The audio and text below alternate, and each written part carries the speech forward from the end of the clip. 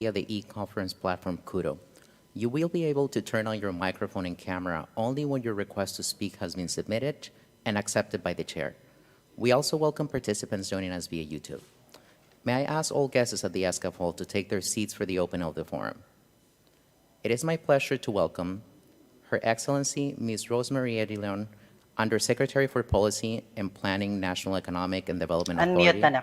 of the Philippines, Acting Chair of the Forum. Ms. Armida Salcia Lizjavana, Undersecretary General of the United Nations and Executive Secretary of ESCAP. His Excellency Mr. Don Pramudwinai, Deputy Prime Minister and Minister of Foreign Affairs of Thailand. His Excellency Mr. Munir Akram, President of the Economic and Social Council of the United Nations. Ms. Amina Mohammed, Deputy Secretary General of the United Nations.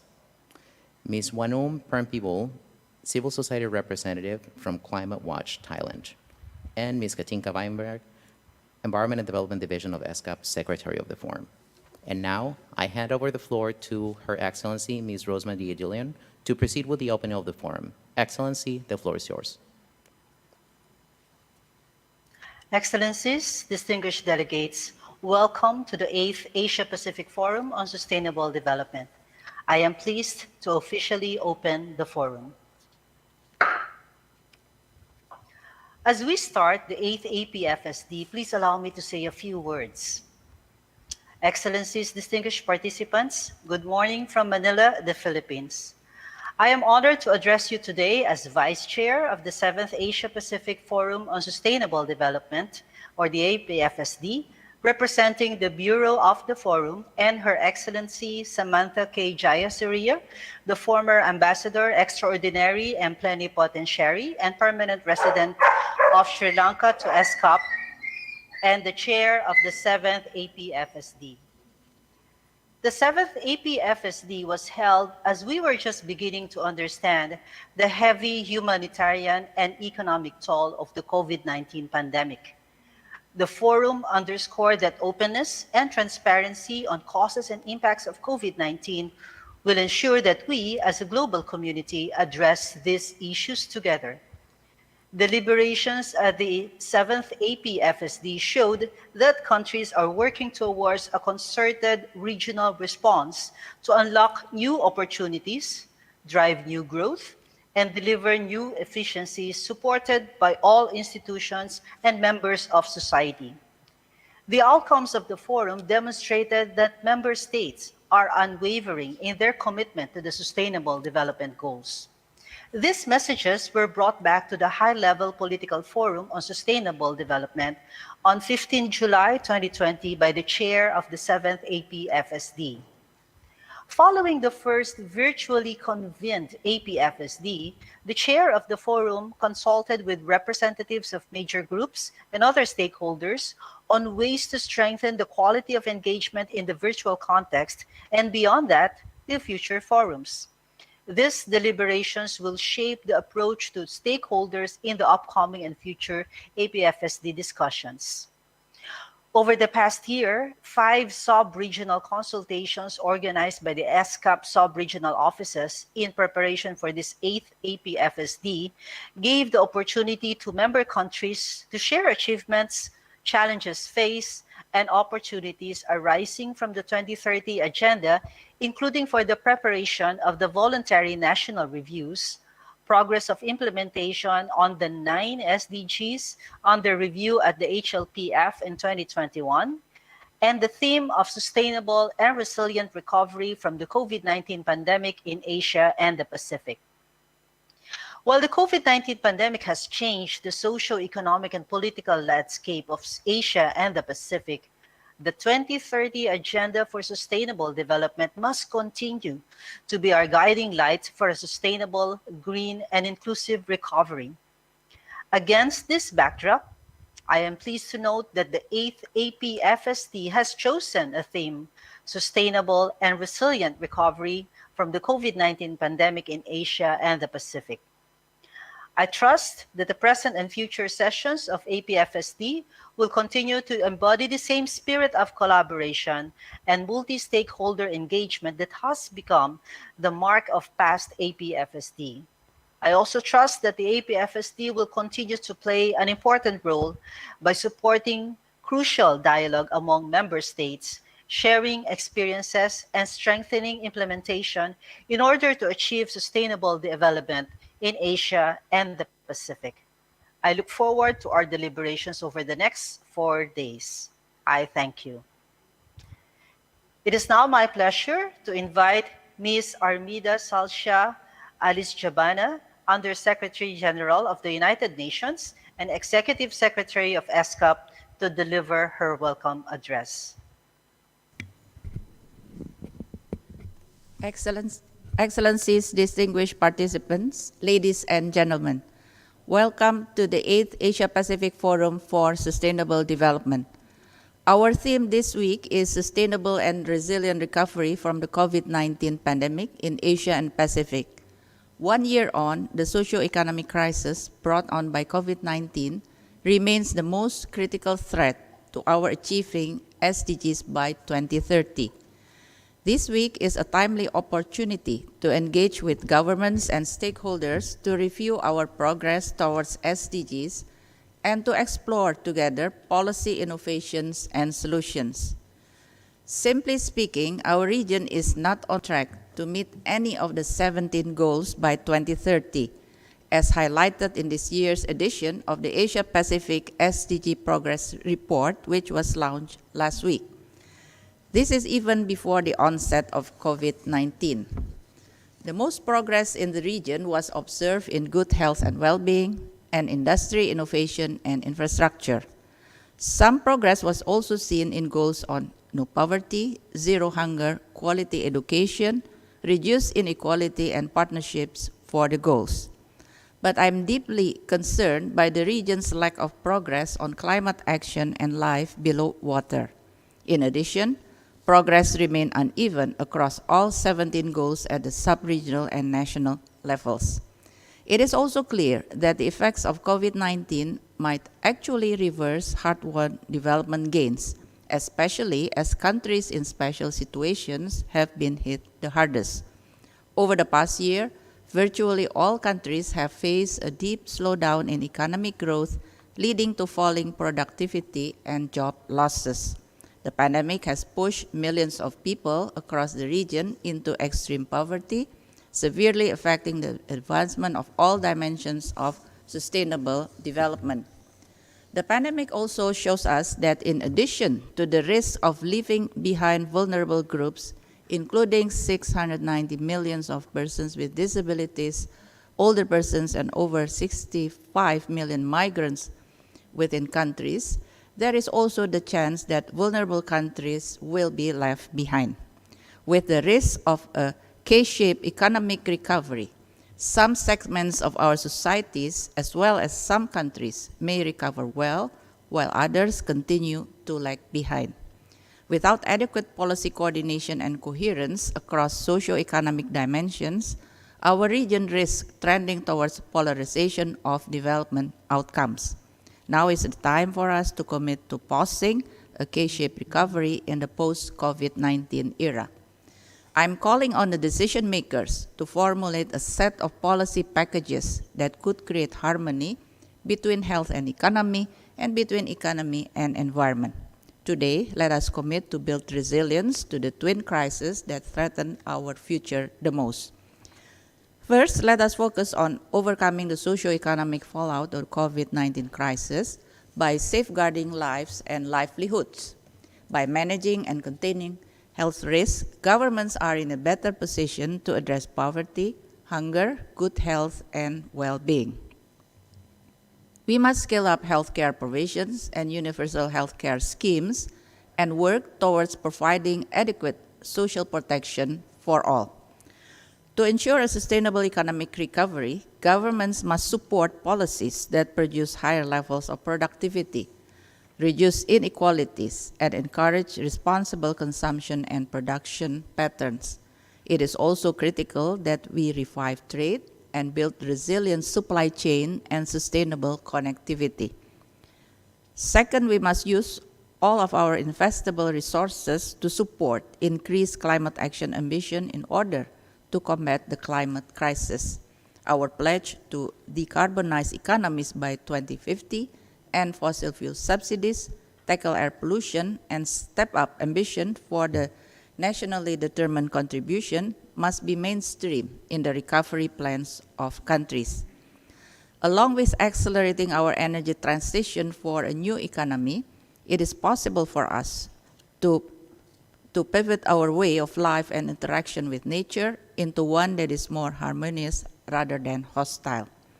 Government policies should be directed towards greening the recovery through climate action, inclusive institutions, and partnership for the goals. I'm convinced that the twin crisis of COVID-19 and the changing climate is a great moment of awakening for us to forge SDG alliances and solidarity among countries and communities. To help us do so, the region now must develop digital technology-based policy responses and mainstream data and statistics in its recovery effort. The Asia-Pacific SDG Partnership Report 2021, entitled Responding to the COVID-19 Pandemic, Leaving No Country Behind, which will be launched later today, aims to provide a set of policy recommendations on the role of digitalization. Along with a successful vaccine rollout, we can regain the momentum needed to achieve SDGs. As we lay the groundwork for a sustainable and resilient recovery, let us remember that SDGs are our compass and can continue to play a force for good in transforming our societies in the post-COVID-19 era. ESCAP is committed to strengthen, in close collaboration with the UN Development System, multi-stakeholder partnership at the regional, sub-regional, and national levels to recover better together.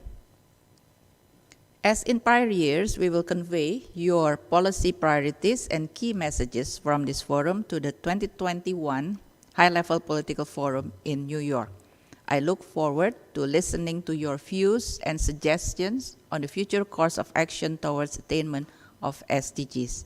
I count on your commitment and able leadership. Thank you.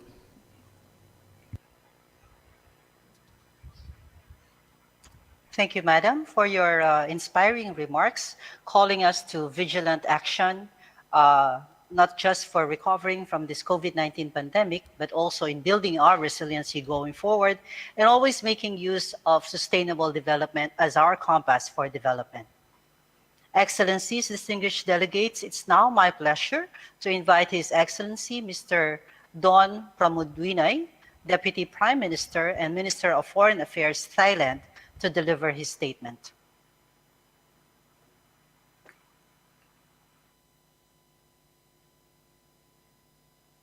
Madam Vice Chair, Deputy Secretary General, Ms. Amina Mohammed, Executive Secretary, Ms. Amida Salsia Alisjabana, President of ECOSOC, Mr. Munir Akram, Excellencies, distinguished delegates. This year, we meet again at the virtual Asia-Pacific Forum on Sustainable Development. The COVID-19 pandemic has wreaked havoc on people's lives and economies across the world, constituting the greatest global public health emergency in our generation. It has illustrated our collective vulnerability to these so-called black swans. Thailand implemented several measures early on to prevent and protect against transmission. The cornerstone of this success has been our universal health coverage and the mobilization of over 1 million village health volunteers who help raise awareness and provide early warning and care for the people in the rural areas. Recently, we have seen a positive development, vaccination programs being implemented by a number of countries. Vaccination is now most likely the only means to enable us to resume our economic activities. And to this end, vaccine must be treated as global public goods that become accessible to all. We must promote vaccine multilateralism and collaboration in order to achieve global public health security. Excellencies, distinguished delegates, the international community has come together, and we are on our way to fostering our sustainable, inclusive, and resilient recovery. I would like to highlight three crucial issues that we must not lose sight of at the new normal. First, prioritizing transformative models will be key. The pandemic has shown us that business as usual will not suffice. Homegrown development approaches have a vital role to play in reviving our economies and societies, as well as our quest to achieve the 2030 Agenda and the SDGs. The sufficiency economy philosophy has been Thailand's homegrown development approach and guiding pathway towards SDG achievement. In emphasizing moderation, resilience, and the application of technology and innovation in development, it has proven its value over these trying times in empowering people and communities to ensure inclusive and balanced growth for all, and experience that Thailand is willing to share with interested partners. Second, digitalization will become the core of the new normal. It has the capacity to advance human development in all areas, especially in the fields of health and well-being and distance education. Yet, we must ensure that no one is left behind by the digital divide. We must increase access to the internet and digital tools to all, including the most vulnerable. We must also ensure digital literacy for all, especially those farthest behind. And third, there's opportunity in every crisis. We must not allow our eagerness for economic recovery to reverse the remarkable environmental gains during this pandemic. As countries came to a standstill, nature has been revitalized. Thailand aims to promote a bio-circular green or BCG economy model, which supports a green and innovative-based economy that ensures sustainability to a balance between value creation and environmental conservation. Excellency, distinguished delegates, Thailand looks beyond and forward to building on these themes at the United Nations and other international fora, including the upcoming BIMSTEC as its chair later this year and during our chairmanship of APEC in 2022. I thank you very much. Thank you very much, Your Excellency. And we take note of those warm and welcoming words, and especially we thank you for sharing your experiences on how Thailand has managed this COVID-19 pandemic and began its journey towards recovery. We also took note of the sufficiency philosophy that Thailand has actually advocated way back, and we really appreciate this. I now have the pleasure to invite His Excellency Mr. Munir Akram, President of the Economic and Social Council, to address this forum.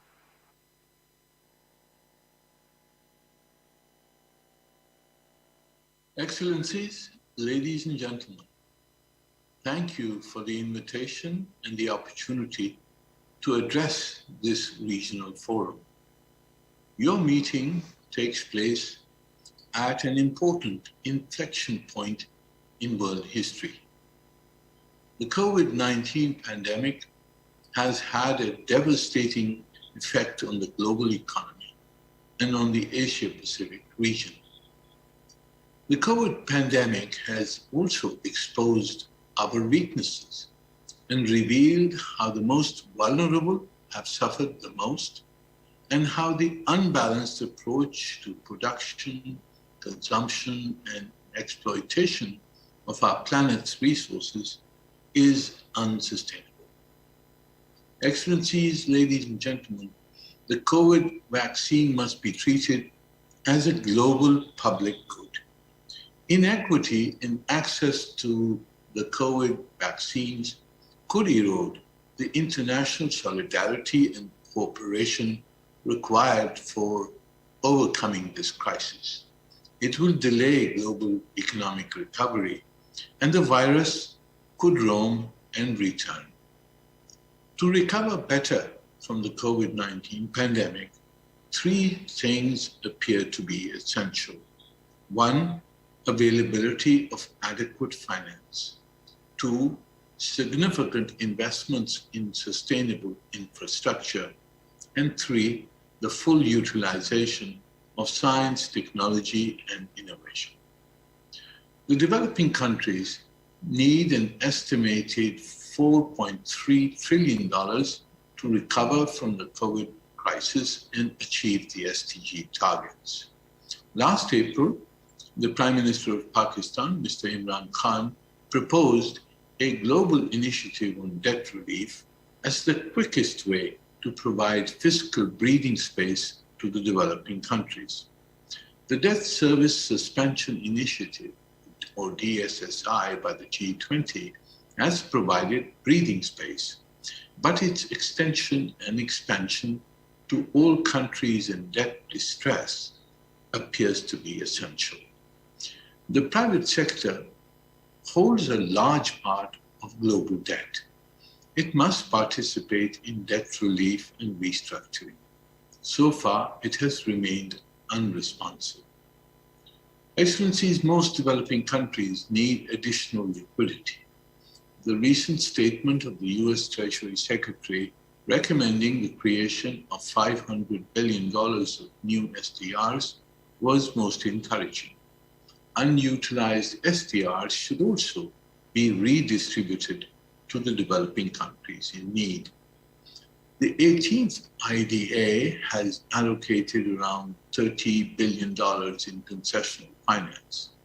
This needs to be doubled, and donor countries must achieve the 0.7% ODA target.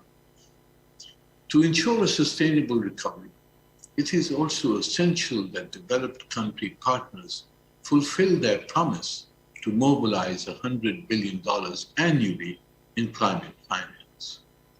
Excellencies, ladies and gentlemen, the trillions of dollars which flow out each year from developing countries in illicit financial flows must be halted, and the stolen assets returned immediately and unconditionally from safe havens. I commend the 14 recommendations of the Financial Accountability, Transparency and Integrity Panel, the FACTI panel, for positive consideration by the members of ESCAP. Excellencies, ladies and gentlemen, the most critical component of the transition to environmental friendly economy will be accelerated investment in sustainable infrastructure. This can impact 92% of the SDGs and all the Paris climate objectives. Unfortunately, investments in infrastructure declined by $50 billion last year. Yet, the money is available. Asset managers hold an estimated $378 trillion, earning low or no return.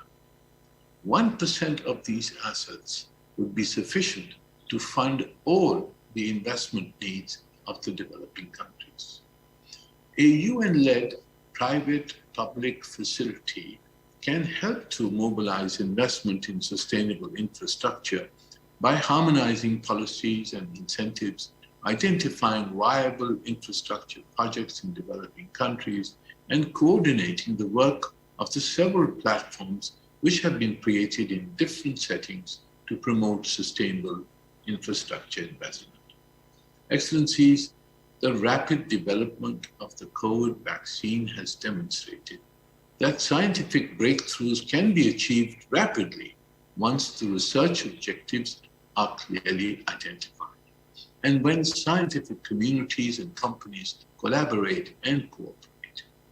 We should attempt to identify scientific breakthroughs that could accelerate the achievement of the SDGs and deploy the financial and human capital needed to make the targeted breakthroughs.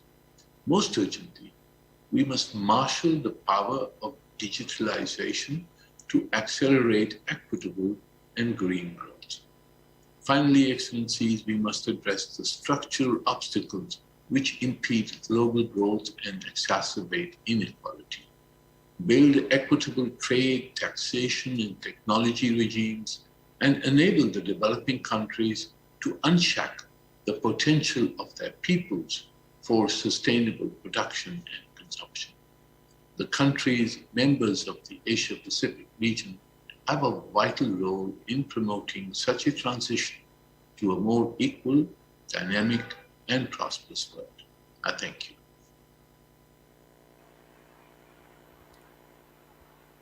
Thank you very much, Your Excellency.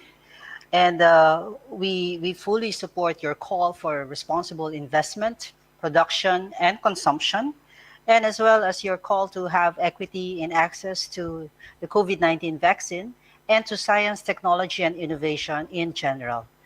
And now I would like to welcome Ms. Amina Mohammed, Deputy Secretary General of the United Nations, to deliver her address. Excellencies, Ministers, distinguished panelists and participants, it is my pleasure to join you at the opening of the 8th Asia-Pacific Forum on Sustainable Development. Over the past year, the COVID-19 pandemic has devastated lives, upended economies, threatened societies, and dealt major setbacks to our efforts to deliver the 2030 Agenda for Sustainable Development. Nearly 90 million people in the Asia-Pacific region have been pushed back into extreme poverty. Some 6.7 million students are at risk of dropping out of school. Life-saving environmental rules and regulations have been relaxed as governments focus on a narrow vision of economic recovery. Devastating disasters across the region, particularly in Indonesia and the Pacific, have exposed serious vulnerabilities. They have highlighted significant differences between countries and their capacity to respond to crises. We must now seize the moment to rebuild and recover better together. Excellencies, ladies and gentlemen, the 2030 Agenda and the SDGs show the way to inclusive, resilient, and sustainable economies and societies that respect people and planet. As we recover from the pandemic, we need a new social contract that includes access to basic services for all, quality health care and education, and social protection. Ensuring equitable access to vaccines among and within countries is a good starting point. Women's full political and economic participation are fundamental. To facilitate this, we must take decisive steps to prevent and end all forms of violence against women and girls. We must also address the reduction of civic space and protect the rights of all people, including the most vulnerable and marginalized. We need to rethink patterns of production and consumption and accelerate progress towards carbon neutrality. And we must also address financing and development gaps with stronger cross-border coordination, including through sub-regional intergovernmental organizations. The major summits and conferences later this year on food systems, energy, biodiversity, climate, and sustainable transport will provide important opportunities to ensure that investments now build towards an inclusive and sustainable future. Excellencies, the United Nations Development System across the Asia-Pacific region is stepping up to support your efforts. With the reforms, the development system is well positioned to provide joined-up policy and operational support for a sustainable recovery and for faster progress on the SDGs. The Regional Collaborative Platform has set clear priorities for action this year. The road ahead will not be easy, but I know that we have the tools, the energy, and capacity to recover from the pandemic and make strides towards achieving the Sustainable Development Goals. This will be a decade of action and transformation with ambition, urgency, and scale. This regional forum and our continued work with you and our partners across the region will get us there. Thank you, and I look forward to our discussions during the plenary session this afternoon. Many thanks to the Deputy Secretary General for her intervention, especially reiterating how the Agenda 2030 for Sustainable Development really is our compass for economic development, as well as our guide towards coming up with new social contracts. And now our next speaker is invited to represent the voice of stakeholders. Excellencies, distinguished delegates, please welcome Ms. Wanung Permpidul, Climate Watch, Thailand. Thank you, Madam Chair. Excellencies, distinguished delegates, ladies and gentlemen, very, very good morning. My name is Wanung Permpidul from Thailand. I have been working with women communities in the Deep South and in lower northern region and with farmers in lower northern part of Thailand. These communities have been doing sustainable practices but have been faced with climate threats, with unpredictable rainfalls, prolonged droughts, severe storms. They are vulnerable to these impacts. Their lives and livelihoods are at climate risks that have been caused by historical emissions of greenhouse gases by developed countries and big corporations.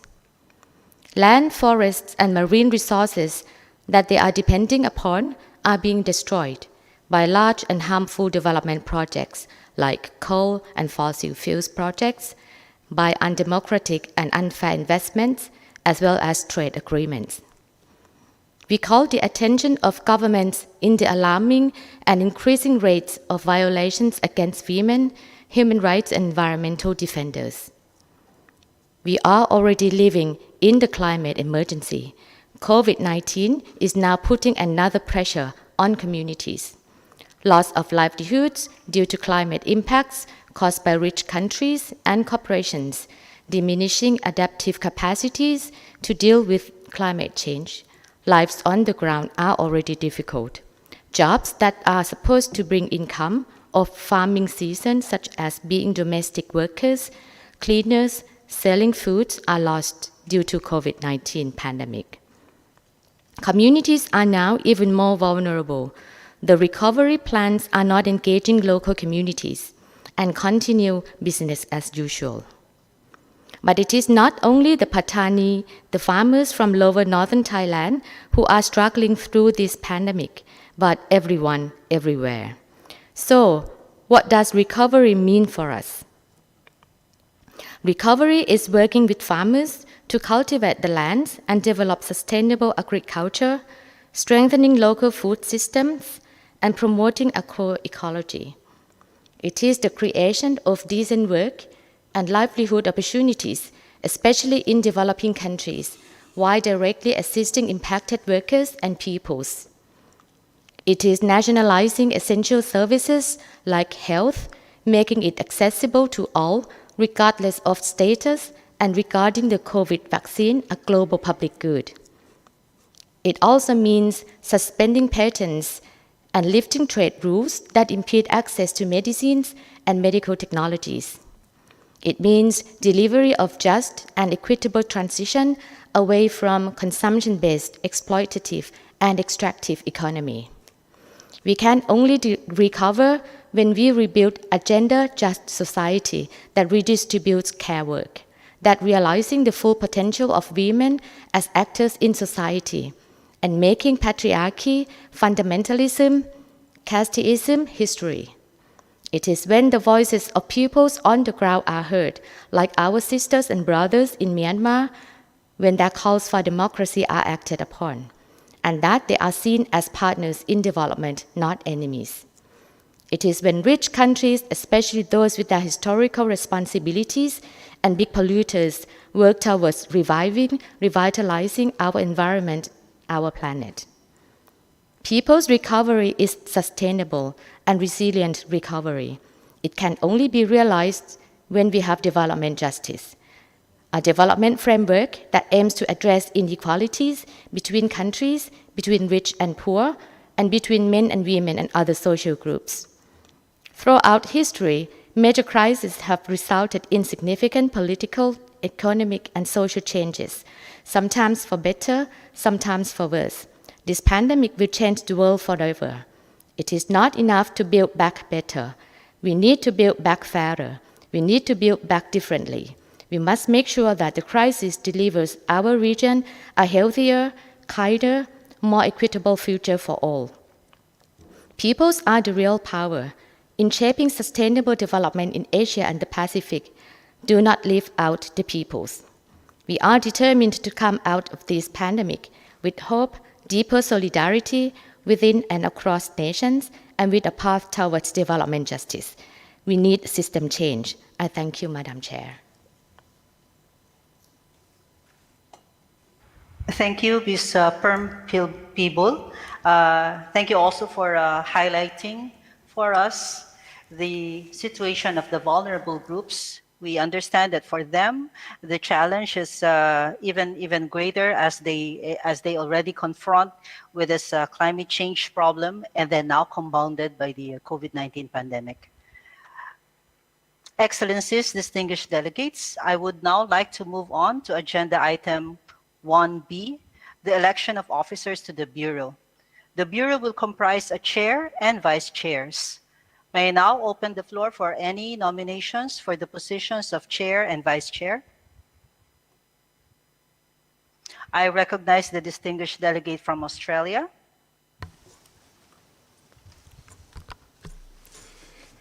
Thank you, Madam Chair. My delegation has the honour to propose the following delegates to serve on the Bureau for the 8th Asia-Pacific Forum on Sustainable Development. Her Excellency Ms. Mereseni Vuniwaqa, Minister for Women, Children and Poverty Alleviation of Fiji, as Chair of the 8th APFSD. And His Excellency Mr. Asim Iftikhar Ahmed, Ambassador Extraordinary and Plenipotentiary and Permanent Representative to ESCAP, and Ms. Huda Ali Sharif, Permanent Representative to ESCAP, as Vice Chairs of the 8th APFSD. My delegation is confident that the distinguished delegates who have been nominated will discharge their duties efficiently and effectively for the successful deliberations of the Forum. Thank you, Madam Chair. Thank you. So the distinguished delegate of Australia has nominated Her Excellency Ms. Mereseni Vuniwaqa, Minister for Women, Children and Poverty Alleviation of Fiji, as Chair of the 8th APFSD, and His Excellency Mr. Asim Iftikhar Ahmad, Ambassador Extraordinary and Plenipotentiary and Permanent Representative to ESCAP, and Ms. Huda Ali Sharif, Permanent Representative to ESCAP, as Vice Chairs of the 8th APFSD. Would any delegation wish to second the nomination? I recognize the distinguished delegate from the Republic of Korea. Thank you, Madam Chair. My delegation has the honor in seconding the nomination which has just been proposed by the distinguished delegates of Australia for the various Bureau positions for the 8th Asia-Pacific Forum on Sustainable Development. My delegation has full confidence in the proposed Bureau in discharging their duties for successful deliberation. Thank you very much. Thank you, distinguished delegate of Republic of Korea. Are there any other nominations for the Bureau of the 8th Asia-Pacific Forum on Sustainable Development?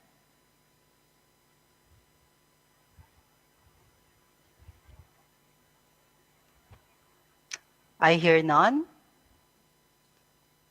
So I thus have the pleasure to formally announce that the Bureau of the 8th session of the Asia-Pacific Forum on Sustainable Development is composed of the following.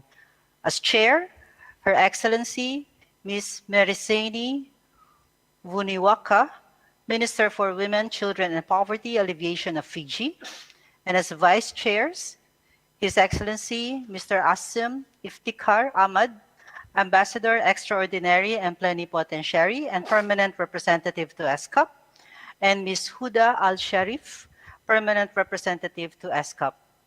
Please join me in congratulating the officers of the Bureau for their election.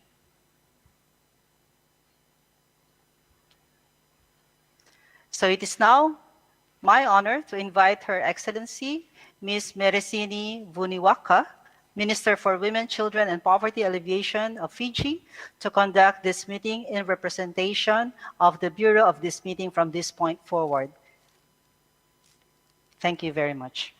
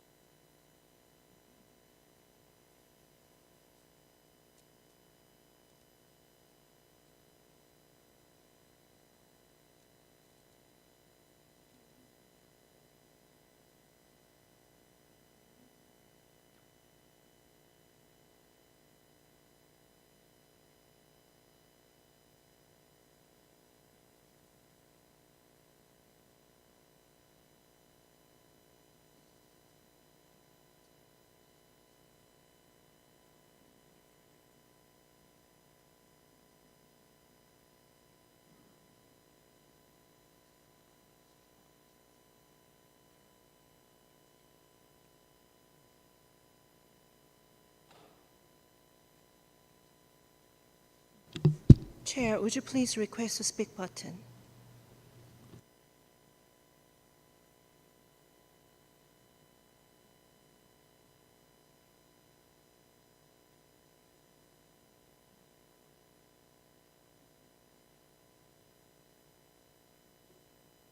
Chair, would you please press request to speak button?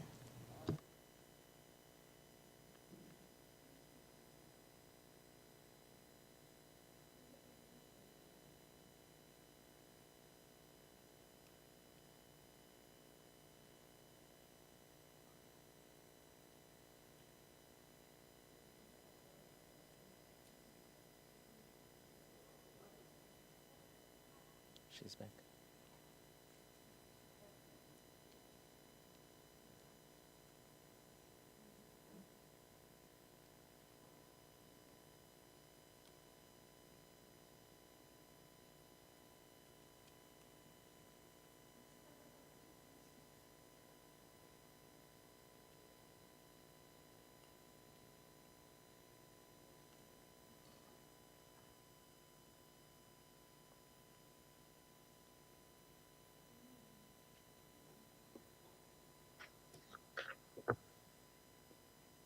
Excellencies, Madam Executive Secretary, distinguished delegates, please allow me to say a few words. It is indeed an honor and privilege for me to serve as chair of this forum. For myself and on behalf of the other members of the Bureau, I wish to express our appreciation to the distinguished representatives for the confidence you have placed in us. The 8th Asia-Pacific Forum on Sustainable Development comes at a critical juncture. It gives us the opportunity to reflect on sustainable and resilient recovery in Asia and the Pacific at a time when the pandemic has revealed the lingering weaknesses of our systems, the very weaknesses the 2030 Agenda aims to overcome. We have an intensive agenda ahead of us. As chair of this 8th Asia-Pacific Forum on Sustainable Development, I shall do my best to ensure that the meeting achieves its objectives and produces meaningful outcomes, but will rely on the support of the members of the Bureau and the spirit of cooperation and involvement of all distinguished delegates. Let us be mindful that this is a hybrid meeting, and participation is both virtual and physical. This presents its own challenges. And as I cannot be in the room together with you, I will rely as appropriate on the Secretariat to support me in the identification of speakers should any technical problems arise. I also wish to thank the Secretariat for its organization of this forum, and I'm sure we can count on its continued good work. I would like to express particular appreciation to Ms. Amida Alice Jabana, Ms. Amina Mohammed, His Excellency Munir Akram, His Excellency Mr. Don Pramod Vinay, and our speaker representing the voice of stakeholder groups for their thoughtful messages during the opening session. Excellencies, distinguished delegates, let us now take up agenda item 1C, adoption of the agenda as presented to you in document SCAP/RFSD/2021/L.1. Adoption of the agenda. Are there any comments on this document?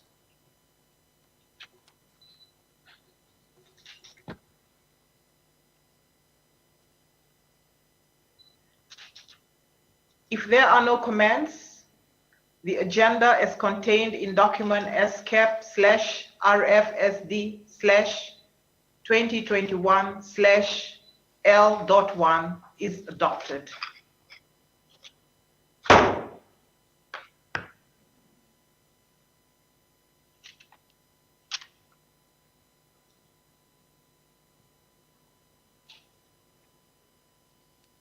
Distinguished delegates, I thank you for your cooperation in adopting the agenda of the 8th APFSD. Before we continue with agenda item 2, I understand that our Master of Ceremony has some announcements to make. I now invite the Master of Ceremony to take the floor. Thank you, Chair. Excellencies, distinguished delegates, kindly note that the remote simultaneous interpretation of the proceedings is provided by the United Nations for the purpose of facilitating communication, in light of the fact that there are 6 official languages of the United Nations, 4 of which are used at ESCAP. Participants are requested to be mindful of the additional difficulties experienced by interpreters when working in remote mode and of the increased likelihood of disruptions to the audio feed to the interpreters. Only the speech or intervention in the original language is authentic and constitutes an authentic record of the proceedings. In case of any inconsistency between the interpretation and the speech or intervention in the original language, the latter shall prevail. In addition, interpreters servicing remote meetings cannot be held liable for interruption of service, pixelation, freezing, or loss of visual input, partial or complete loss of audio, audible artifacts, unauthorized access to personal or confidential data, leaking of information due to inadequate soundproofing, and/or data loss. Thank you for your attention to these matters, and I now turn the proceedings over to the Chair. Excellency. Excellencies, ladies and gentlemen, that marks the end of the opening session.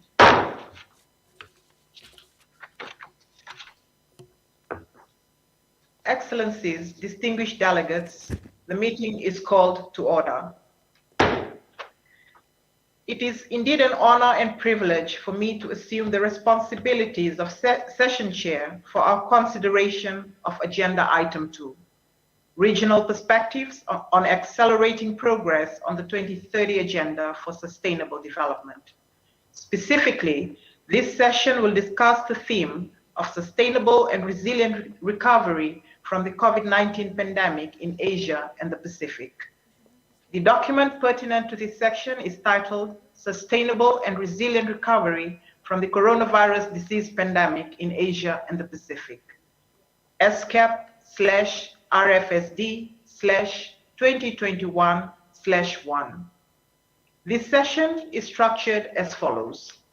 We will start with a pre-recorded video featuring a dialogue between the Deputy Secretary General of the UN and youth representatives from our region. Afterwards, I will open the floor for the delivery of country and stakeholder statements. Let me now request the Secretariat to screen the video on DSG dialogue with youths.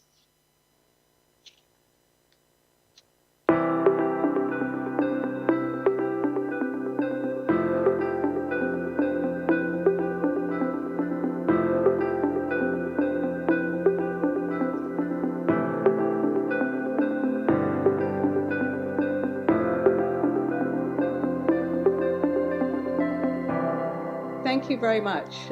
Excellencies, our distinguished delegates and youth participants, it's a real pleasure to welcome you. This year, we've prepared something special to set the stage for deliberations over the coming days. 5 youth leaders have been invited from different walks of life, representing the 5 sub-regions of Asia and the Pacific. Together, we will explore how youth can contribute to recovering better from the COVID-19 pandemic, and what role regional cooperation and the UN should play in ensuring an inclusive, resilient and sustainable future.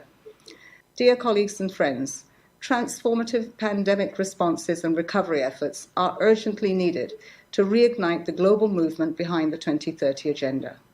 Young people, I believe, can and must play a leading role in these efforts, because it is largely their future that is being shaped through our decisions and actions today. I very much look forward to this dialogue today. My name is Dia Roro Esti Widya Putri, and I'm currently a member of parliament in Indonesia representing the district of Gresik and Lamongan of East Java. And I'm also a member of Commission 7, which oversees the energy, research and technology sectors. And with the role that I've been entrusted with, I'm very passionate in creating a sustainable future for the country by increasing the use of renewable energy as a means of reducing fossil fuels altogether.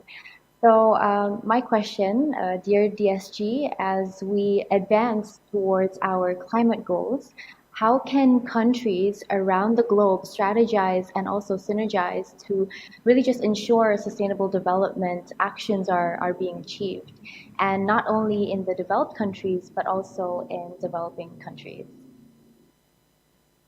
Well, thank you very much, Esty, and real kudos to your leadership in this field. I think first and foremost, this is a global challenge, and so the response has to be global, and everyone has got a role to play in this, both in developed and developing countries. I think the first item or priority, I would say, on the climate action agenda is mitigation. And it's a really important goal that we must all get to net zero by 2050, but we must also make the investments by 2030 that will allow us to do that. And so you will hear the United Nations pushing those climate action goals on mitigation through our countries and the investments that are needed as we go to COP.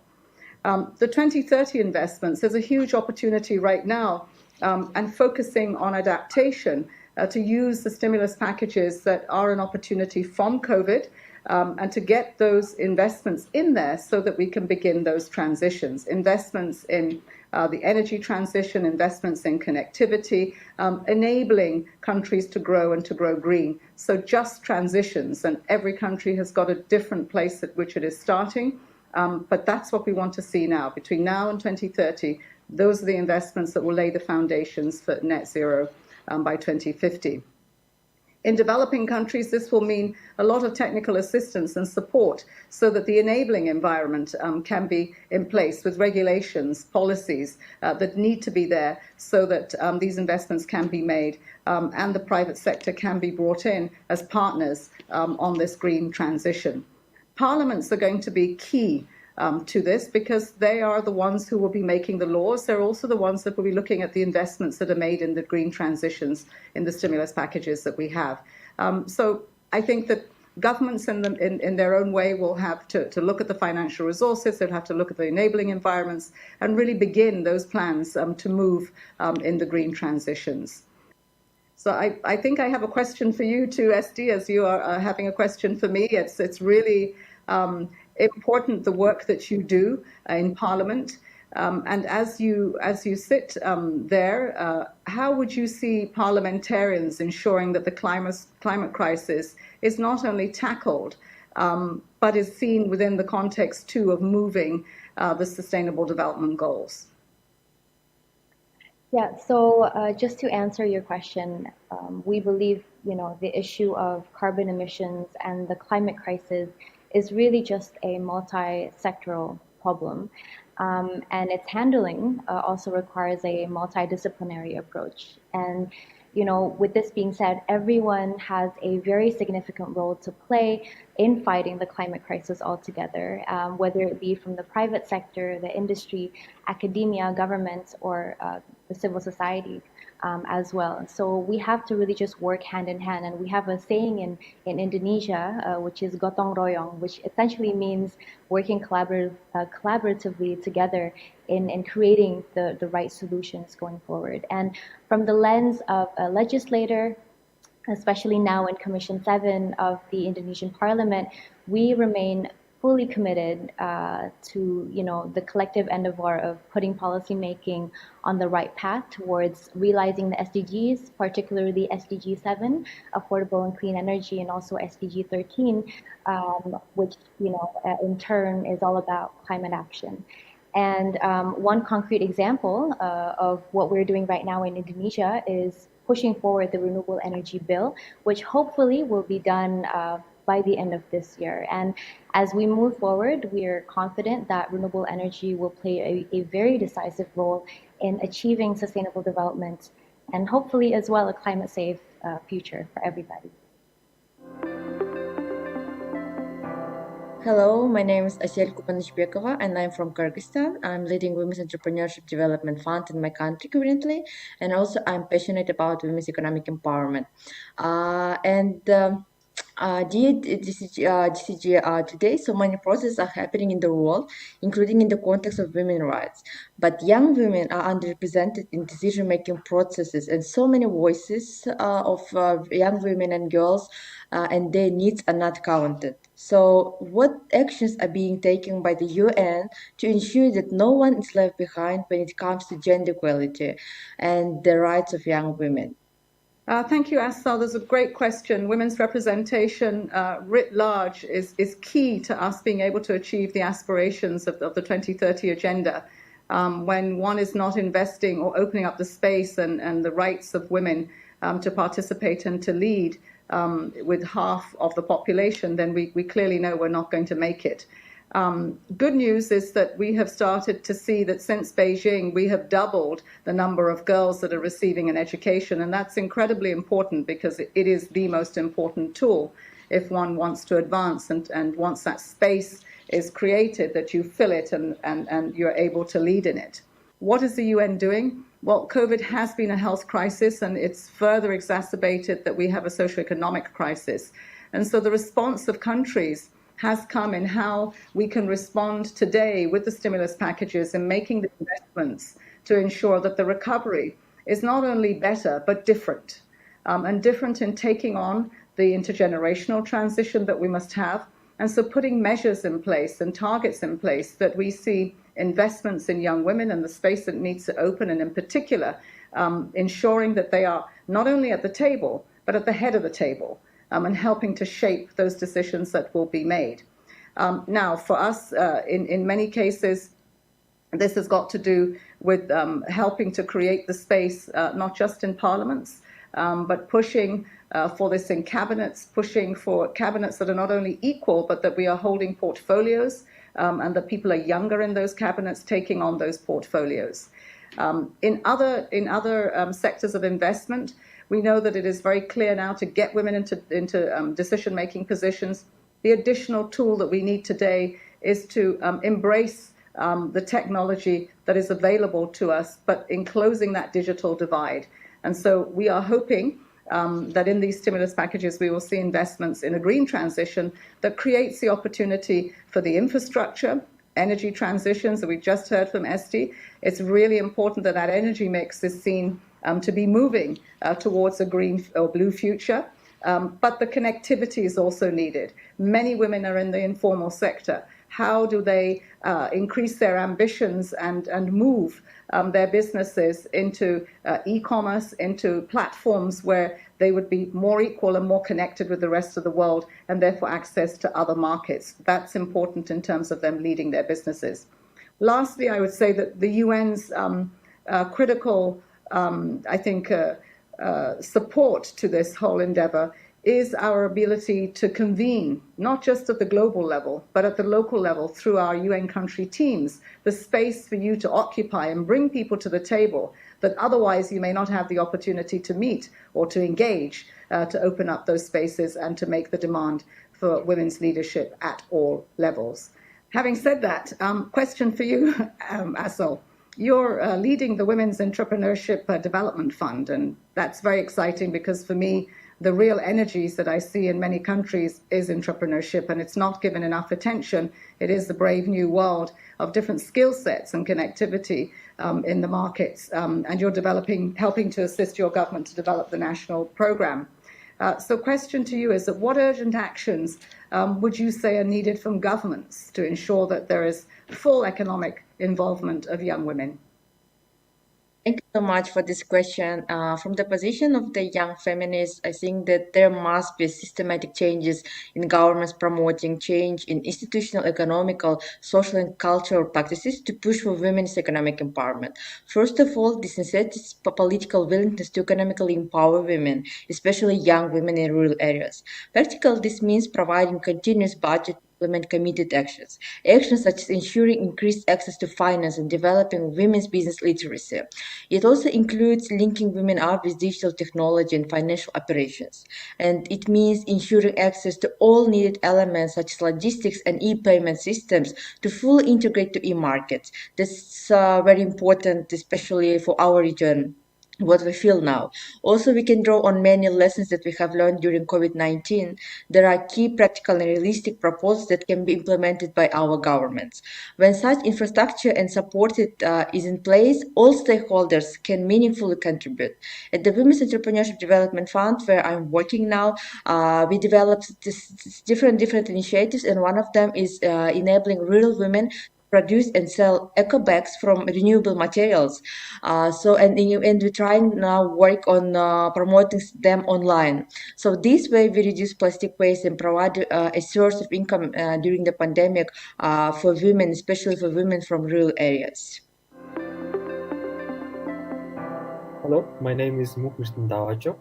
I'm from Mongolia and the National Coordinator of Youth Lead, the Asia-Pacific network of young key populations active on HIV-related issues. I am passionate about health and well-being of young people, especially those from vulnerable population groups. So, dear DSG, I have a question for you. Young people want and can provide support and solutions. Despite that, voices of young people tend to be overlooked by different organizations or governments. And meanwhile, last year, under the shadow of the pandemic, civil society faced the risk of being silenced more than ever. So, how to ensure that resources are allocated to sustainable development initiatives that meaningfully engage young people and include a diverse range of actors? Well, thank you very much. And youth participation, I think, today we have a huge opportunity to ensure that we capture the ambition and aspiration as we look at the intergenerational transition. We're moving from the last perhaps 25, 30 years of investments in development, now embracing sustainable development, which really is about the way we are now going to deal with inclusive economies that recognize the rights of people. But when we say leave no one behind, in each country we need to define who those no ones are. In the case of the youth constituency, it is huge. In many countries around the world, it is close to 70% of the population. Where we see the greatest opportunity to come together with young people is, of course, at the country level. And again, the UN's footprint is large in over 130 countries, and specifically in Asia Pacific. The youth envoy, who comes from Asia Pacific, Jayathma, has been shaping a youth strategy that we are trying to roll out in every country. And there's a huge portion of that has got to do with health and with rights of empowerment and decision making. That our country teams are rolling out and have been rolling out, have used the COVID crisis to accelerate some of the investments that we are encouraging to happen in, again, the stimulus packages. So I would encourage that we engage. Our RCs are there to convene again and also to share with you what is happening, because sometimes this exclusion of youth at the table when these designs are being had doesn't stop us from bringing you in now and from revising them if there are gaps. And now's the time to really look forward as we launch the Decade of Action. There's a lot of support that we're giving to peer educators, young people. Those of you around the table today, privileged, because many haven't had the education, don't have this space, are not able to engage. So really important that you reach out left and right, behind and in front of you, and be that inclusion, be that leave no one behind. And you're asking of your own contemporaries who's not at the table, and try to make that happen. So having said that, my question to you, Munk, is that as a youth representative working on issues of health and well-being, and let me say that well-being today is one of the biggest issues that we're dealing with mental health coming out of the COVID crisis. Could you share some of the pressing issues and challenges that your young generation is facing in East and Northeast Asia? That's very true. Youth League Mongolia is implementing projects and awareness campaigns encompassing sexual and reproductive health of young key populations. Our programs are led, designed, and implemented by young people working for other young people. In my opinion, young people are highly motivated, and we naturally manage to find creative solutions to many problems. Last year, for example, considering the high negative effects of COVID-19 crisis on people's mental well-being, we implemented our first social psychological counseling project to help young LGBTI persons in Mongolia. Through the projects and the surveys, we noticed that an often overlooked yet pressing issue among young people is mental health and well-being. Numerous research shows that internet and the widespread use of social media are causing a rising number of related new health problems, and we need more professionals in our health services that are specialized in mental health. and we need to extensively raise awareness in my country and further in the region. We must not ignore the impact of all these developments, especially on the most vulnerable groups, I think. My name is Julia Kakwa, and I am from Vanuatu. I work as head of the Monitoring and Evaluation Unit within the Department of Strategic Planning, Policy and Aid Coordination with the Ministry of the Prime Minister. I am actively working on showing how climate impacts affect small island developing states. Dear DSG, the UN has undertaken many initiatives to support the Pacific Island states on climate change and on sustainable development. Now that the COVID-19 pandemic has thrown us back, how can the UN support us in implementing our sustainable and resilient recovery practices and in accelerating SDGs implementation? Thank you very much, Juliet. And the climate struggle in the Pacific has really been at the front of the SDGs agenda to bring a sense of urgency to the kind of responses that are needed for small island developing states. I think the opportunity that we have now is in the response to COVID.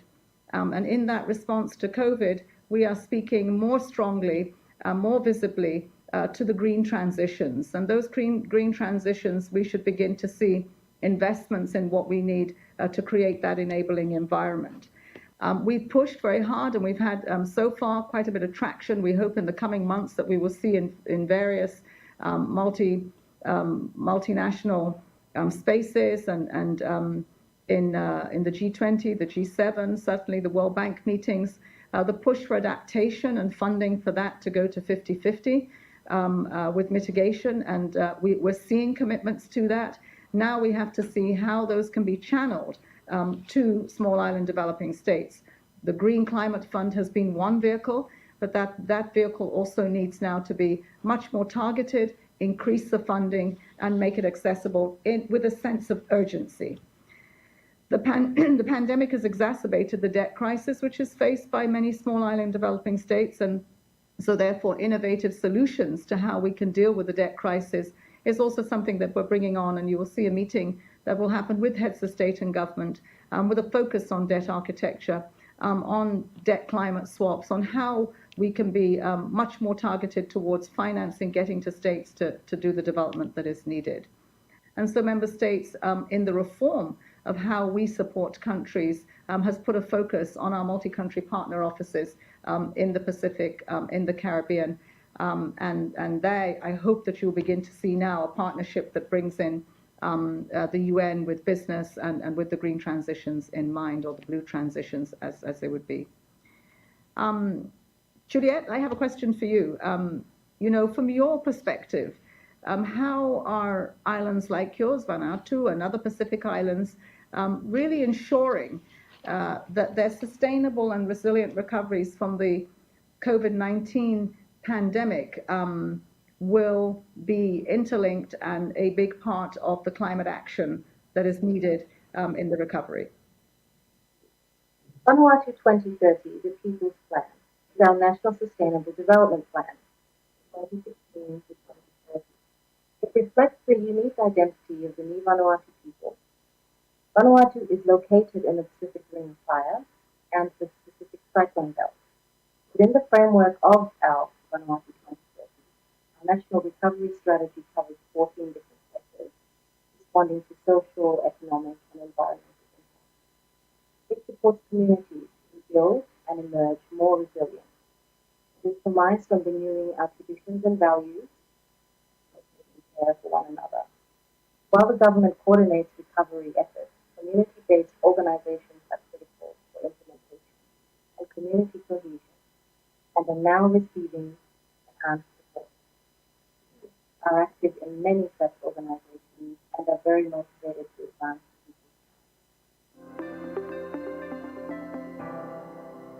I'm Nova from Bangladesh. I also represent Global Young Academy.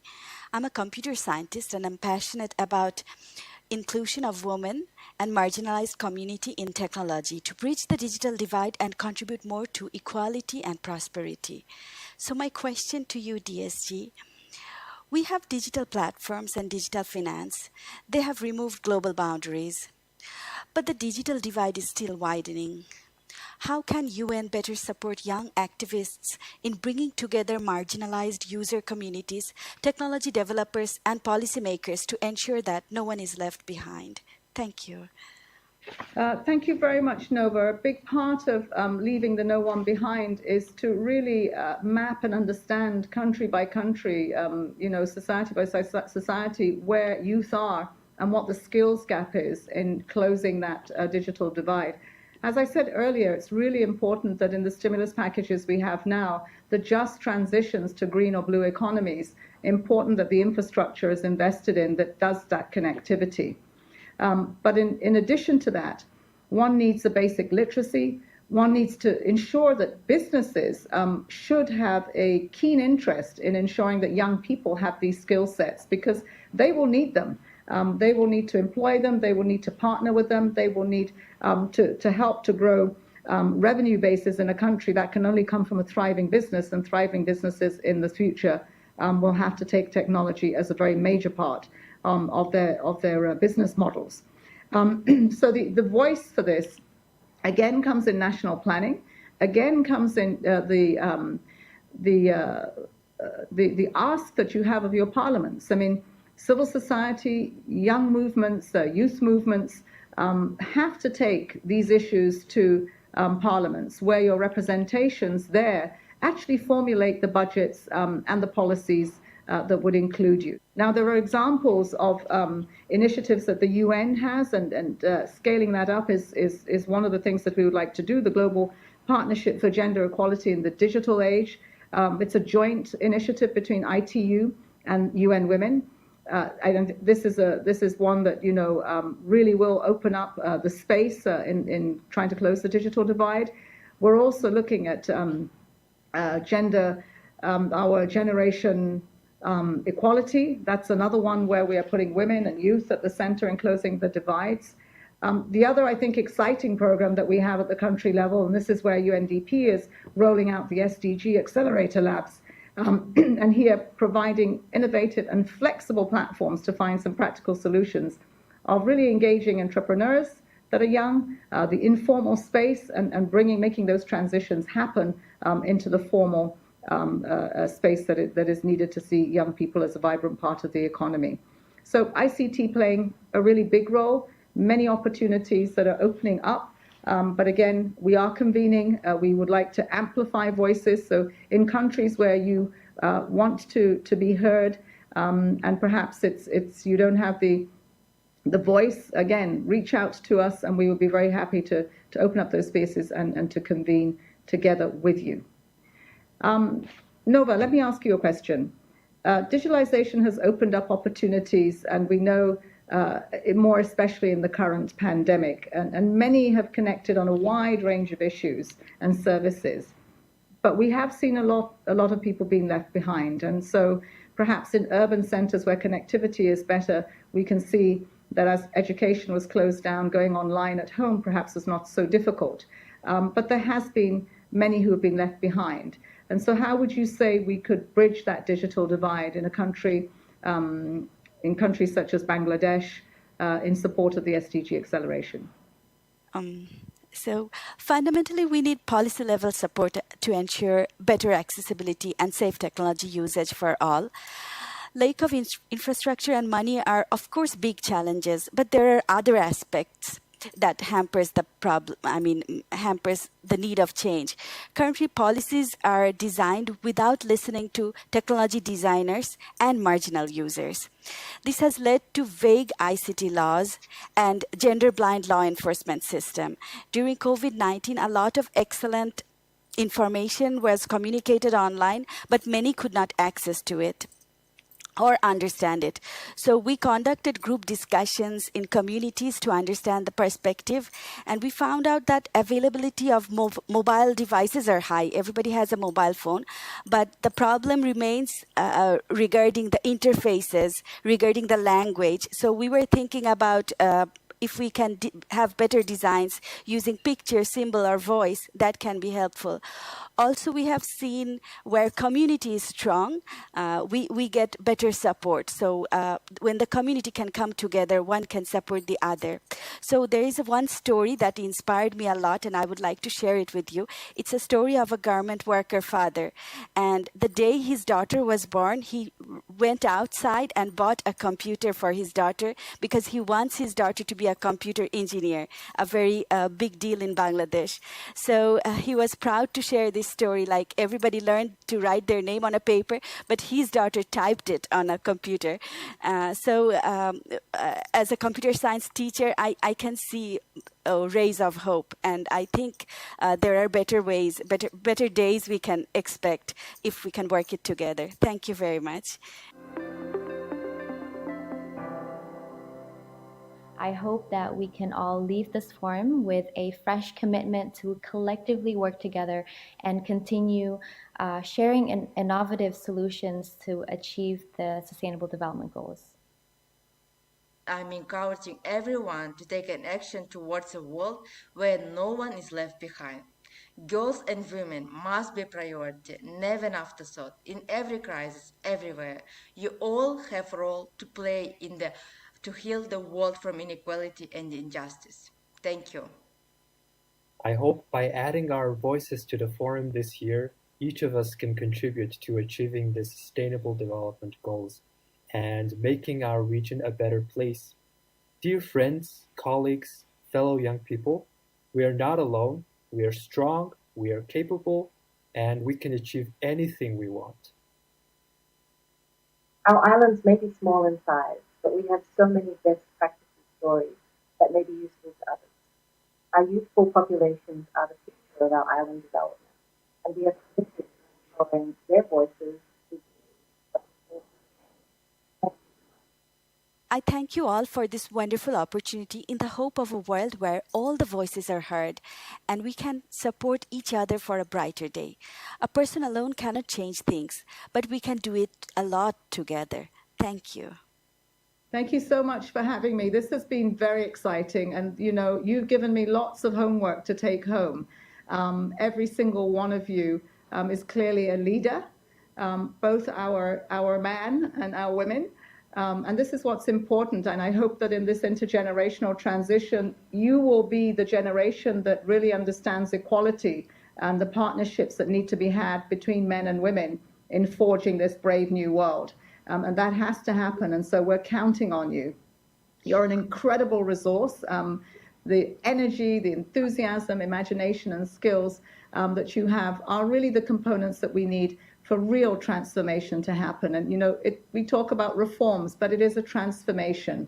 Young thinkers, leaders, you do need a place at the decision-making table, and you need to push for that. Where you are not there, you need to ask, and you need to demand it sometimes that you're there. Esti, Assel, Monk, Juliet, and Nova, you have our deepest appreciation for speaking out and for inspiring me and millions of others.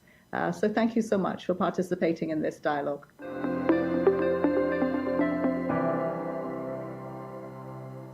Excellencies, distinguished delegates, we have heard from the Deputy Secretary General of the UN and from 5 inspiring youth representatives from our region, talking about pertinent development issues that we must address, particularly on our road to recovery post-COVID.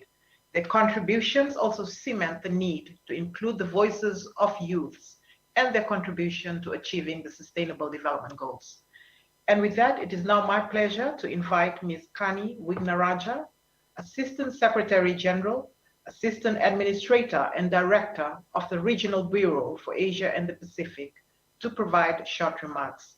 I understand there's also a video message in this regards.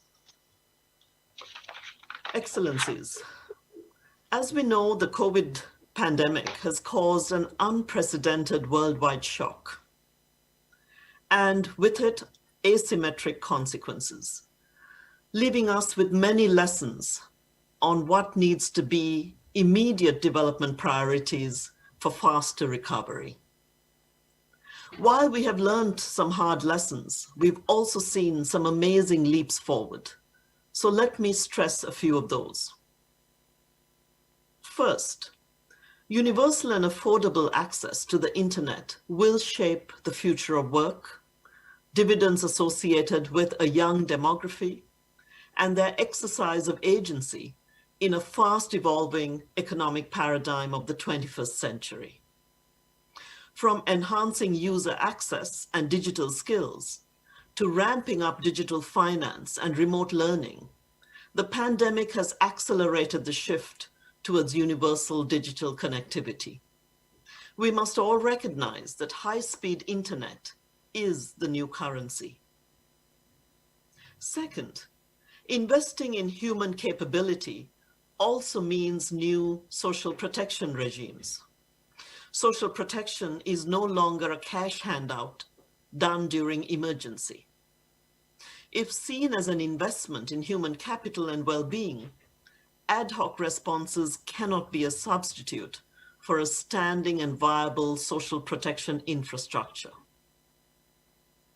Third, transitioning to renewable energy and greener technologies must be accelerated across our countries. The economic and political gains of doing so are positive. No more can we say that these are costs we cannot bear. Climate financing has been a casualty of an old system in which profit-seeking investments that had payoffs over the long term were disadvantaged. We will need to rebalance these incentives to confront the climate emergency and future pandemics. Some countries are making much faster gains than others in accelerating their energy and technology transitions. Fourth, and very importantly, governance will need to be much more open, participatory, and accountable. The pandemic has reaffirmed where the winners have been. The value of adaptive, integrated policymaking and the role of trust and norms in society have come forward so strong.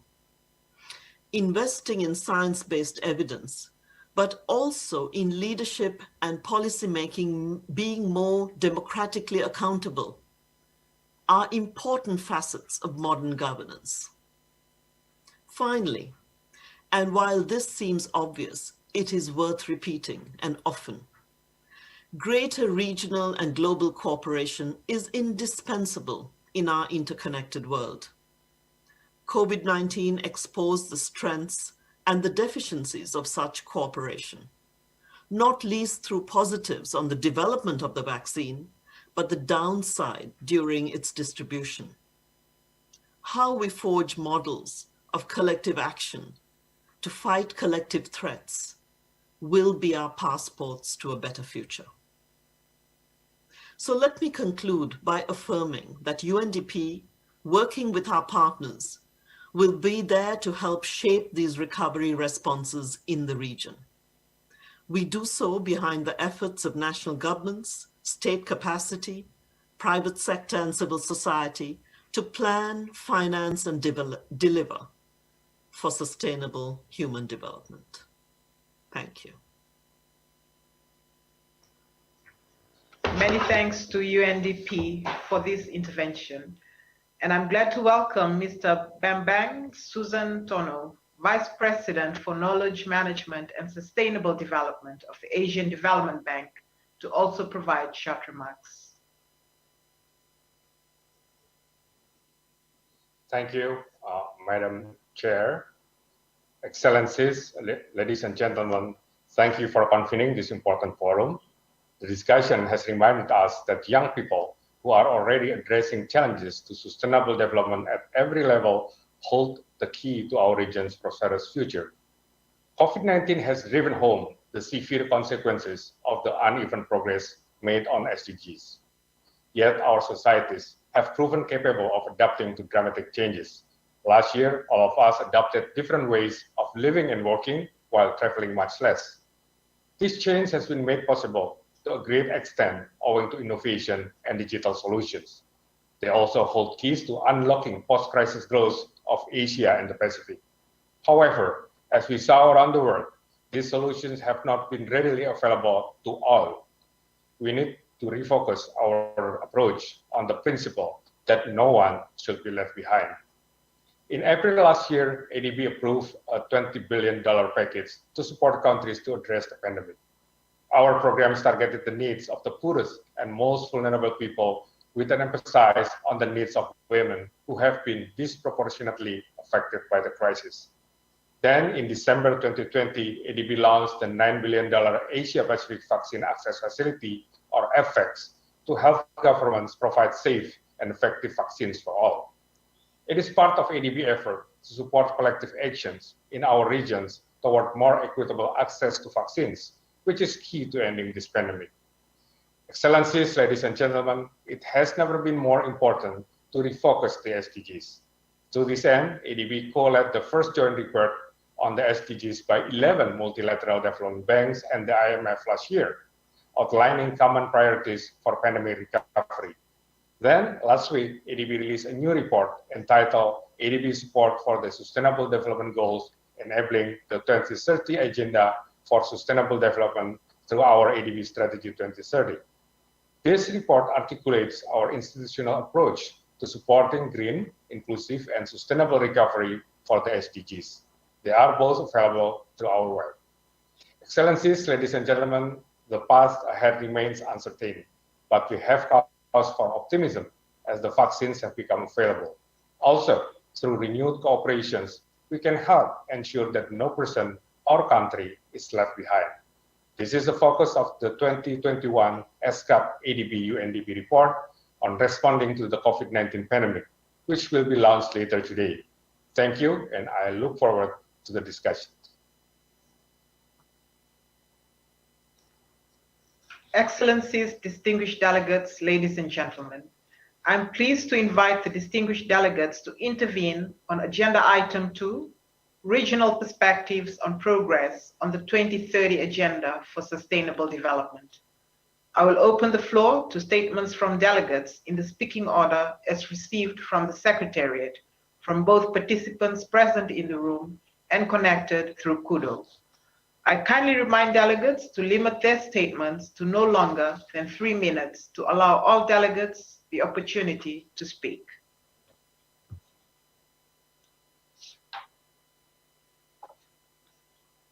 I now give the floor to the distinguished delegate from India, to be followed by the distinguished delegate from the Russian Federation. Distinguished delegate from India, the floor is yours. Thank you, Madam Chair. Excellencies, ladies and gentlemen, good morning to all of you. Thank you for giving me the floor. May I firstly congratulate you, Madam Chair, for having been elected as the chair of the Asia-Pacific Forum on Sustainable Development. Unforeseen and unprecedented, the COVID-19 pandemic has created a massive disruption in the progress towards realization of SDGs around the world. Estimates indicate that a large number of people are likely to be pushed into extreme poverty due to the pandemic. Apart from the impact on the global economy, the pandemic has posed major challenges for all countries in the region, in the domains of health, education, labor and employment, and climate action initiatives, among others. India has grappled with a host of challenges on account of the pandemic. A four-pillar strategy of containment, fiscal, financial, and long-term structural reforms was implemented. An early, intense lockdown provided a win-win strategy to save lives and preserve livelihoods via economic recovery in the medium to long term. However, the prolonged lockdown also constrained economic activities and precipitated a slowdown and contraction of the economy. The systems of health, education, and livelihoods, more particularly those in the unorganized sectors, faced severe pressure. Lockdowns and restrictions on movement of people brought sectors such as travel, tourism, and hospitality to virtual standstill and inflicted severe job losses. A systematic pandemic management plan was put forward, which included system-wide measures and initiatives focused on specific groups. A core system-wide initiative was to constitute 6 high-level empowered groups headed by top policymakers and experts to deal with various critical aspects. Combating the loss of livelihoods was an important element of India's COVID-19 response management. Emergency financial support and food security was provided. Special initiatives were implemented for migrant workers and frontline health workers. In order to build back better, sector-specific initiatives have been implemented in agriculture, animal husbandry, fisheries, manufacturing, and industries, etc. Customary interventions have been rolled out for women and children, and special emphasis has been laid on health and education. Government of India has also rolled out a host of measures under Atmanirbhar Bharat Abhiyan, which is called the Self-Reliant India campaign, with the aim of strengthening India's competitiveness on the global stage and to help empower the poor, laborers, migrants, and others who have been adversely affected. India is perhaps the only country to have focused on structural reforms as a part of the pandemic response strategy. The national response to COVID-19 crisis is indeed a tale of partnerships, and one of the empowered groups was specially tasked with coordination of 3 groups of responders: civil society organizations, private sector, and international development organizations. And almost 100,000 CSOs partnered with the government in providing the response efforts. Even though there is a recent surge of COVID-19 cases in parts of our country, a V-shaped recovery is underway, as demonstrated by a sustained resurgence in high-frequency indicators such as power demand, e-way bills, the goods and services tax collection, steel consumption, etc. The economy's gradual return to normalcy has been accelerated by the initiation of a mega vaccination drive, which began on 16th January this year. India has become... Please wrap up our statement. Will do. India has become the fastest country to roll out 1 million vaccines in 6 days and has also emerged as a leading vaccine supplier to various countries around the world, including some in the neighborhood. I once again thank you, Madam Chair, for giving me the opportunity to speak. Thank you, distinguished delegate from India. I now give the floor to the Secretariat. Madam Chair, thank you very much. We just wanted to provide some quick reminders for delegates joining us today via the e-conferencing platform Kudo. To select the preferred UN language, the language selector with drop-down menu is available on the lower left of your screen. When you want to make an intervention, kindly click Request to Speak button, and when the chair calls upon you to take the floor, the microphone and camera icons will turn into red. Please click Unmute and turn on and deliver your intervention. To prevent echoes and interferences, please stay on the floor language when you speak and ensure that all other devices connected to Kudo in the same room are turned off. Do not click the Release Mic button until you have completed your intervention, as this will cancel your request. But once you have completed your intervention, kindly proceed to click Release Mic. For technical issues related to Kudo, kindly click Technical Support tab under the messaging icon and type your message there. Our technician will assist you shortly. The Secretariat will be monitoring the messaging in Kudo. However, the Secretariat kindly requests that all substantive questions or interventions to be raised through your delegation by using the Request to Speak button only. Thank you very much, Madam Chair. Thank you, Madam Secretary. I now give the floor to the distinguished delegate from the Russian Federation, to be followed by the distinguished delegate from the Democratic People's Republic of Korea. Russian Federation, you have the floor.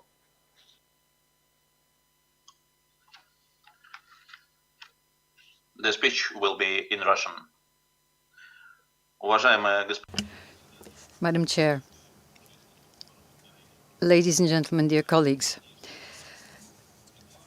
bearing in mind the rules of this meeting, I shall now highlight just the main points of my presentation, the full version of which will be sent in written form. The past year has been a harsh test of the social economic resilience of our country. This is not only in our region but worldwide. It imposed our plans to be corrected in terms of the implementation of the agenda up to 2030. The Russian Federation remains committed to its path of implementing the goals of Agenda 2030, no matter the objective difficulties caused by the pandemic.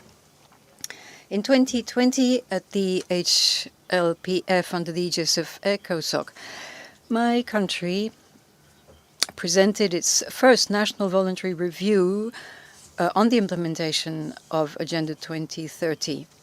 And it included, inter alia, a detailed amount of information on measures adopted in Russia in fighting COVID-19. Our government effectively developed plans of action to support sustainable development of our economy under unfavorable conditions due to the pandemic. We are implementing a package of measures to reactivate the economy and for the phased removal of restrictions. For greater exchange of information, we've disseminated to member states of ESCAP the recommendations of the Russian Federation for gradual recovery of restrictions. In Russia, as regards implementation of SDGs, we have positive results. The most impressive result is on SDG 1, eradication of poverty, SDG 4, SDG 8, education, as regards education for all. We have reached a coefficient of 99.9%. The growth in 2019 of real average monthly wages was plus 2.9%. Enduring positive dynamics are observed in the field of SDG 3, SDG 10, SDG 12, SDG 13, SDG 16, and SDG 17. To increase the effectiveness of state institutions, a number of strategic documents have been developed, in particular for the digital economy of Russia. To track progress in implementing SDGs, it is important to ensure access to data. We support the activity of ESCAP in capacity building of national statistics of member countries of Asia-Pacific. We regularly provide funding and expert support to the Secretariat for Capacity Building in this respect through project activities. In view of our significant donor status with the UN in the field of development, over our history of project cooperation with ESCAP, we have provided support to more than 40 projects of the Commission, amounting to $11 million. Our assistance to international development also takes place bilaterally. Yearly amounts of Russian aid are assessed by international institutions in excess of $1 billion in 2020. In addition to that, we have actively supported countries in their fight against COVID-19, and that support amounts to some $35 million.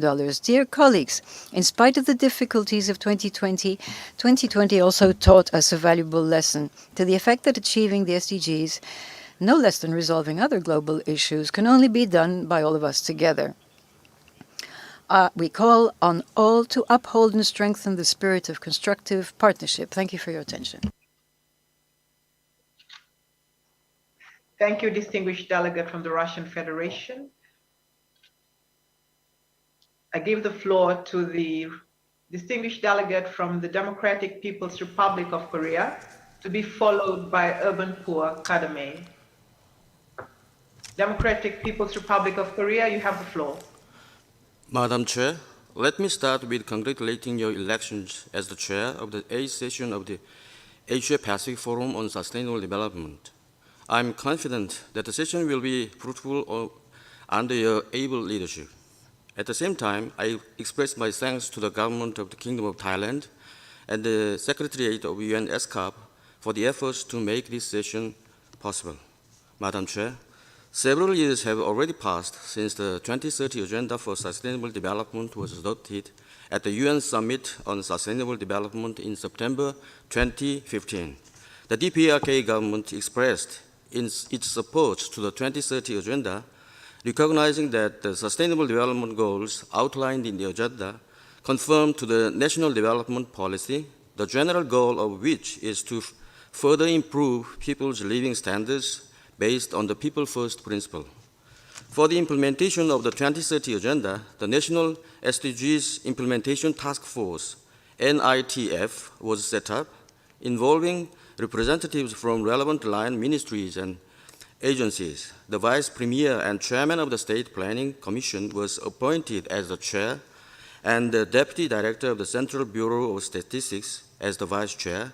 Technical Committee consisting of statisticians from the Central Bureau of Statistics was formed under the NITF.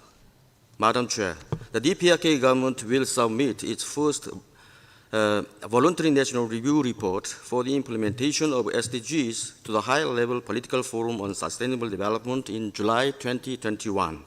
The report will highlight successes and lessons, as well as challenges and way forward for the implementation of each goal.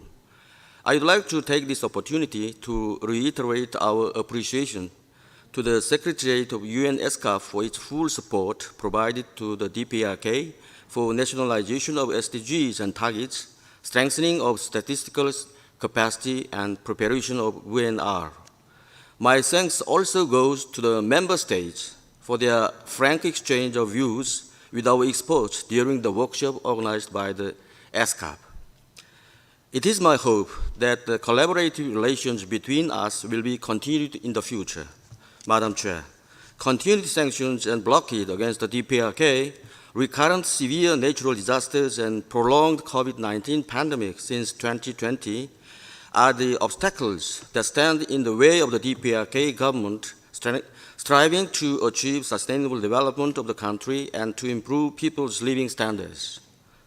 Under the leadership of Comrade Kim Jong-un, President of State Affairs of the DPRK, and true to the ideals of belief in people as in heaven, self-reliance, and single-minded unity, the DPRK government will continue to dynamically advance along the road of Korean-style socialism, footing firmly on its own resources, technology, and internal might in order to materialize our lofty ideals and achieve the goals. Lastly, please wrap up our statement. thank you. Lastly, I reaffirm the DPRK government's commitment to strengthening cooperation with other countries and the international organizations to implement the 2030 Agenda for Sustainable Development. Thank you very much. Thank you, distinguished delegate from the Democratic People's Republic of Korea. I now invite the representative for Kadame to be followed by the distinguished delegate representing Empower India. Kadame, you have the floor.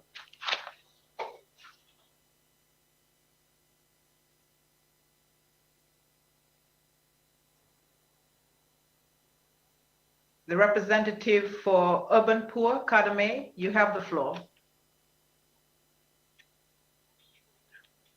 We will now move on. Distinguished representative for Kadame.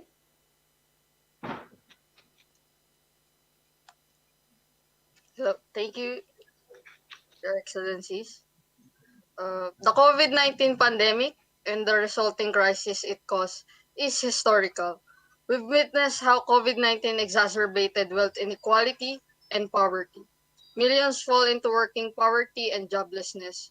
There is larger decline in working hours and employment for women than men. Young people have also been deeply affected by job losses.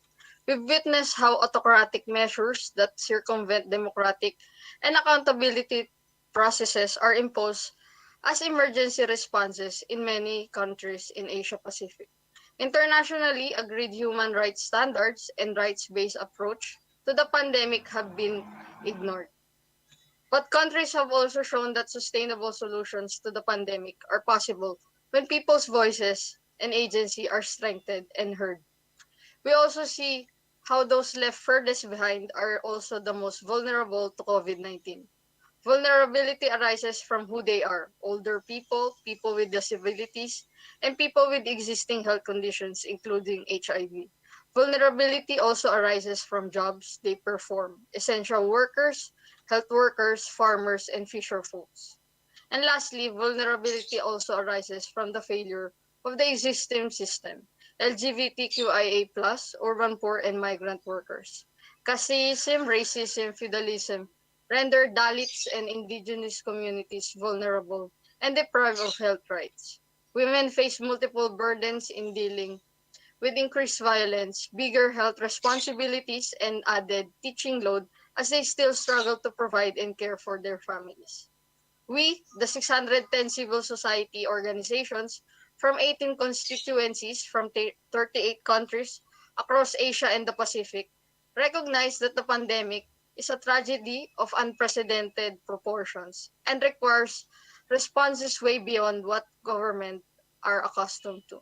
We cannot rely on the existing systems to overcome the pandemic. We can never go back to business as usual. The crisis exacerbated the prevalent inequalities of wealth, power, and resources, and exposed the violence of neoliberalism, corporatization, and capitalist hegemony hijacking our democracies. The crisis has exposed the lack of political will across key strategic sectors like health, education, social protection, and the environment. The crisis has exposed the failure of globalized capitalism to deal with any crisis. Unless we deal with the systemic failures that render exploited groups more vulnerable, there will be no recovery. Thank you very much. Thank you, distinguished delegate Fukadame. I now give the floor to the distinguished delegate representing older persons Empower India, to be followed by the distinguished delegate from Nepal. Empower India, you have the floor.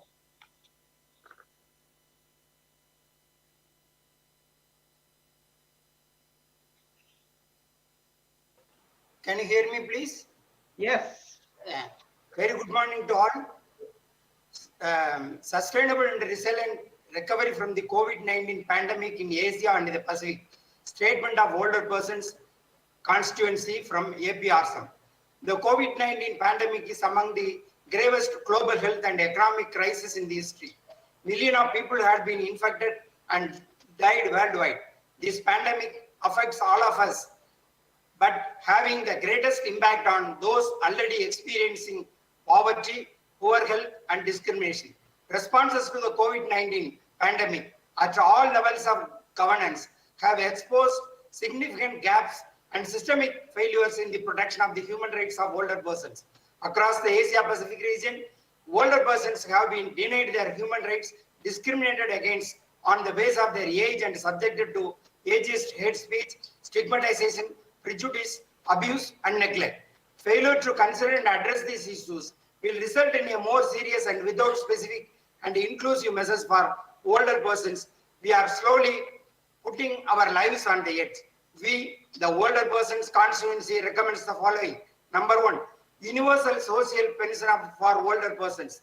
The COVID-19 pandemic highlighted the economic vulnerability of older persons, especially the poor and marginalized. Providing them a monthly pension will ensure basic income security. A decent pension will give them peace of mind and will not make them dependent on their children and grandchildren who also lost their jobs due to the pandemic. Accessible health programs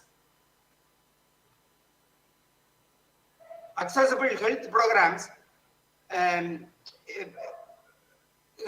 services to older persons, especially in times of pandemic. This includes equitable distribution of vaccines, older persons living in poverty, and socially and geographically isolated one at risk of being among the disadvantaged groups who are most likely to be left behind, despite facing risks of serious illness and death from COVID-19.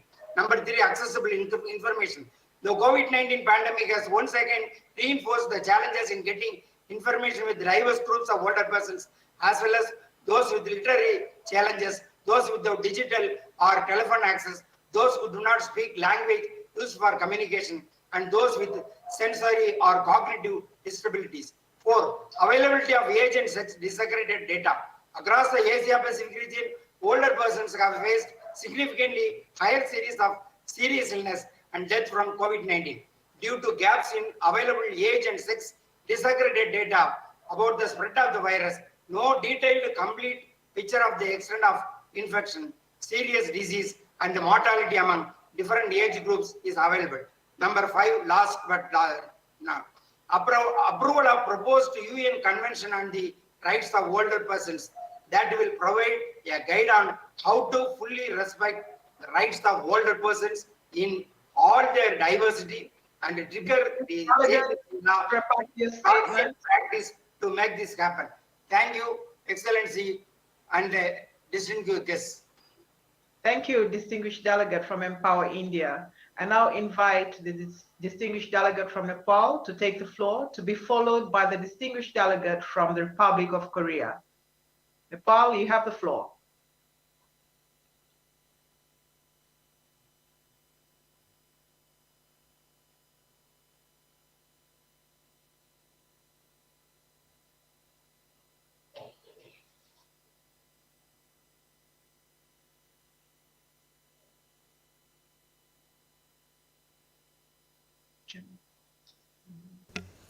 Excuse me, distinguished delegate, we cannot hear you. Can you please unmute yourself?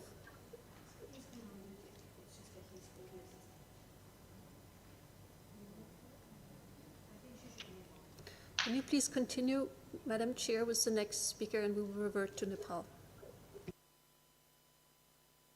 Thank you. We'll now invite the distinguished delegate from the Republic of Korea to take the floor.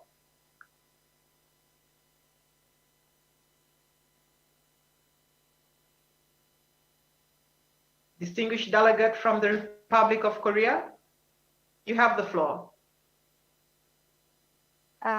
Please allow me to begin by congratulating you on your assuming new chairmanship of ESCAP.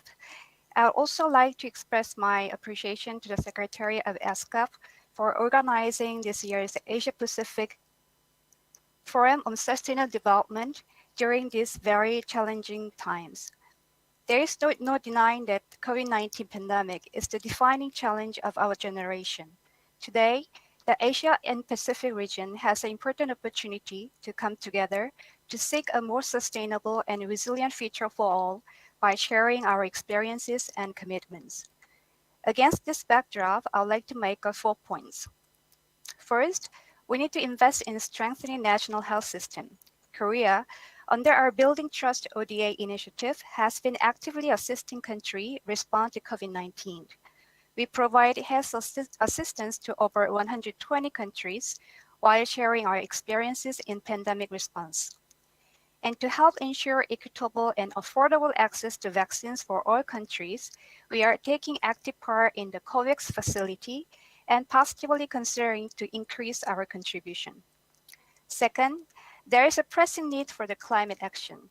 During the growing global coalition, Korea pledged to go carbon neutral by 2050.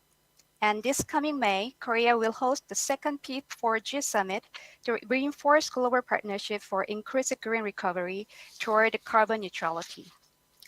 Third, we should harness innovation. Building on Korea's competitive edge in innovative technologies, Korean government is expanding our assistance of a digital ODA to partner country with a particular attention given to the needs of those who have borne the brunt of this crisis, such as women, children, and disabled. Last but not least, we should intensify the multi-stakeholder partnership with local governments, international organizations, international financial institutions, private sector, and civil society. To this end, the Korean government has established the implementation plan for the policy on partnership with the civil society and formulated the first national-based plan for the sustainable development with updated KSDG, nationally adjusted goals for SDGs. Altogether, we are striving to strengthen the capacity of all segments of society for sustainable and resilient recovery. Madam Chair, I would like to conclude by rendering Korea's strong support for the ESCAP's continued leadership in catalyzing the collective action of all stakeholders in the region toward the 2030 agenda. Thank you very much. Thank you, distinguished delegate from the Republic of Korea. I now give the floor to the distinguished delegate from China, to be followed by the distinguished delegate from Samoa. China, you have the floor. 主席女士，各位代表，女士们、先生们，首先，请允许我祝贺你当选本次会议的主席。当前，抗击疫情仍是世界面临的最紧迫任务。中方坚持人民至上、生命至上的理念，经过艰苦卓绝的努力，中国取得了抗疫斗争的重大战略性成果。在做好国内抗疫的同时，中国积极开展国际抗疫合作。疫苗是应对疫情的有效手段。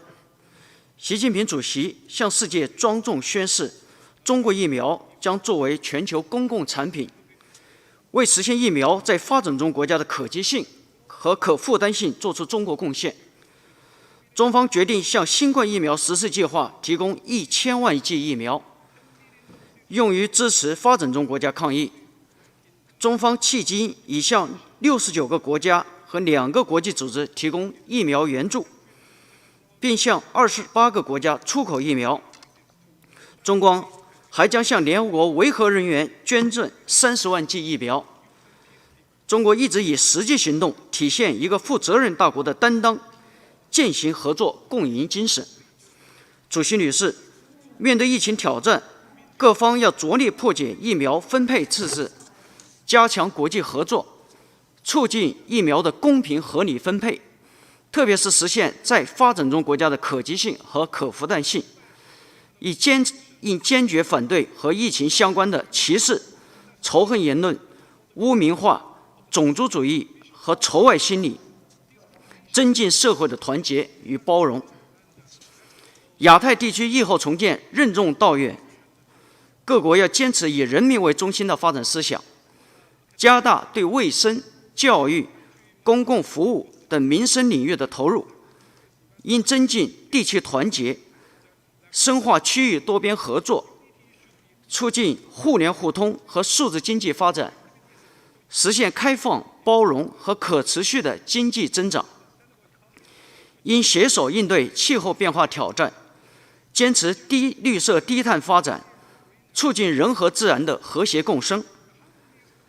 要加强对发展中国家的技术支持和发展援助，推进本地区落实2030年可持续发展议程。谢谢主席女士。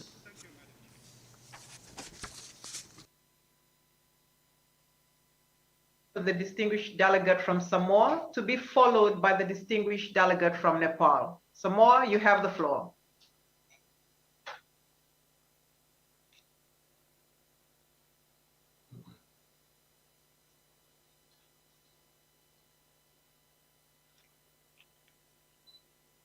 Samoa, you have the floor.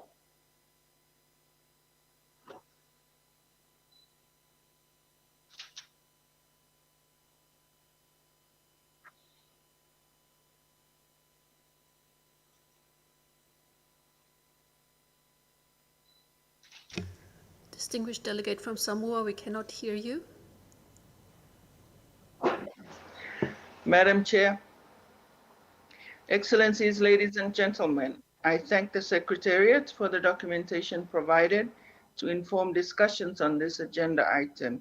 For Samoa, we reported during our second VNR report last year that there was already evidential regression of some of the positive progress reported in our review due to the impacts of COVID-19.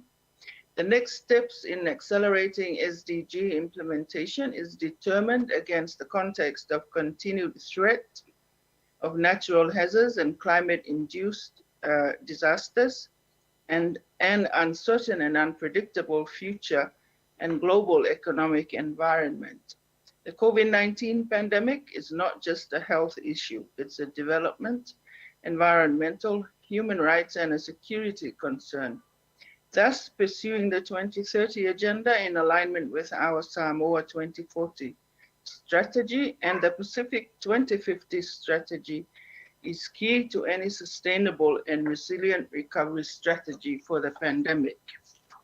For Samoa, key to our efforts in building back better and SDG implementation includes investing in improved social protection, strengthening our health system, accelerating climate and disaster risk reduction, realizing the benefits of a digital economy, prioritizing accurate and timely data collection, management and analysis, policy coherence, and ensuring effective aid coordination.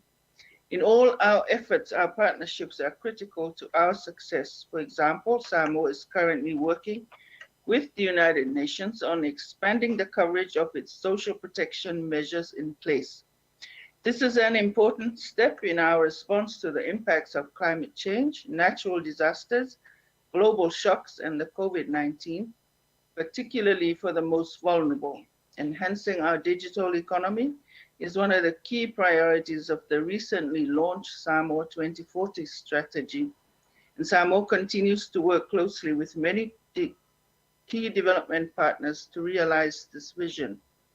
Inflow of grants and budget support funds remain vital to our response efforts, especially with our economy registering a contraction of negative 3.5% at the end of June 2020. Lastly, COVID-19 vaccinations are an important factor in our response plans. Offers of quality vaccines from partners such as New Zealand for the Polynesian countries in the Pacific to ensure full coverage of the populations, and close collaboration with the UN and all contributors to facilitate equitable access to vaccines from the COVAX facility makes all the difference for a small island developing state like Samoa. This spirit of effective and mutually respectful partnerships needs to be harnessed when we identify solutions for a regional approach to recovery from COVID-19. And our Pacific sub-region continues to prioritize the Pacific Roadmap for Sustainable Development as our pathway for SDG implementation. Distinguished delegate, please wrap up your statement. I'm coming to that, Madam Chair. We could also explore opportunities within our Asia-Pacific region to help ensure a sustainable and resilient recovery from the COVID-19 through partnerships between sub-regions, for example. Strengthening digitization, sharing experiences, lessons learned, and the technical expertise, especially in the health sector, public-private partnerships and financing are some important areas to explore. Thank you, Chair. Thank you, distinguished delegate from Samoa. I now invite the distinguished delegate from Nepal to take the floor, to be followed by the distinguished delegate from Maldives, who is in the hall. Nepal, you have the floor. Are you hearing? Are you getting the? We can hear you, distinguished delegate. Oh, okay, thank you. Thank you, Madam Chair. Excellencies, distinguished delegates, ladies and gentlemen. At the outset, I would like to commend the ESCAP Secretariat and Madam Executive Secretary for convening this 8th Asia Pacific Forum on Sustainable Development. May I take this opportunity to share Nepal's efforts to achieve the SDGs by 2030. The SDGs are at the center of Nepal's development vision and priorities. They complement our national vision of prosperous Nepal, happy Nepali. We have not only mainstreamed them into the national plans and programs, but also localized them at the sub-national levels as per the commitment of the government to mainstream and localize the SDGs in planning, budgeting, implementation, and monitoring process at all levels of government. Last July, we presented our second voluntary national review at the high-level political forum. The assessment of the reviewers of the last 4 years shows that Nepal has made substantial progress in achieving the SDGs. The achievements made in key areas, including in absolute and multidimensional poverty reduction, access to education, energy and health facility, gender equality, and food security, are highly noteworthy. However, some challenges and gaps still remain to be addressed. The coordination, cooperation, and partnership among the private sector, non-governmental sectors, civil society, and development partners still need to be further strengthened. We are at a critical juncture. The COVID-19 pandemic has had adverse impacts on the lives and livelihood of people by disrupting socio-economic activities. Trade, tourism, and transport are the hardest hit sectors by the pandemic. Further, education, construction, agriculture, manufacturing, supply chain, and service delivery have also been severely disrupted. Revenue mobilization, capital expenditure, and investment of the private sector have been also affected, which ultimately led to the contraction of the economic growth by negative 1.9% in the last fiscal year. Considering the above situation, the government of Nepal concentrated on minimizing negative effects through appropriate recovery plans, policies, and programs. The government introduced relief packages targeting daily wage earners, the poor, and other vulnerable people. Likewise, tax rebates and facilities of a delayed payment of taxes were provided to the business and industrial community.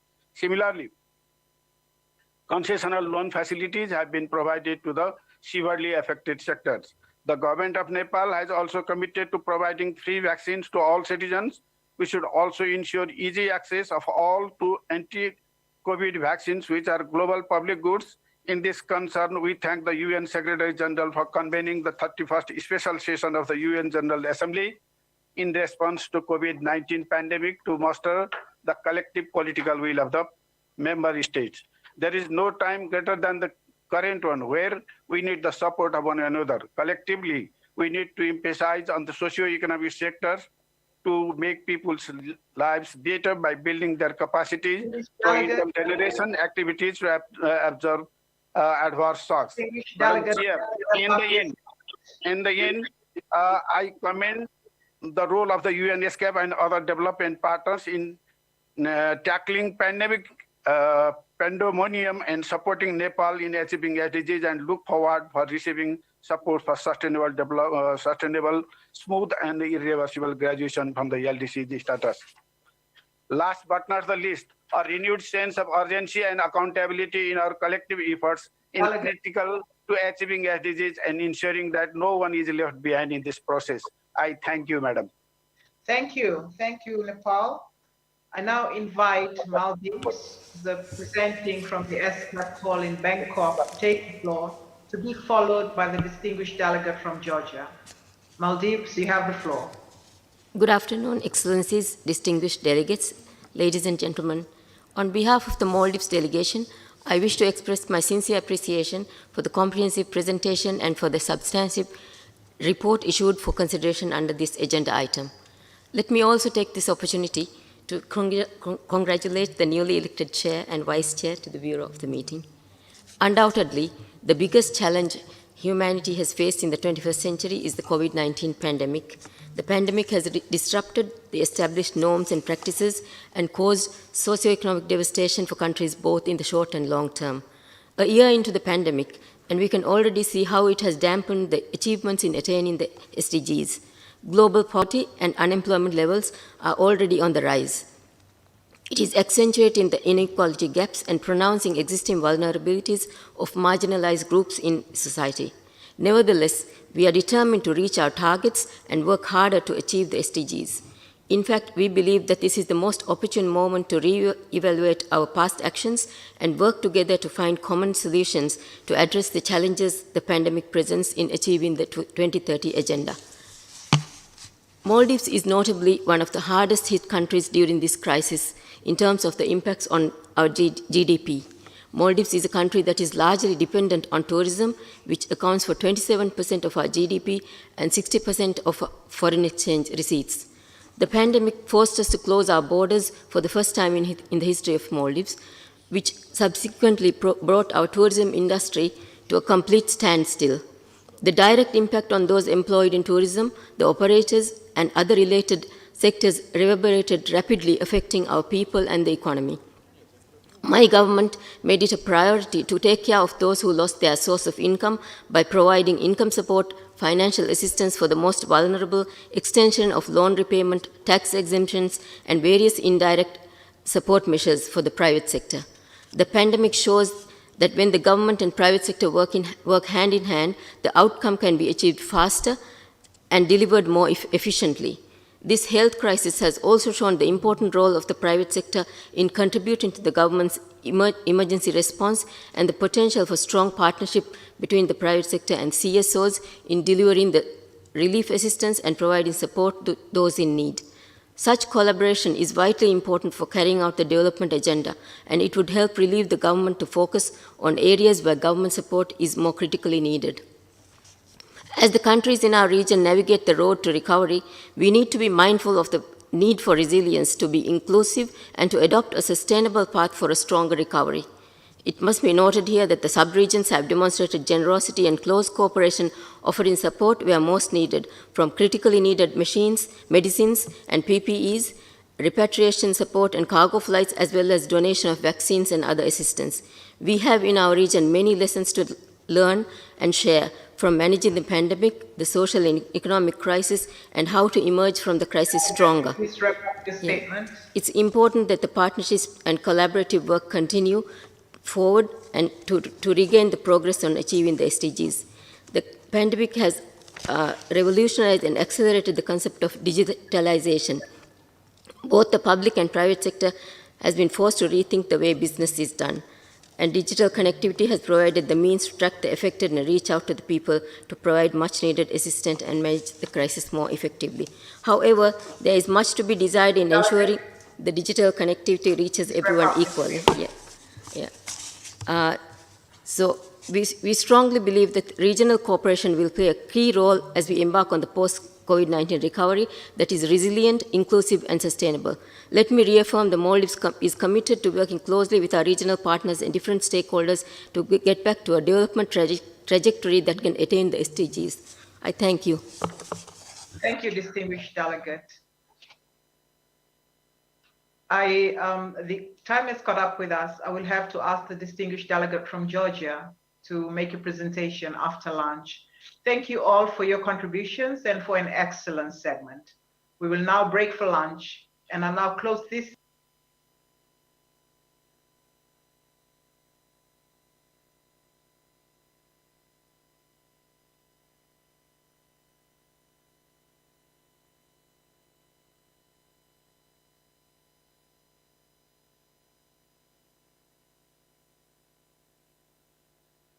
Understand the chair has already closed her connection.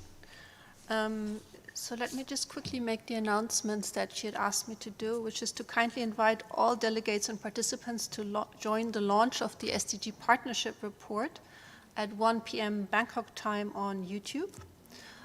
Likewise, you are invited to join the side events that have been organized by many different organizations for the benefit of the forum, and of which you will find a list detailing over 50 events on the website of our forum.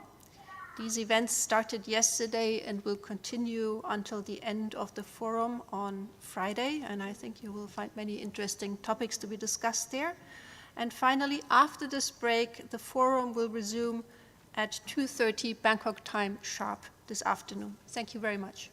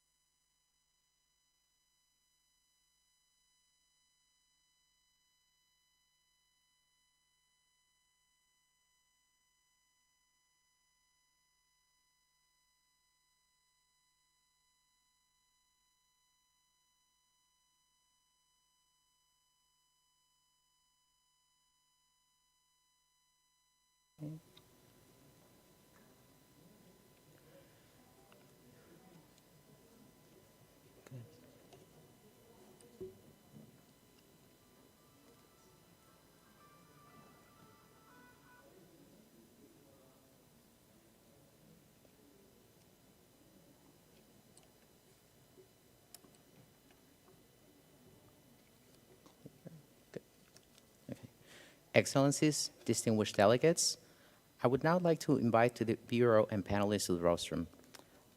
Let us now welcome the Vice Chair of the 8th Asia-Pacific Forum on Sustainable Development, His Excellency Mr. Asim Iftikhar Ahmed, Ambassador Extraordinary and Plenipotentiary and Permanent Representative to ESCAP. Mr. Kaveh Sahedi, Deputy Executive Secretary of ESCAP, and Ms. Katinka Weinberger of the Environment and Development Division, Secretary of the Forum.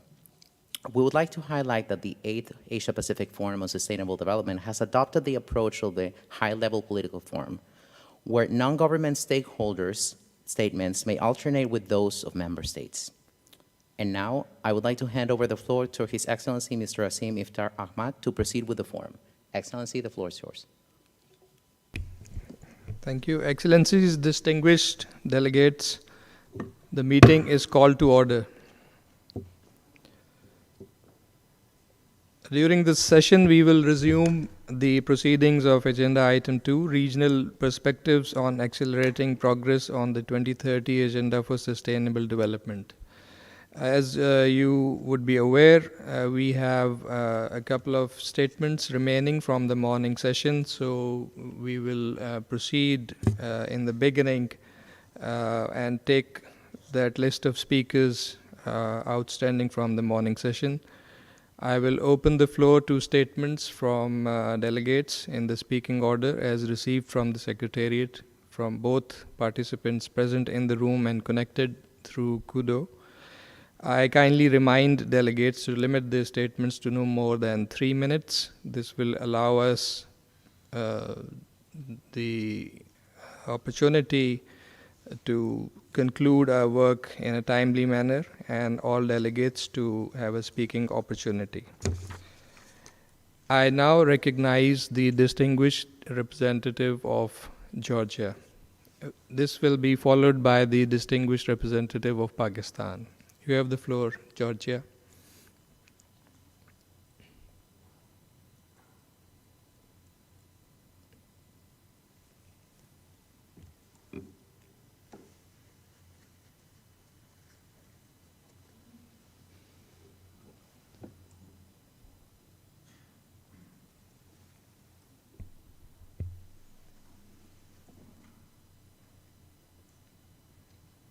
Well, thank you, Chairperson, for giving me the floor. Your Excellencies, Secretary, Mr. Zahedi, colleagues. It's my great pleasure and privilege to address this distinguished audience, and from the onset, let me say and express my gratitude to the dedicated team of the ESCAP Secretariat for the excellent organization of this meeting and keeping a vigilant focus on the fulfillment of sustainable development goals. As you are many of you aware, dear colleagues, Georgia presented its second voluntary national review last year, and we ensured that all of the stakeholders involved in the preparation of the report and all the interested parties were eligible to send their comments and suggestions, and we were glad to receive more than 200 of them. I would like to use this opportunity and thank ESCAP Energy Division for their cooperation with the Georgian counterparts, namely Ministry of Economy and Sustainable Development of Georgia, for the operation of the roadmap for the SDG 7. And this roadmap outlines different scenarios for achieving SDG 7 in Georgia, and we trust that this cooperation will continue and will further facilitate the achievement of SDG goals. At the same time, we would like to admit that COVID-19 pandemic presents significant challenge for the economy of Georgia and basically interrupted Georgia's positive economic trajectory. Last year, we witnessed economic recession of 6.1%, while foreign trade narrowed by 20%. Due to this, the government of Georgia elaborated anti-crisis national recovery plan to address these issues and provide different sectors of economy and facilitate fast economic growth. Due to these reforms, International Monetary Fund projected that Georgia will achieve in the medium term fastest economy in the region as well as European countries. I'm projected 5.3% economic growth in Georgia. To ensure the quality education and guarantee access to education for all school children, Georgia operated online learning tools, and this TV the school program was broadcasted on live TV on Georgia National Television. So this gave us opportunity to reach each and every Georgian school children. I would like to sum up that Georgia will be established in implementation of further reforms, and we are keen to work with our international partners, including these highly esteemed institutions such as United Nations ESCAP Secretariat to further facilitate achievement of SDGs. Thank you for your attention. I thank the distinguished representative of Georgia, and now I give the floor to the representative of Pakistan, to be followed by Bangladesh.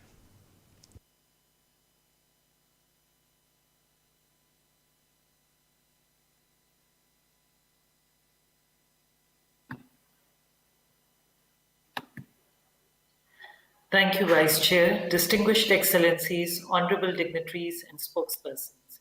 It is indeed an honor and privilege for me to represent Pakistan and to share our perspective, journey to sustainable development and equitable regional uplift. Post-COVID-19, we confronted the reality on progress with candor, beginning by analyzing the damage pandemic had done, how are the most vulnerable experiencing the crisis to ensure that temporary reversals do not become permanent. There was an SDG backslide, yes, but we are certainly making a case for a collaborative response to this shared crisis, more global than national, as we rebuild our economies and strive to get back on our feet. Despite being a low middle income country with inherent limitations, Pakistan managed an $8 billion stimulus package and emergency cash transfer schemes, with 12 billion marginalized households alone receiving over $1.2 billion emergency cash support very early into the pandemic. Multidimensional vulnerability index was developed to support and supplement integrated national strategies for COVID-19 response. Health has been the top global agenda this past year, with national investment in superior and resilient health infrastructures. A National Command and Control Center was established under the Prime Minister for evidence-informed decision-making and response tracking.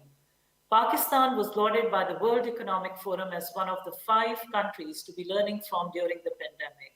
Regional collaborations were developed for rapid deployment of diagnostics, testing kits, treatments, vaccines, and now their timely delivery.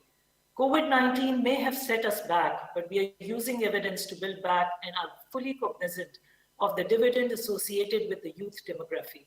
We are engaging voices of youth not only in Pakistan, but across the globe as we are developing our policies. Agenda 2030 is an ambitious aspiration and entails substantial costs, exacting exploration of bold ideas for financing and resource mobilization. Socially and economically, equitable long-term resource efficiency, a less wasteful and resource-frugal industrialization, and development of social capital are the key pillars of our COVID-responsive growth strategy. We have all learned a pricey lesson from COVID-19, which has costed lives, sickened millions, and thrust the global economy into devastating recession. The country-first politics will not work, with world's most vulnerable falling through the cracks and achievements of SDGs getting as distant as year 2073. Fostering global governance and regional peace are critical.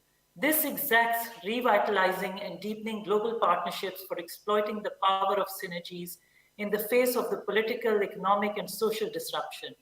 These are historic crossroads, and we must together choose to be on the right side of the history.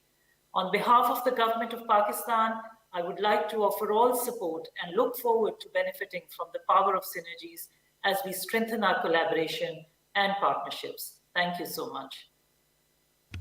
Well, while thanking the representative of Pakistan, I would now like to give the floor to the representative of Bangladesh, to be followed by Australia.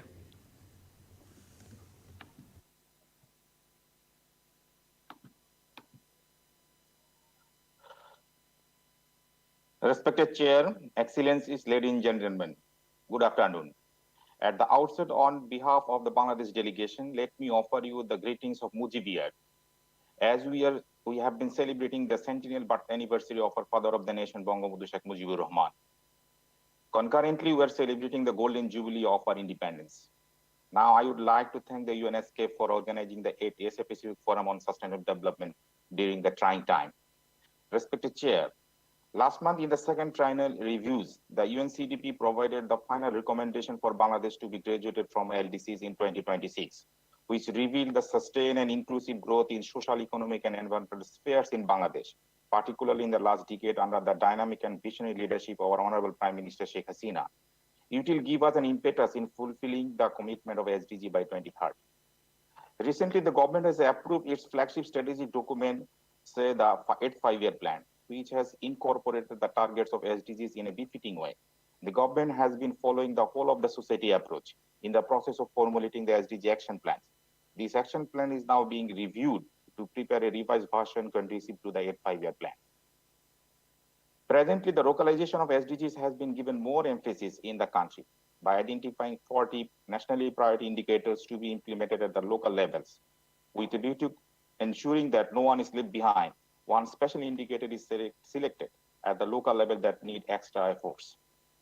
Mr. Chair, there is no denying the fact that the COVID-19 pandemic is taking lives, spreading human sorrows, and seriously disturbing people's livelihood.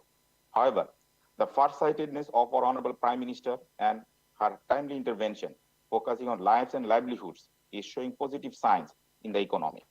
The government has been implementing different stimulus packages of $14.6 billion, 4.4% of GDP, for immediate, short, and mid-term up to the financial year 2023 to 2024 for 23 economic sectors, with a view to minimizing the loss of lives, widening social protection, retaining jobs, and reinvigorating the economy.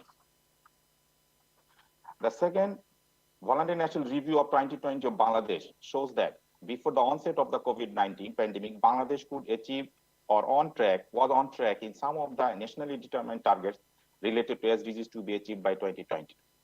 However, the COVID-19 pandemic has made it difficult for developing countries to achieve SDGs by 2030, and hence transformative actions are required. We need to work together to mitigate the challenges. We would urge more regional cooperation in inter- and intra-regional trade and paperless trade, easier connectivity through Asian highways, Asian railways, dry ports, and investment networking through public-private partnerships. Let me flag one of the important challenges. Being a climatically vulnerable country, though Bangladesh has taken many actions to reduce exposure, adaptation and mitigation of climate change will be challenging. Our Honorable Prime Minister has 10 special initiatives for ameliorating the fate of the common people. Each of these initiatives has strong linkages to one or more targets of SDGs. These are the examples of people-centric development efforts, keeping in mind that no one is left behind. Distinguished delegate, I would like to seek your indulgence to please keep to the time limit of 3 minutes. Kindly conclude your statement. Digitization as the panacea for ensuring good governance is a glaring example to be highlighted. I thank you all for your kind attention. Thank you. I thank you so much, the representative of Bangladesh. Now I give the floor to Australia, to be followed by Malaysia. Thank you, Mr. Chairman. The past year has been one of the most challenging the world has known. Global poverty increased for the first time since 1990. People needing life-saving assistance increased by 40%. And 70% of global job losses will be felt in our region alone. Collective efforts and partnerships are the only way we will all recover. From the beginning of the crisis, Australia took immediate action shifting our approach to international development under 3 pillars: health security, economic recovery, and stability. In health, since the pandemic, Australia has contributed over $700 million to safe and effective vaccines, including $523 million for the supply and delivery of vaccines across the Pacific and Southeast Asia, $100 million through a historic Quad partnership to fund vaccine supply and provide last-mile delivery support in the Indo-Pacific region, and $80 million to the COVAX facility to provide vaccines to developing countries and frontline doses for workers arriving in our region.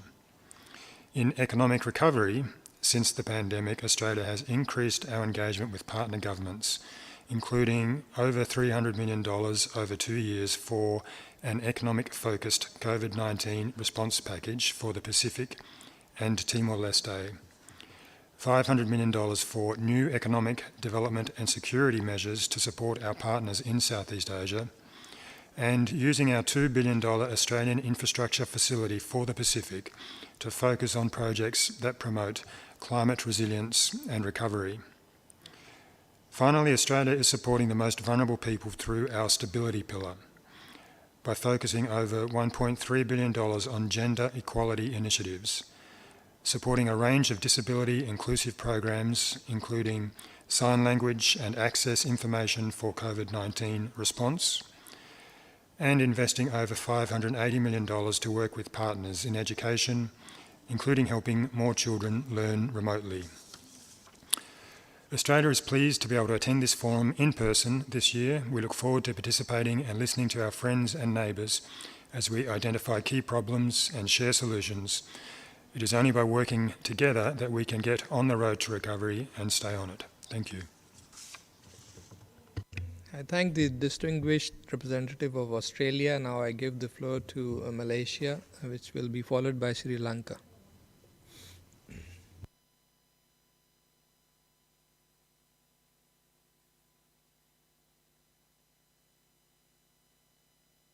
Thank you, Mr. Chairman. Excellencies, ladies and gentlemen, on behalf of the Government of Malaysia, I would like to congratulate you and the UN ESCAP for the excellent organization of this forum in time for Malaysia to review our achievements of the Sustainable Development Goals and for the upcoming second National Voluntary Review 2021. Mr. Chair, Malaysia welcomes the findings by UN ESCAP on the progress, gaps, challenges, and recommendations in building back the resilience of the economy, well-being of the people, and addressing the urgent need for environmental and climate change action due to the effect of COVID-19 pandemic and series of lockdowns that took place. In this regard, Malaysia take note on the challenges faced in implementing the Sustainable Development Goals due to the COVID-19 pandemic, which also has impacted the progress made for the SDGs. Since the onslaught of the COVID-19 pandemic early last year, the government has implemented several economic stimulus packages worth of ringgit Malaysia 340 billion, equivalent to more than 20% of GDP. These economic stimulus packages also involve a fiscal injection of ringgit Malaysia 55 billion by the government. These stimulus packages were announced in the stages from March 2020 up to March 2021. The strategies outlines the packages entail a series of assistance and aid in addressing people's well-being, particularly for the below 40 and the vulnerable groups, to lessen the effect of COVID-19 as well as to encourage quality investment and cater business needs, among others. More than 20 million people and 2.4 million businesses have benefited directly from the stimulus packages. The National Budget 2021 announcement on the 6th of November last year further support the economic recovery efforts through an allocation of ringgit Malaysia 322.5 billion. The strategy outlined in the economic stimulus packages seeks to address the possibility of Malaysia experiencing a K-shaped economic recovery as outlined in the first paper. The initiative helped save over 2.4 million jobs while easing the income concern for about 11 million Malaysians from below 40 and medium 40 income groups through cash assistance propelling business, and also supporting the tourism industry through tax exemptions. Mr. Chair, in recognizing the importance of digitalization of the economy and other sectors in building back Malaysia resilient, the government recently launched the My Digital Economy Blueprint, which complement of upcoming 12 Malaysia Plan and the Vision for Shared Prosperity 2030. This initiative will propel a digitally enabled government, empower businesses to innovate, and help bridge the digital divide to ensure Malaysians can enjoy improved digital literacy and social well-being. Malaysia hopes the UN and member states will continue to share their best practices, knowledge, and technical expertise through capacity buildings to enhance member states' ability in data collection and analysis, as well as addressing data gaps. We also hope that UN could provide recommendations and a plan of action for countries to safely open up their borders to promote travel and trade in this region to boost up countries' economies as outlined in the papers. Thank you, Mr. Chair. I thank the representative of Malaysia. Now I have the pleasure to give the floor to the representative of Sri Lanka, which will be followed by the Institute for Global Environmental Strategies.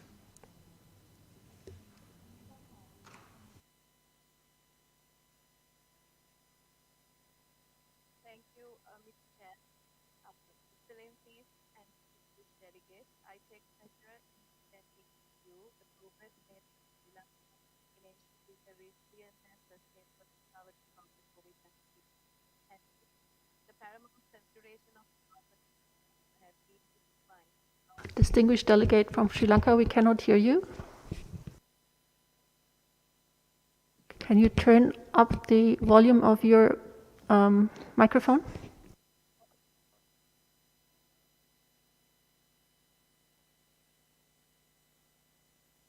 Can you hear me now?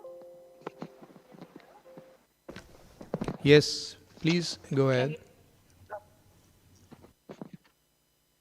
Okay, thank you, Mr. Chair, for giving us the floor to present Sri Lanka's progress in ensuring a sustainable and resilient recovery from the COVID-19 pandemic.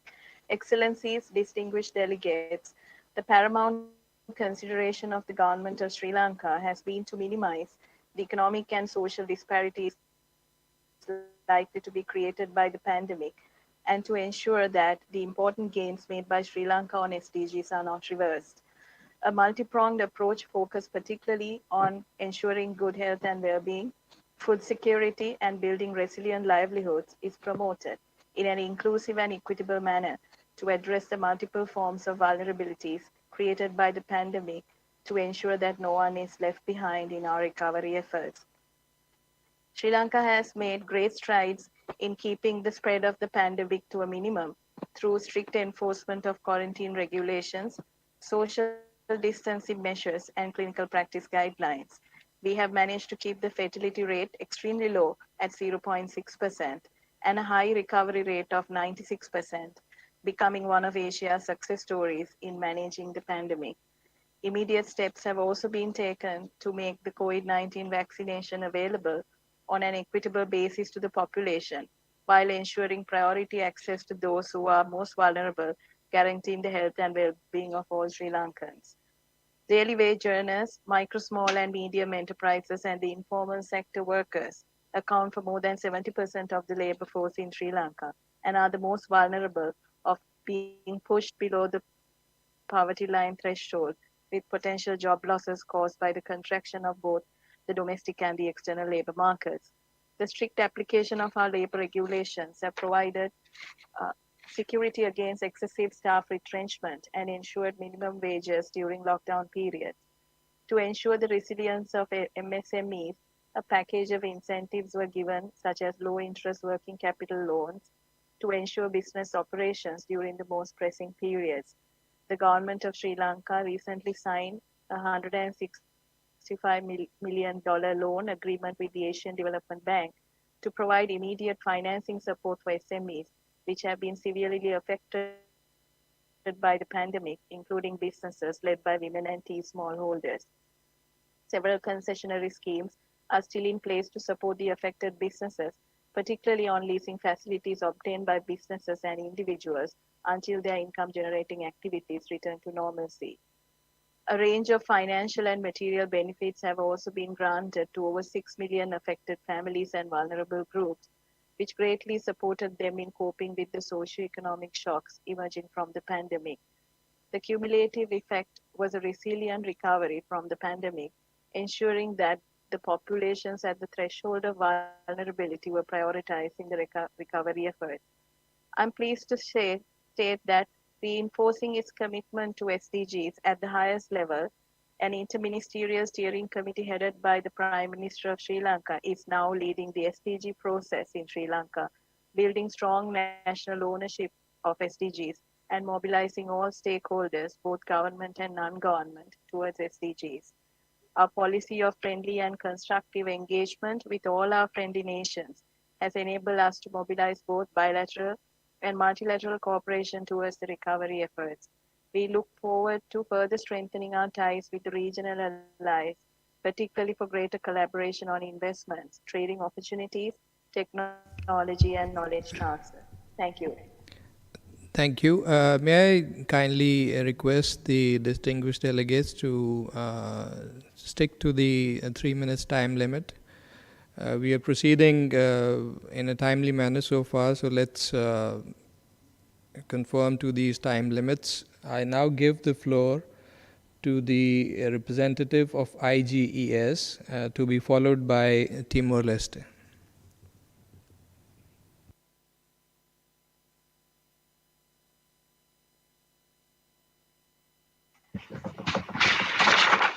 Thank you, Mr. Chair.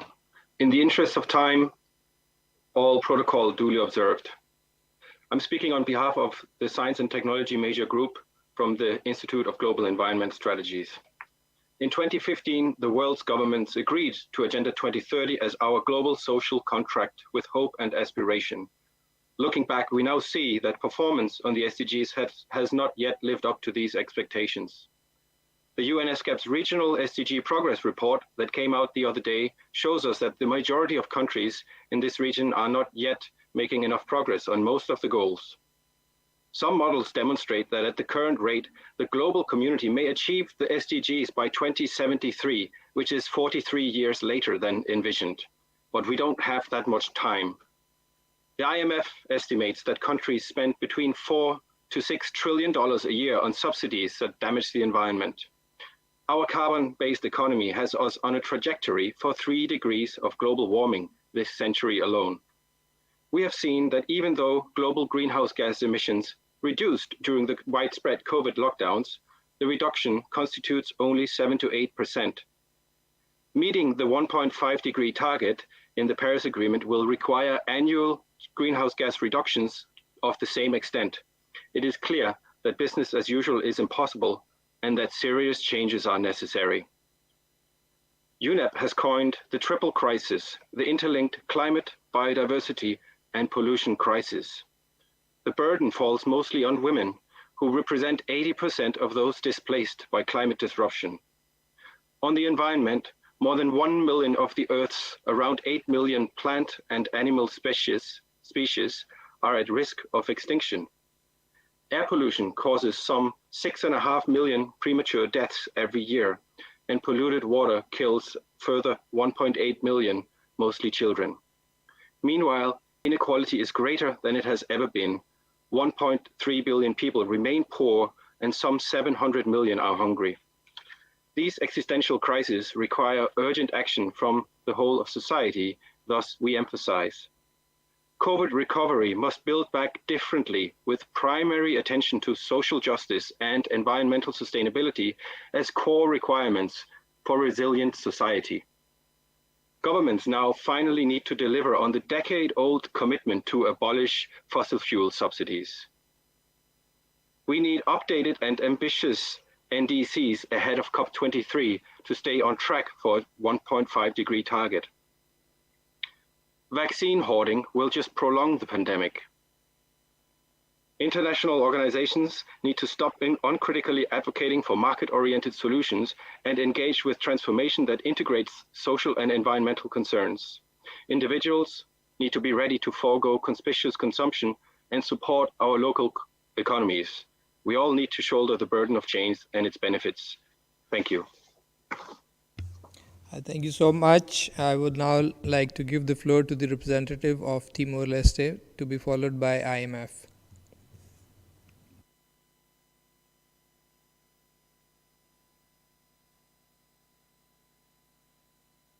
Excellency Vice Chair, representative of Member States, distinguished delegates, ladies and gentlemen. It is my pleasure to speak at this 8th Asian Pacific Forum on Sustainable Development. In Timor-Leste, since last year, the COVID-19 has impacted our economic growth and to a negative of 6% and worsened undernutrition and chronic food insecurity, affecting 36% of population. The first case was identified on 21st of March 2020, and on each anniversary this month, we have identified a record of 44 cases in a day, bringing the current active cases of 211 cases.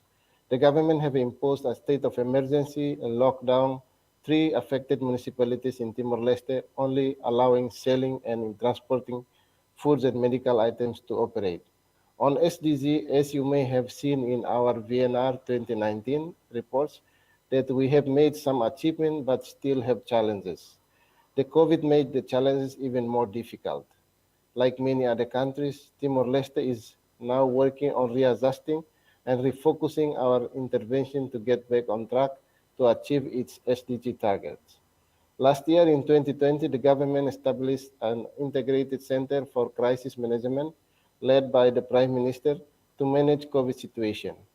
A total of 219.5 million emergency funds was approved to finance COVID prevention actions such as building isolation and quarantine facilities, procure COVID testing and protected gears, training frontline health workers, cash subsidy to over 200,000 families, salary support to private sector employees, electricity subsidy to 160,000 households, food basket distribution to whole families, procure rice for emergency response, provide business with emergency loans, establish an online learning system for education, etc. An ad hoc committee was established to draft an economic recovery plan, and a total of 124 million was approved in 2021 to implement the plan, with 31 million for COVID management. The fund has been used to finance 32 programs in sectors such as health, education, water and sanitation, rural development, house for vulnerable people, agriculture production, etc. The government is currently requesting additional of 200 million to manage the current outbreak and vaccinations. In the future, the government will increase budget allocation to health, education sector, and prepare a multi-sector national action plan for food security and nutrition, which will scale up our investment in key priority sectors.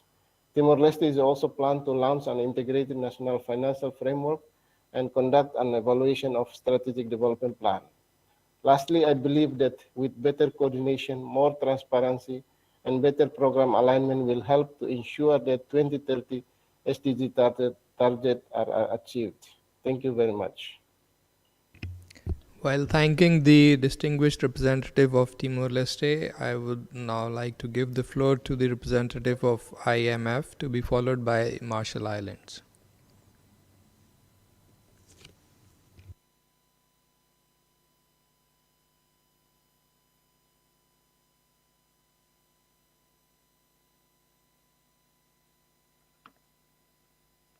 Thank you, Mr. Chair. Excellencies, ladies and gentlemen. The International Monetary Fund would like to thank ESCAP for the opportunity to discuss our world economic outlook.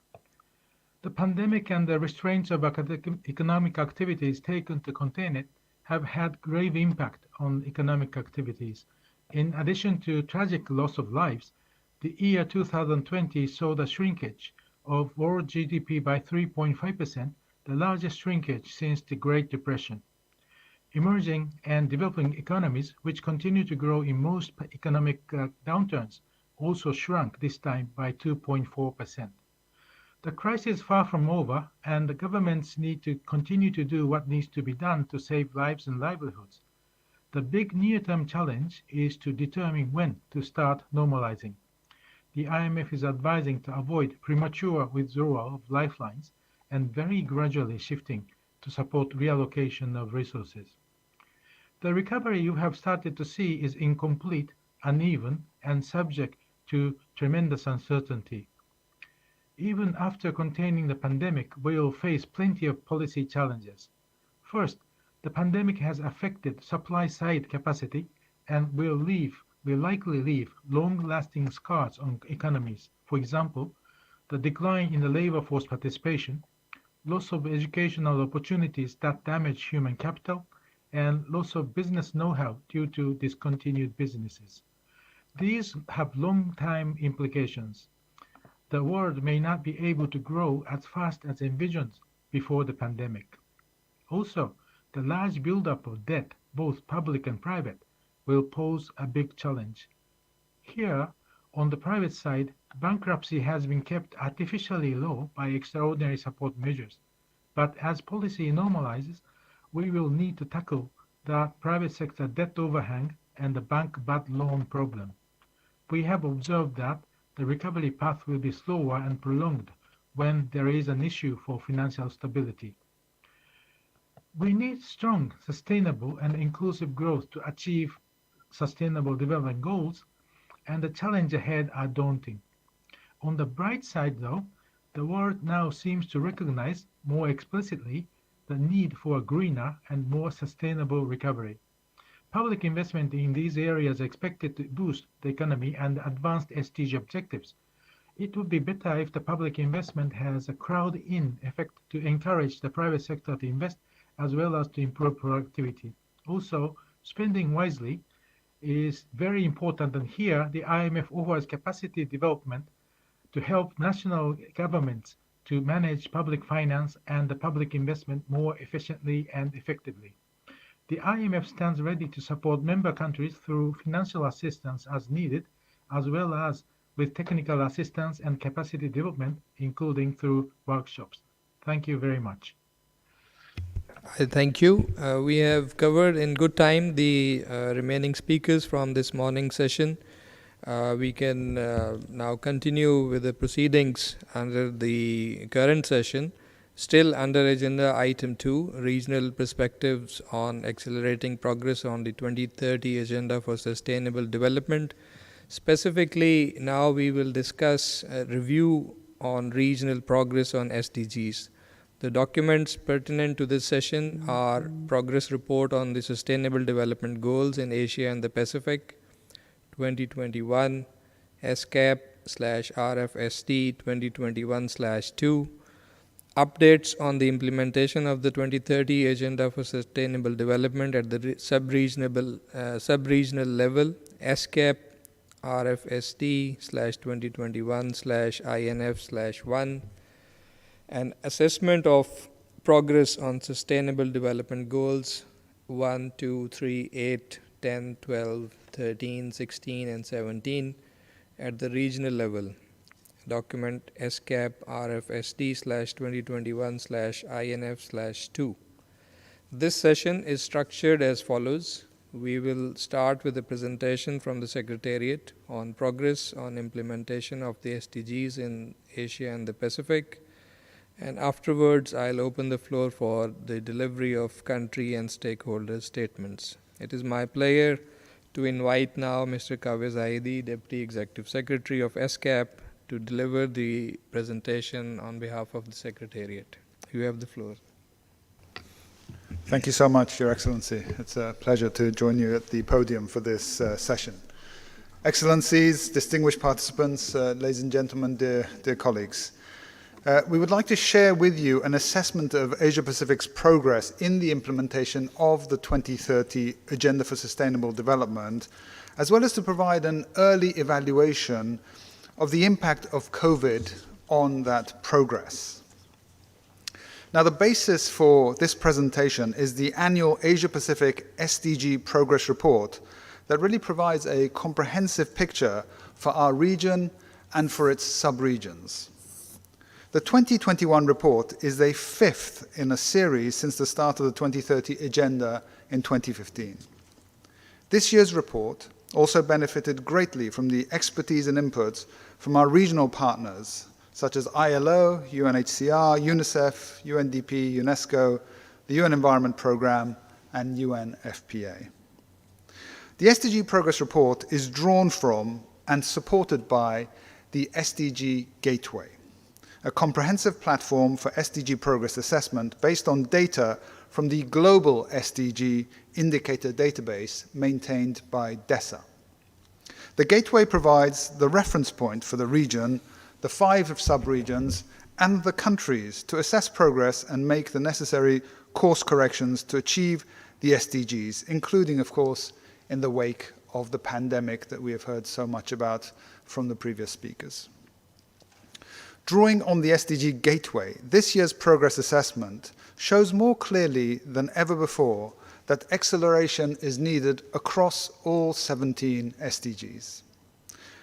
As can be seen from the slide, the region has made strong progress on some SDGs, such as on good health and well-being, on promoting sustainable industry innovation and infrastructure, and this is something that, of course, has proven to be critical as countries have tried to respond to the pandemic. But progress has been very slow on half of the goals, such as in ensuring sustainable cities and communities, which is Goal 11, and promoting sustainable consumption and production, Goal 12. And as a region, we're seeing regression when it comes to climate action, SDG 13, and life below water, SDG 14. But we recognize, of course, that SDG progress is not necessarily linear. Slow initial progress could accelerate towards takeoff.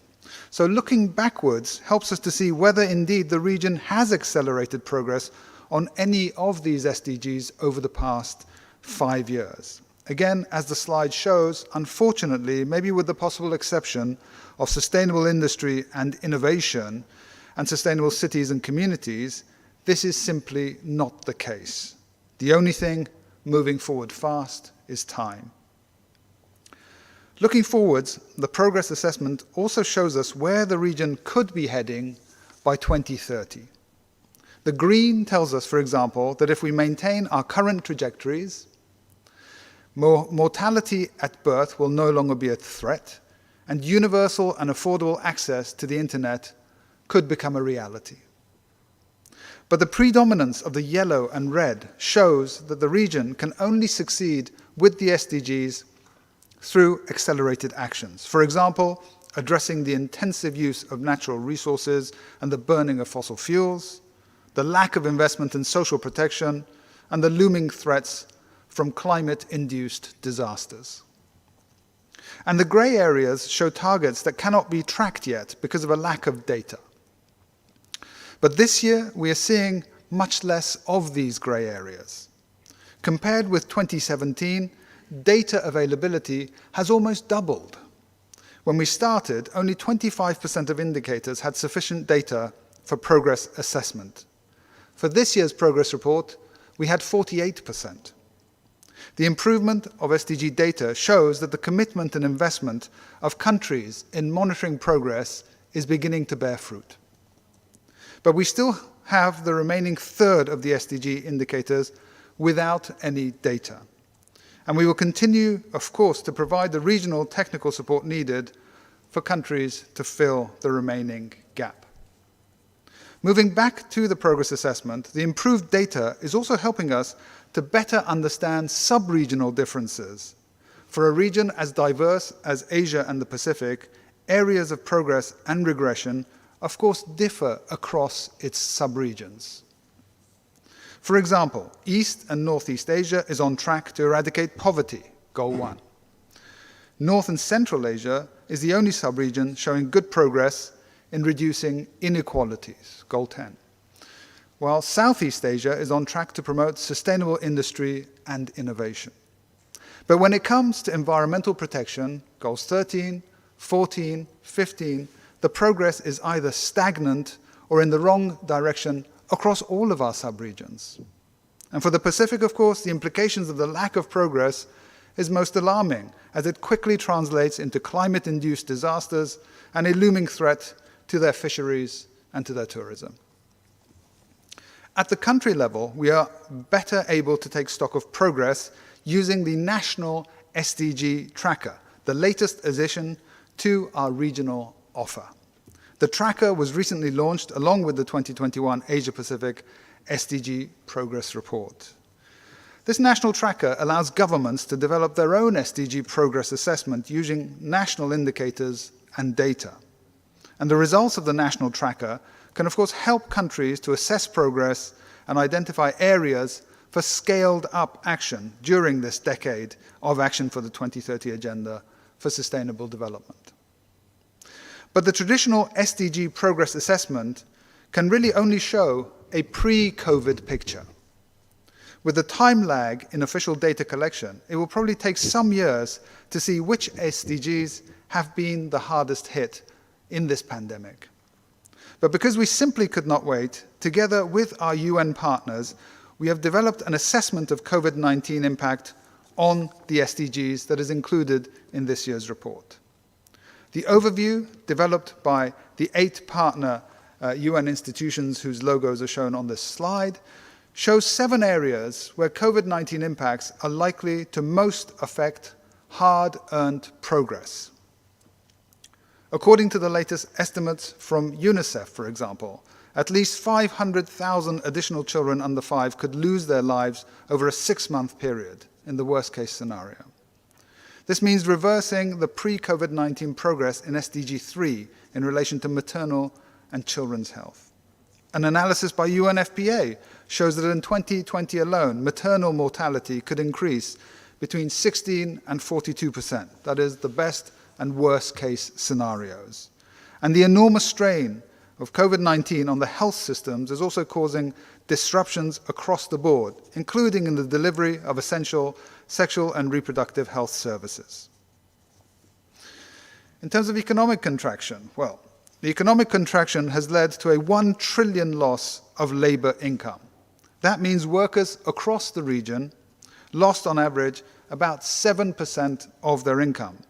But behind the regional average lies a much greater impact, including over 800 million informal workers bearing the brunt of the lockdown in early 2020, or the almost 30% of the population in South and Southwest Asia who are now facing worsening nutrition or lower school attendance. And of course, the impacts on persons with disabilities, on the region's aging populations, on migrants, and on other vulnerable groups in Asia and the Pacific are going to be manifested soon.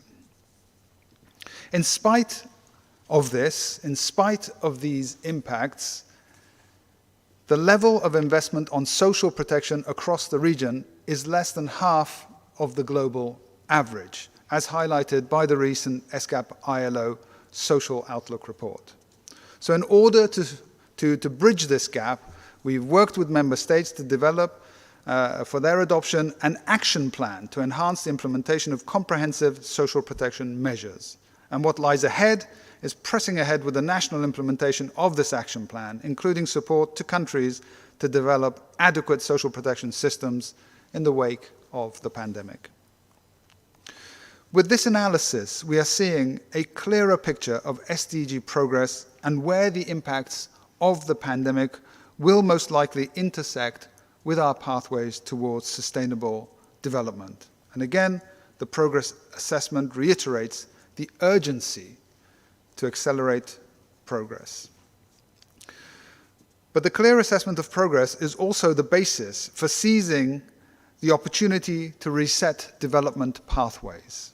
In the midst of the pandemic, governments in our region have shown that accelerating actions are possible, and we've heard many, many stories this morning and again this afternoon along those lines. From delivering direct support to households and businesses affected by the pandemic, to making internet access more available for students and communities living in rural areas.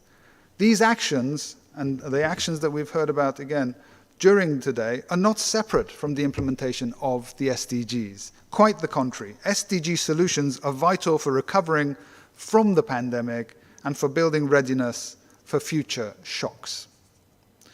And we look forward to the deliberation of our governments, businesses, civil society, organizations and experts who are with us this week at this 8th Asia-Pacific Forum on Sustainable Development for solutions to scale up our efforts and to build momentum around the SDGs and the recovery from the pandemic. Mr. Chair, allow me to conclude my presentation here with, of course, a word of thanks to the ESCAP teams who worked so hard to bring this assessment before you today for your deliberation. For more details of their analysis, I invite everybody to visit the SDG gateway that is on the screen now. Thank you very much. Back to you, Chair. I thank Mr. Zahedi for a very informative assessment of the situation. Where do we stand with regard to the achievement of the SDGs? I will now open the floor, still under agenda item 2, for statements from delegates in the speaking order as received from the Secretariat from both participants present in the room and connected through Kudo platform. I kindly remind again delegates to limit their statements to no more than 3 minutes to allow all delegates the opportunity to speak. I now have the pleasure to give the floor to His Excellency Mr. Mohammad Geldi Serdarov, Minister of Finance and Economy of Turkmenistan, to be followed by the representative of Maldives.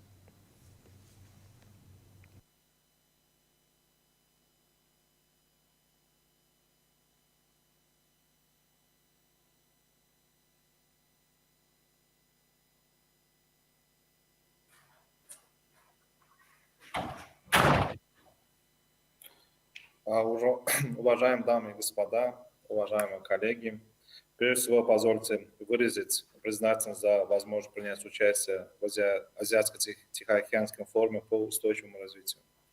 Реализация целей устойчивого развития является одним из ключевых векторов как мирового, так и экономического развития Туркменистана.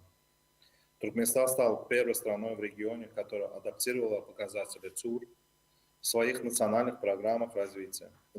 Интегрированная оценка государственных программ подтвердила, что 85% целей и задач ЦУР включены в национальные программы. К примеру, в программе президента Туркменистана по социально-экономическому развитию страны 2019-2025 года запланированы и поэтапно реализуются мероприятия по конкретным средносрочным целям и задачам ЦУР. На сегодняшний день правительством Туркменистана официально утверждены 17 целей устойчивого.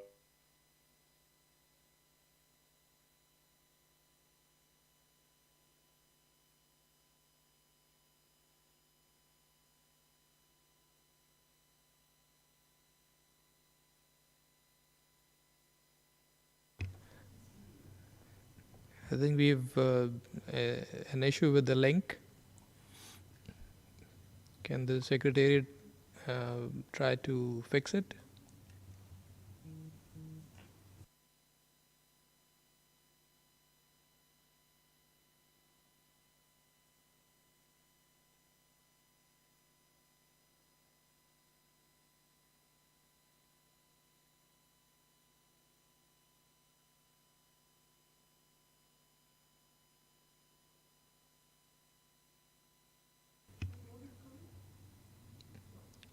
So let us try to reconnect with Turkmenistan since the minister is there.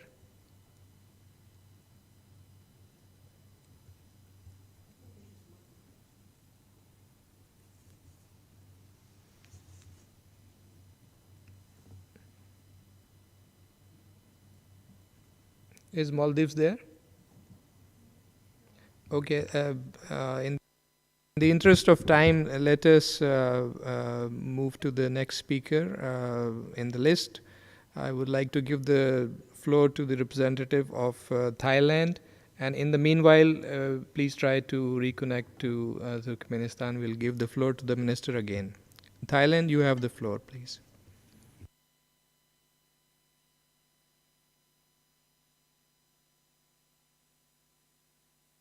Vice Chair. Let me start by thanking the Deputy Executive Secretary for his presentation. The COVID-19 crisis has so far claimed over 2 million lives and disrupted countless more. As affirmed by our Deputy Prime Minister earlier, there is an end in sight. Countries have begun to vaccinate their people, Thailand included. We must ensure that vaccines are global public goods and international cooperation is key. Thailand and ASEAN have promoted mechanisms to enhance cooperation in this regard, and Thailand itself has implemented measures aimed at containing transmissions and alleviating the socio-economic impacts on the people. The government has developed a COVID-19 master plan in order to help the country cope, adapt, and transform. However, vaccines do not mean our struggle is over. Recovery should not be simply rapid, rather it should be sustainable, inclusive, and resilient to put ourselves back on track on the SDGs. This year, Thailand will present our second voluntary national review to the HLPF. We have determined that our VNR will not only examine our progress on all 17 goals from the perspective of all sectors of society, but we also highlight our efforts to meet the challenges the pandemic has placed on our path towards SDG achievement. As we adapt to the new normal, new inequalities and challenges will arise. Human empowerment should therefore be at the forefront. For when people are empowered, communities and societies become more resilient against future shocks. For Thailand, universal health coverage has proven to be key in our efforts over the past year. Over 1 million village health volunteers have been joined by numerous volunteers backstopping delivery of essential services. Ordinary citizens have played a central role in the identification of cases, awareness raising, and in providing local quarantine support. Human empowerment and a whole of society approach have enabled Thailand to manage COVID-19. Asia-Pacific countries are affected by COVID-19 in different ways, but we all need to adapt if we are to achieve the SDGs by 2030. And this is why homegrown development approaches in particular, those that emphasize human development, will be of particular significance. Thailand's homegrown development approach, the sufficiency economy philosophy, underlines moderation, resilience, and a balance between nature and human activity. The SCP represents an approach that prioritizes human development, local wisdom and solutions, and the application of modern technology and innovation to unlock challenges. We will soon, in partnership with UNDP, launch the 6th Thailand Human Development Report, which will focus on the intrinsic linkages between SEP, human development, and the progress on all 17 targets of the 2030 agenda. Inclusive and balanced growth requires us to place more importance on environment. As such, Thailand promotes the bio-circular green economy model to maximize synergies from an environmentally friendly and innovation-based economy that leverages the country's rich biodiversity and natural resources. The model is considered one application of SEP's principles. Thailand stands ready to work with all partners to make the growth of all the Asia-Pacific countries sustainable, balanced, and inclusive, leaving no one behind. I thank you, Mr. Vice Chair. I thank Director General Krishnamra, the distinguished representative from Thailand. May I now give the floor back again to His Excellency the Minister of Finance and Economy of Turkmenistan. This will be followed by Maldives.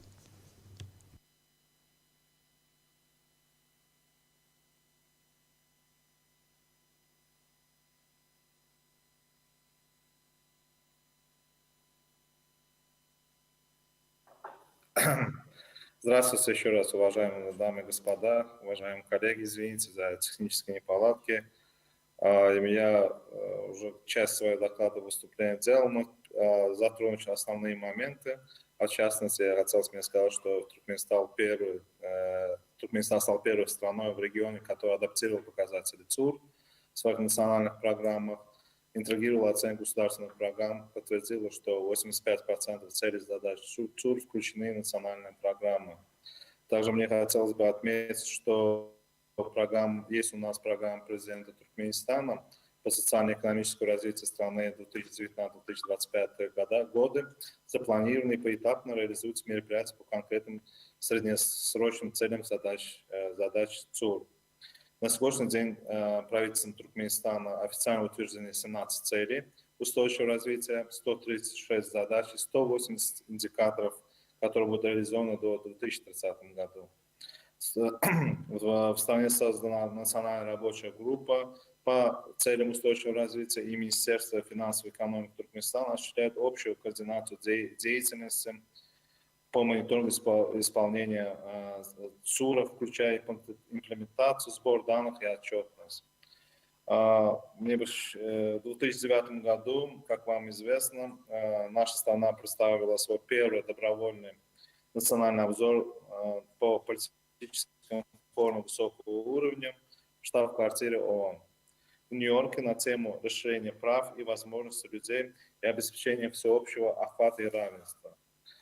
Мы понимаем и подтверждаем и учитываем неделимость ЦУРа. Туркменистан принимает комплексный подход к их реализации, следуя принципу «никого не оставлять позади».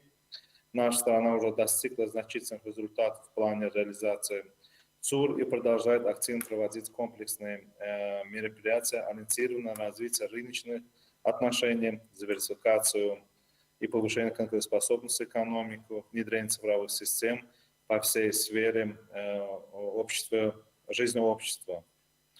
Мы продолжаем осуществлять эффективные меры по адаптации и смягчению изменений климата и охране окружающей среды, углубление социально-экономического курса экономической политики, направленного на рост благосостояния граждан Туркменистана. Несколько слов бы хотелось сказать о влиянии COVID-19 на экономику нашей страны. Хотел бы отметить главное, что президент и правительство Туркменистана приняли активные меры по предотвращению и защите граждан Туркменистана, граждан нашего государства от пандемии. Своевременно были разработаны меры защиты, и на правительственном уровне создана чрезвычайная комиссия, которая регулирует меры по защите граждан и экономики страны от пандемии. Значительно увеличены расходы государственных бюджетов страны на профилактику и защиту от инфекционных заболеваний. Были увеличены добавки, надбавки заработной платы именно кто соприкасается с ковидом, больным COVID-19, в частности, здравоохранение. Туркменистан начал процесс вакцинирования своих граждан от COVID-19. В заключение хотел бы добавить, что при выполнении своих международных обязательств по достижению ЦУР Туркменистан будет и далее усиливать действия, способствующие повышению эффективности национальной политики. Благодарю за внимание. Спасибо. I thank His Excellency the Minister for his participation and statement. I now have the pleasure to give the floor to Madam Fatima Niuma, Deputy Minister of National Planning, Housing and Infrastructure of Maldives.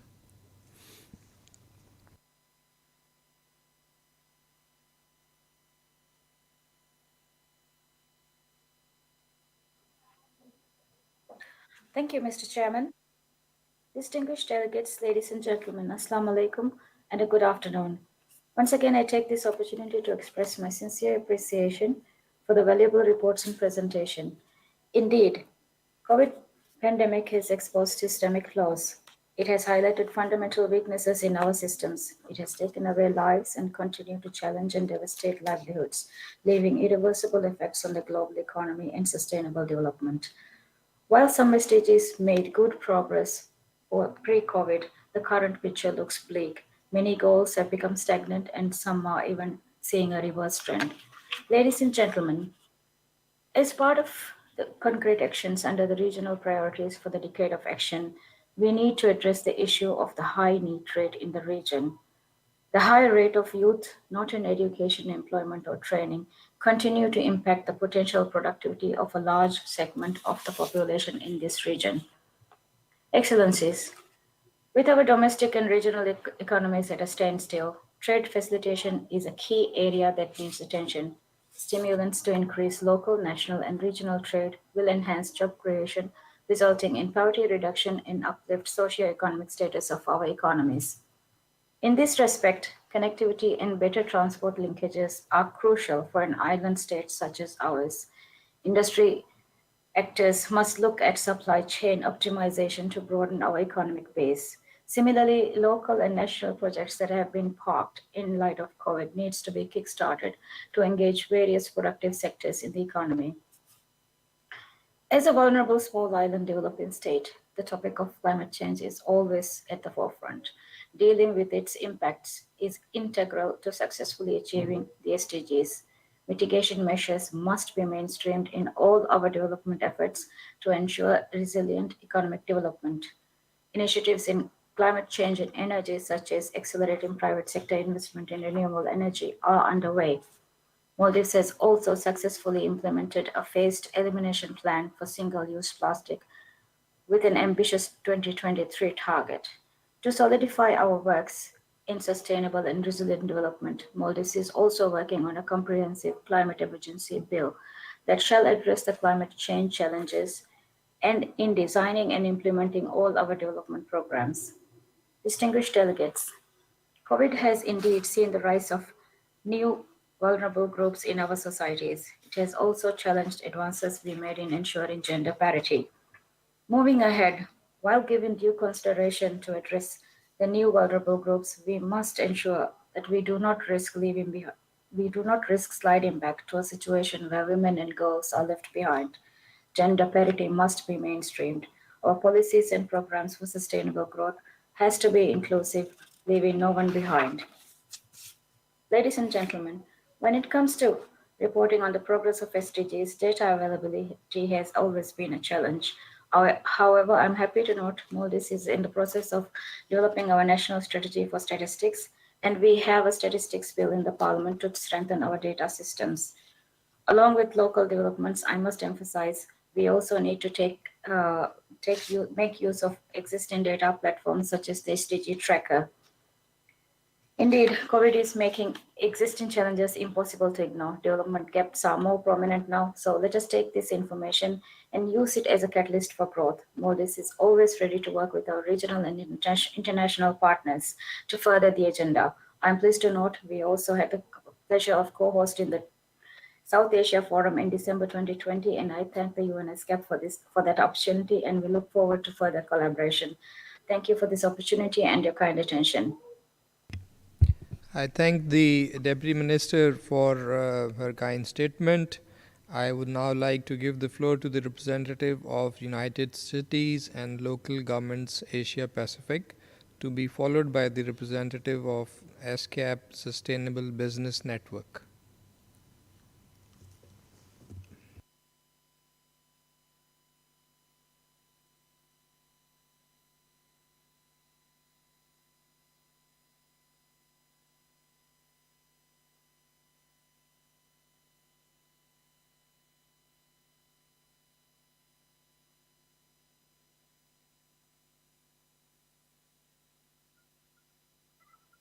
Thank you. Very good afternoon from Jakarta City Hall of Indonesia. Distinguished delegates, ladies and gentlemen, thank you for the opportunity to speak at this important meeting today. My name is Bernadia Irawati Chandra Dewi. I'm the Secretary General of United Cities and Local Governments.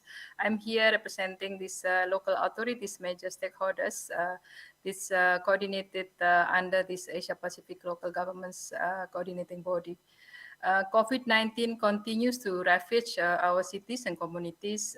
Local governments are the first responders to any crisis by default, from disasters, the climate change, and the ongoing pandemics.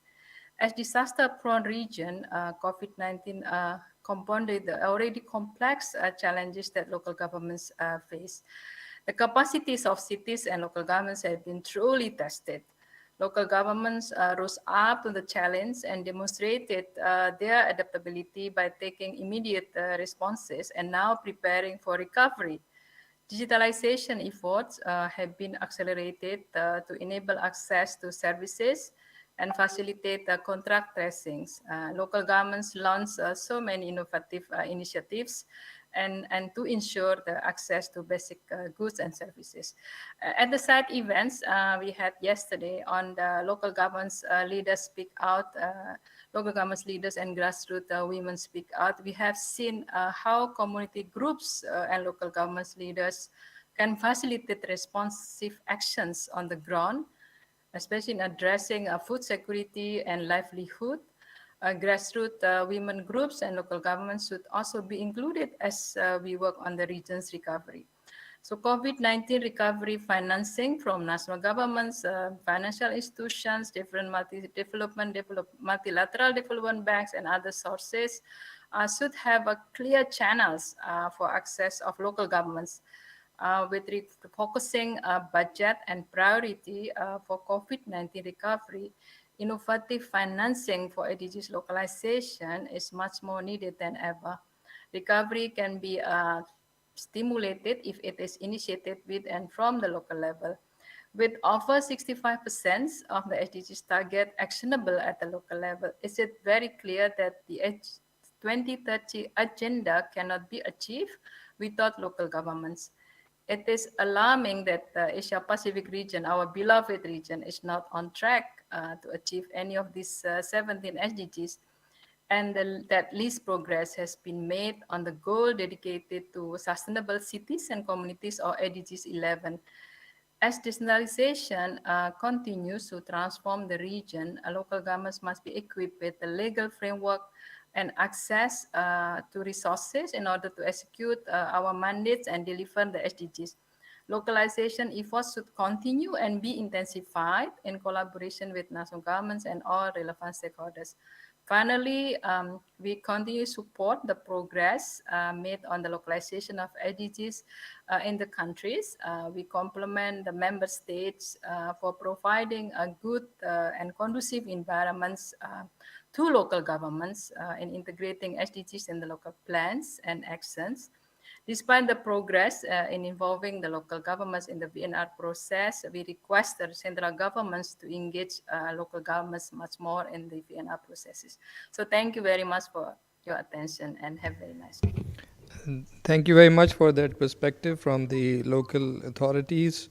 I now give the floor to ESCAP Sustainable Business Network, to be followed by the distinguished representative of the Russian Federation.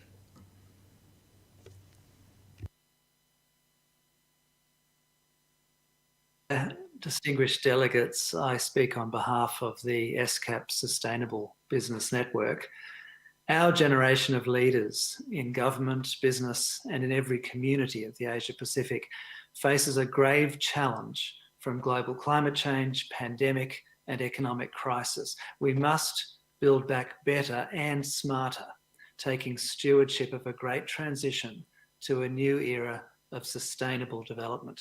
Following our region's development achievements of recent decades, we are confident that the Asia Pacific can develop the vision and the long-term strategic thinking necessary to achieve its next challenge, which is a green transformation.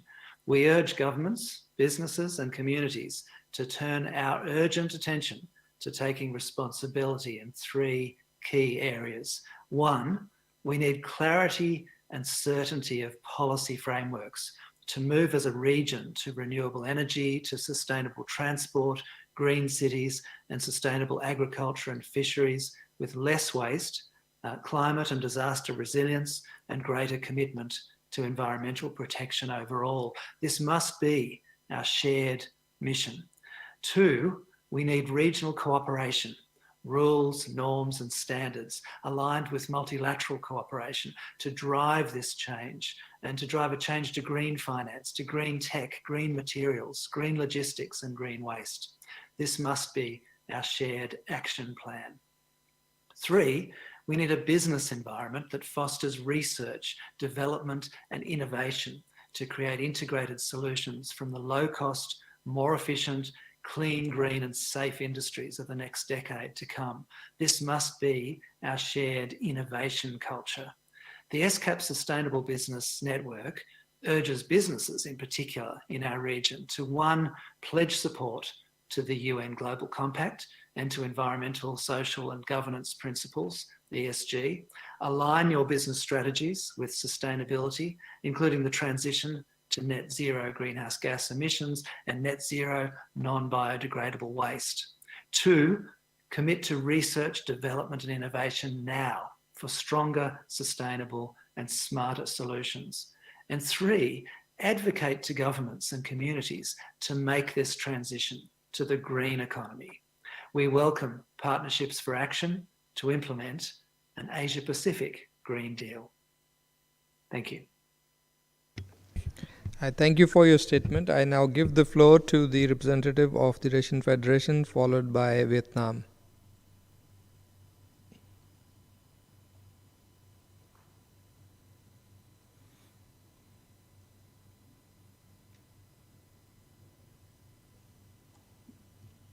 Thank you, Chair. Уважаемый господин председатель, уважаемые коллеги, приветствую участников регионального форума по устойчивому развитию под эгидой СКАТа. На прошлой неделе успешно завершился форум по устойчивому развитию для региона ЕКАО, и сегодня я рад продолжить обсуждение прогресса в реализации повестки 2030 для Азиатско-Тихоокеанского региона. Хотел бы благодарить секретариат за качественно подготовленный доклад о ходе достижения ЦУР в нашем регионе за прошедший год. Безусловно, пандемия коронавируса усложняет процесс достижения целей на всех уровнях. Из доклада следует, что несмотря на пандемию, региону удалось добиться наибольшего прогресса в достижении ЦУР-3 и ЦУР-9. Однако в отношении целого ряда других целей ситуация не так позитивна, а для климатической ЦУР-13 и морской ЦУР-14 ситуация даже ухудшилась. Представляется, что прогресс по ЦУР-9 был бы невозможен без всеохватывающей цифровизации в регионе. Здесь важно отметить, что пандемия усилила этот глобальный тренд. Государства отчетливо осознали важность международных площадок для выработки правил игры в новых отраслях экономики. Однако на фоне автоматизации труда и внедрения цифровых технологий возникают риски для трудоустройства и финансового благополучия людей. Поэтому необходимо расширять меры социальной защиты для всех слоев населения. Мы наблюдаем, как негативно сказывается стагнация мировой экономики, невысокий уровень инвестиционной активности, высокий уровень неопределенности и волатильность финансовых рынков на бюджетных возможностях стран региона по финансированию целей устойчивого развития. В этих условиях роль частного сектора в достижении ЦУР становится еще более значимой. Действительно, наращивание инвестиций в сектор ЦУР – ключ к устойчивому, всестороннему и инклюзивному восстановлению мировой экономики после кризиса. На фоне медленного прогресса по достижению климатических задач мы должны искать новые способы привлечения инвестиций в зеленые проекты. Для задействования потенциала частного сектора в этой области на качественно новый уровень в России выходит работа по созданию архитектуры устойчивого финансирования. Соответствующее правительственное распоряжение непосредственно ссылается на повестку 2030 и направлено на ее реализацию. На глобальном и национальном уровне повышается спрос на своевременные и качественные данные в области достижения ЦУР. Доступность данных стала прозрачней, однако для оценки прогресса в Азиатско-Тихоокеанском регионе данных по-прежнему не хватает. Мы сегодня услышали, что более 30% индикаторов ЦУР в регионе не может быть измерено ввиду нехватки информации. Мы призываем страны-члены продолжать развитие национальных систем мониторинга ЦУР и готовы в этом содействовать.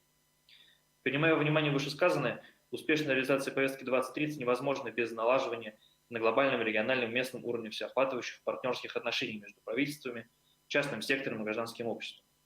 Эти отношения должны строиться на общих принципах и ценностях, общем видении и целях, ориентированных на удовлетворение интересов человечества и планеты. Цель 17 призывает нас к партнерству на всех уровнях в интересах устойчивого развития. И это то, на чем сейчас стоит заострить особое внимание. В рамках обсуждения стратегии кризисного реагирования и посткризисного восстановления считаем важным широкий обмен национальным опытом. Среди актуальных тем для диалога на региональных площадках в Азии появляются новые темы устойчивой повестки, которым мы уделяем дополнительное внимание. Например, в АТЭС – это адаптация новых экономик к тренду на удаленную работу со всеми последствиями для рынка труда, технологий, налогообложения. В ШОС ведем обмен практиками развития удаленных и сельских территорий, обращаясь к сложной проблеме территориальных дисбалансов развития, в логике никого не оставить позади. Также хочу отметить важную роль региональной экономической интеграции и повышения взаимосвязанности, как одного из инструментов смягчения негативных последствий пандемии, а также как источника синергии для реализации повестки 2030. Отводим здесь значимое место Евразийскому экономическому союзу, активно ведущему работу с организацией системы ООН по тематике ЦУР. В России наблюдается растущий интерес к устойчивой повестке. В рамках специализированных органов ведется диалог между государством и бизнесом. Так мы создали новую площадку для взаимодействия с частным сектором – экспертный совет по устойчивому развитию, куда пошли ведущие российские и зарубежные компании. В своей работе на международных площадках мы видим, что тренд на устойчивое развитие набирает силу в глобальном масштабе и становится одним из определяющих факторов международного сотрудничества. Стараемся учитывать это в нашей межэкономической деятельности, информируем, обучаем экспертов. May I kindly request the distinguished delegate to conclude your statement, please? Уважаемые коллеги, для реализации повестки 2030 в регионе важно ускорить темп прогресса, извлечь уроки, наладить более активное взаимодействие со всеми участниками. Благодарю за внимание. I thank you. I would now like to give the floor to the representative of Vietnam, to be followed by China.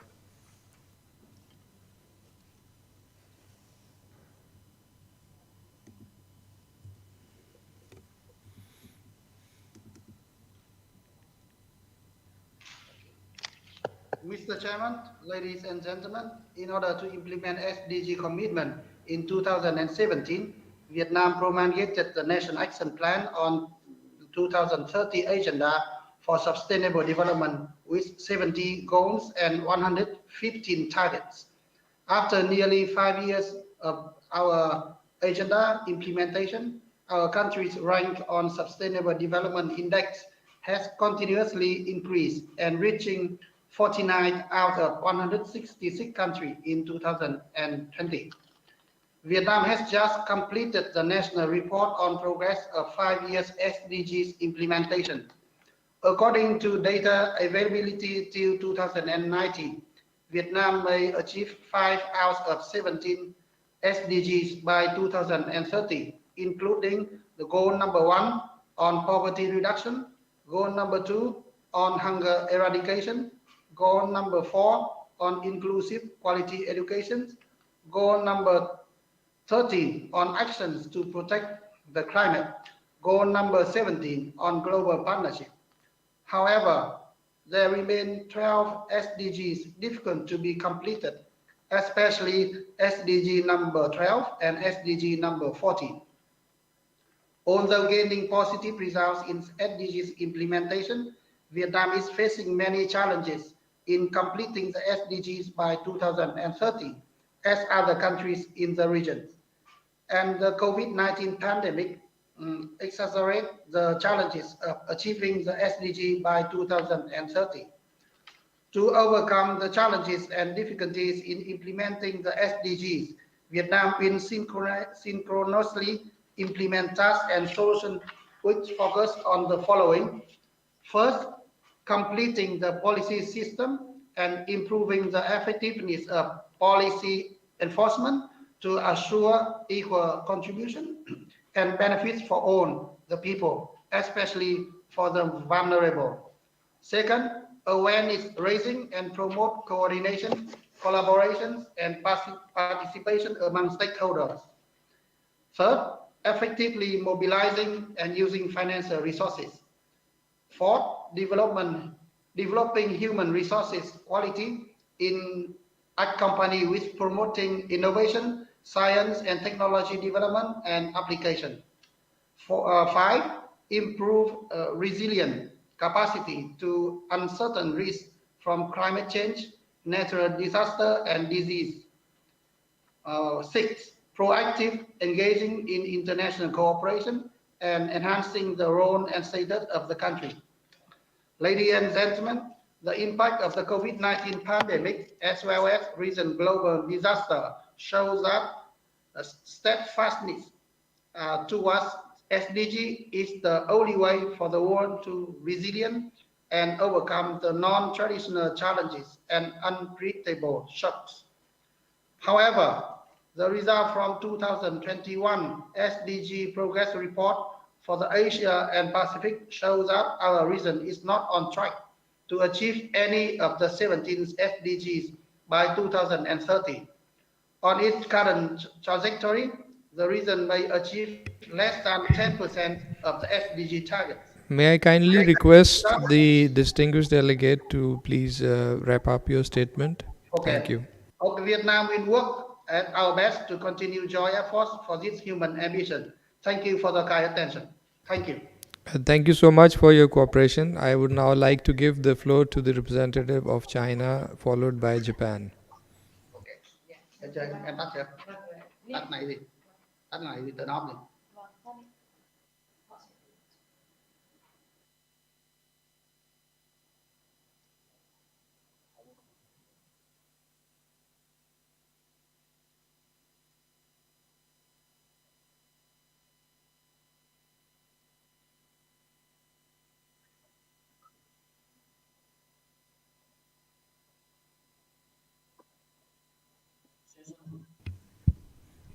You have the floor, China.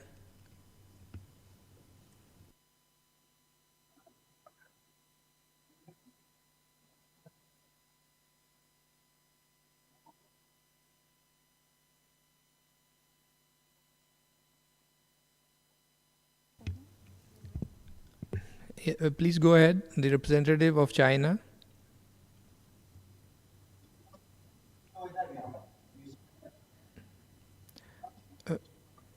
We are not able to listen to you. Can you raise the volume, perhaps, in your system?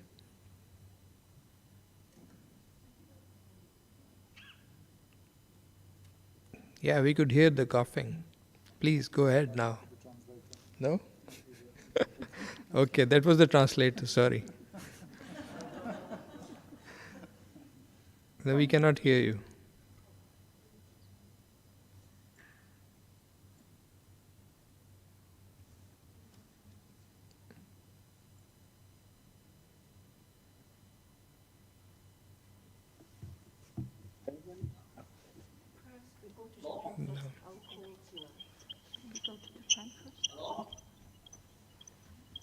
No, we cannot hear you. Let us try to fix this. In the meanwhile, we can go to the next speaker on the list. Hello? Yes, Hello? we Can you can. hear me? Yes, please go ahead. Thank you, Ambassador.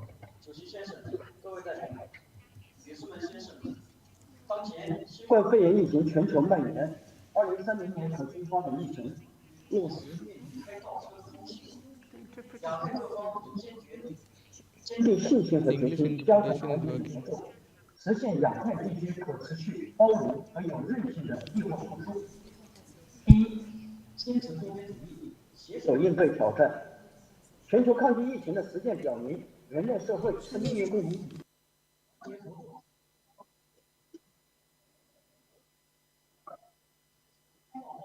深化区域合作，亚太各方应为核心的多边贸易体制，促进贸易投资自由化和便利化，引导经济朝更加开放、包容、普惠、平衡、共赢的方向发展。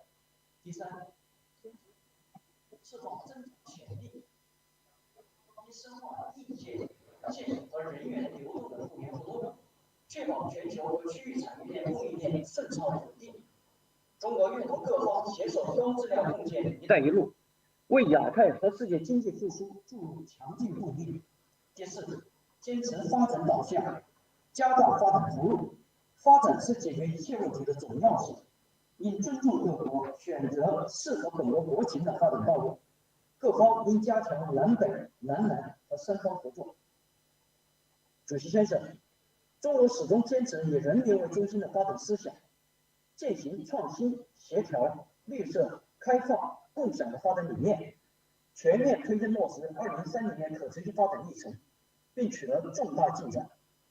上个月，习近平主席庄严宣告，中国脱贫攻坚战取得了全面胜利。2012年以来，现行标准下9899万农村贫困人口全部脱贫，完成了消除绝对贫困的艰巨任务。中国提前10年完成了2030年可持续发展议程的减贫目标。同时，中国仍然是世界上最大的发展中国家，发展仍然是第一要务。中国将继续坚持以人民为中心，立足新发展阶段，贯彻新发展理念，积极构建新发展格局。中国愿同亚太各方一道，共同构建开放包容、创新增长、互联互通、合作共赢的亚太命运共同体，推进落实2030年可持续发展议程。谢谢主席先生。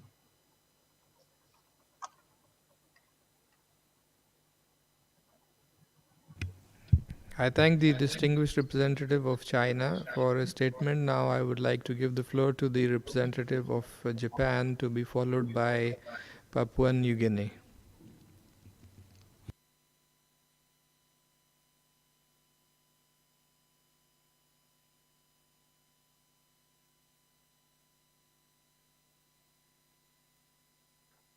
Thank you, Chair.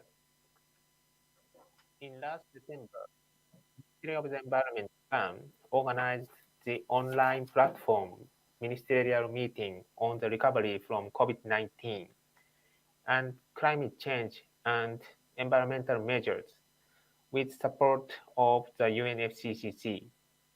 We would like to take this opportunity to thank again the many countries participating in today's meeting for their contribution to the ministerial meeting. In last October, Prime Minister Suga declared that Japan would aim to achieve carbon neutrality by 2050. Japan is accelerating with both domestic and overseas effort toward decarbonization. As Japanese cities are accelerating effort toward achieving decarbonization by 2050, there are currently over 300 local governments that declare themselves as zero carbon cities, representing a population of over 100 million people. We also pursue innovation such as hydrogen, CCUS, and carbon recycling. Regarding contributions to overseas, last week we held the Zero Carbon City International Forum in cooperation with the UNFCCC. Cities from Asia such as Kuala Lumpur and Jakarta participated in the forum. Strengthen cooperation among cities, etc. were highlighted. We aim to share these numerous efforts with overseas cities and continue to expand the movement of decarbonization domino effect globally.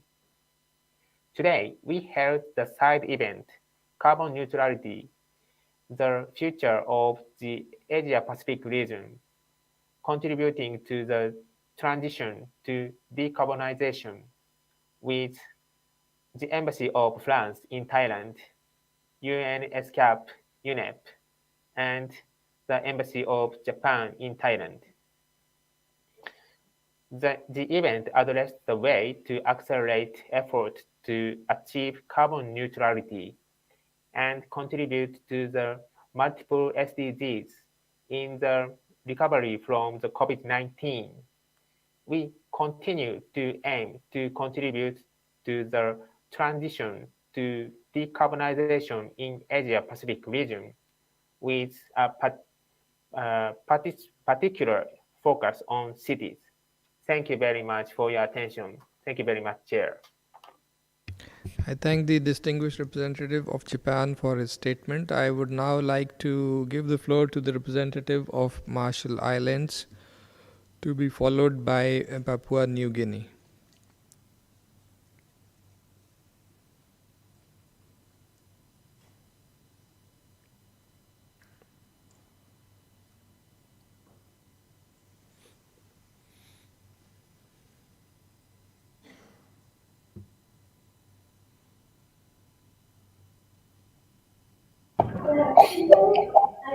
Good evening, Chair. First, allow me to extend our appreciation to ESCAP for the papers prepared for this meeting and the opportunity to dialogue on solutions for recovery from COVID-19. Mr. Chair, the Marshall Islands faces many of the development challenges shared by our Pacific brothers and sisters and reiterates the need for solutions to be tailored to the context of small islands developing states. Before COVID, we were already faced with a range of challenges in implementing the SDGs. Today, COVID-19 has exacerbated these issues and further affect our ability to implement a wide range of activities. The Marshall Islands recognizes the need for strengthened regional cooperation and coordination with development partners and multilateral financial institutions for recovery to be effective. In order to ensure sustainability of current policy response to COVID-19, we need to be adaptive, and we need adaptive solutions that sustain us in the longer term. For a low-lying island nation, that means better access to climate financing and adaptive capacity building. The Marshall Islands would like to acknowledge and commend the ongoing work of the regional partners, such as the Forum Secretariat and the Council of the Regional Organization in the Pacific, WHO, and the World Food Program through the Pacific Humanitarian Pathway for COVID-19, or PHPC, in responding to the government of the Marshall Islands National COVID Response Plan. In a sense, we also want to thank the PHPC for being able to transport the medical supplies and humanitarian needs in a timely manner. It is widely known that the economic costs of COVID-19 are unprecedented, and the Marshall Islands is no exception. The government national budget continues to face direct impacts to GDP, with significant reductions in public revenue, particularly from the fisheries sector, where we depend so much on injection to the national income. To address the economic downturn, the government has provided emergency cash benefit payout to the unemployed as introduction of unemployment subsidies in the urban center, including providing cash support to many medium, small businesses who lost major income due to COVID-19. Moving forward, we would like to register and acknowledge the regional report from the COVID-19 Economic Recovery Task Force with assistance from the Forum Secretariat. This will help us in advancing the national preliminary planning for the post-COVID-19 impact as discussed aforementioned. The RMI upholds the Pacific Roadmap for Sustainable Development, and we are keen on strengthening this sub-regional mechanism for improved coordination and utilizing it to progress the region's implementation of the 2030 Agenda. Komodada, and thank you, Mr. Chair. I thank you so much for your statement. I would now give the floor to the representative of Papua New Guinea, to be followed by Pakistan.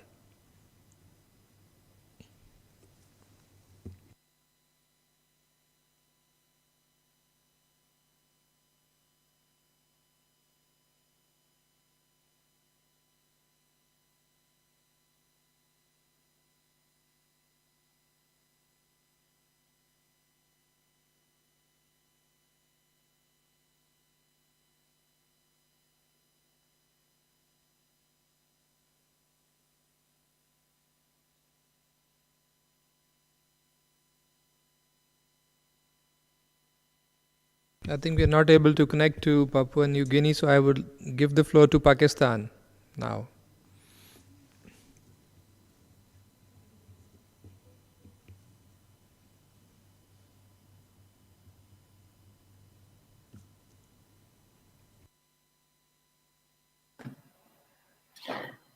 Thank you so much.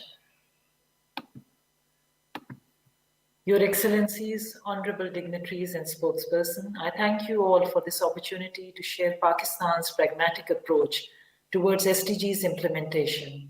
Our key learning from MDGs has been to mainstream SDGs in the system's DNA so that the entire development paradigm is seen as one.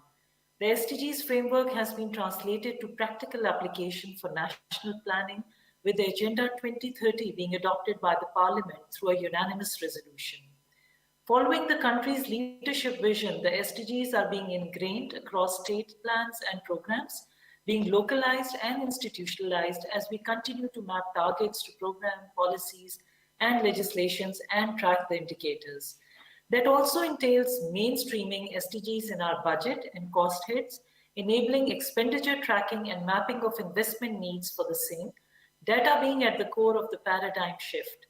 SDGs have been integrated in our national surveys and registries, enabling evidence-based assessment of national progress on SDGs.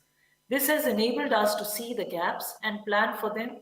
Peace, justice, clean energy, sustainable city planning, all are being highlighted for COVID-19 responsive growth strategy to exploit this opportunity of the Great Reset. Along the way, we have had some great learnings and successes in our SDGs journey and in this decade of action. Pakistan has shown tremendous success in reducing poverty, lifting 30 million people from multidimensional poverty. The National Poverty Alleviation Program, SAS, is leveraging 21st century tools, data and technology to expand the social safety net and ensure financial inclusion. This data is also the premise of the Prime Minister's National Health Insurance Program, now providing universal health coverage in underdeveloped areas of the country and below poverty line coverage to the rest of the country. Headway was made with bringing out the school children into schools, but the pandemic has had its own discourse. Reversing these learning losses are now a national priority. A national emergency program for agriculture is working to transform the sector, enhance crop productivity, address malnutrition, and use climate-smart and resilient agricultural practices. 350,000 hectares of forests have been restored through the 10 billion tree tsunami program. Being the 5th most populous country in the world and having 140 million young women leaving no one behind has never been more critical. Women and youth are both at the center of our building back strategies.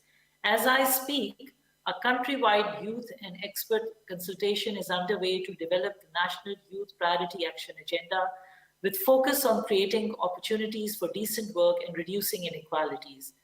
Most importantly, exploring and exploiting regional learnings on SDGs will be critical, we feel, as we move forward.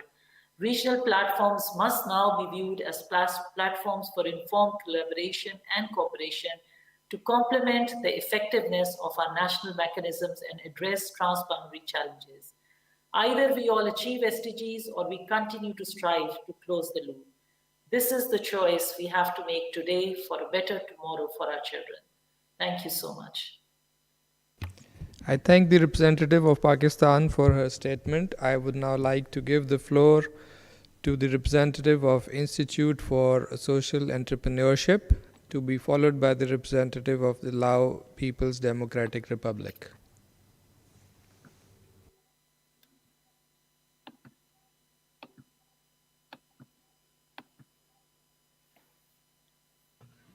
Thank you, Mr. Chair.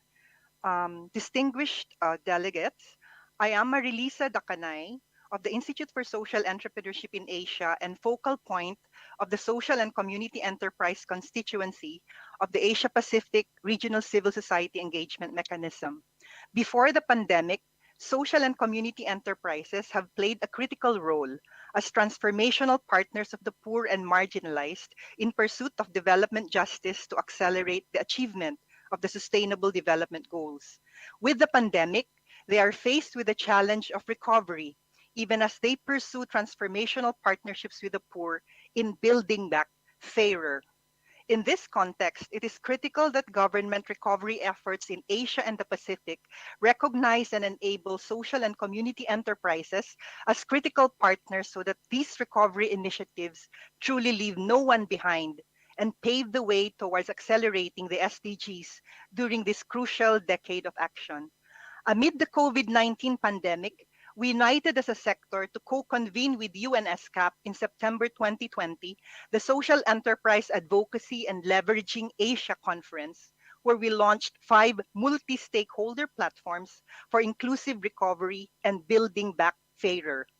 Our most advanced platform is the Women's Empowerment, Livelihood, and Food in Agricultural Value Chains, or what we call We Live Food.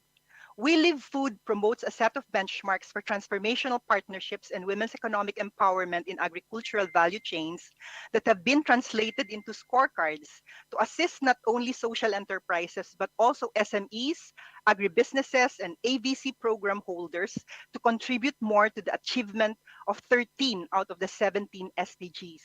Moving forward, we now have a set of proposed policies, programs, and incentives that governments could consider to enable the practice of these benchmarks. These are embodied in a set of guidelines for transformational partnerships and women's economic empowerment in agricultural value chains, and we submit this for the consideration of the APFSD.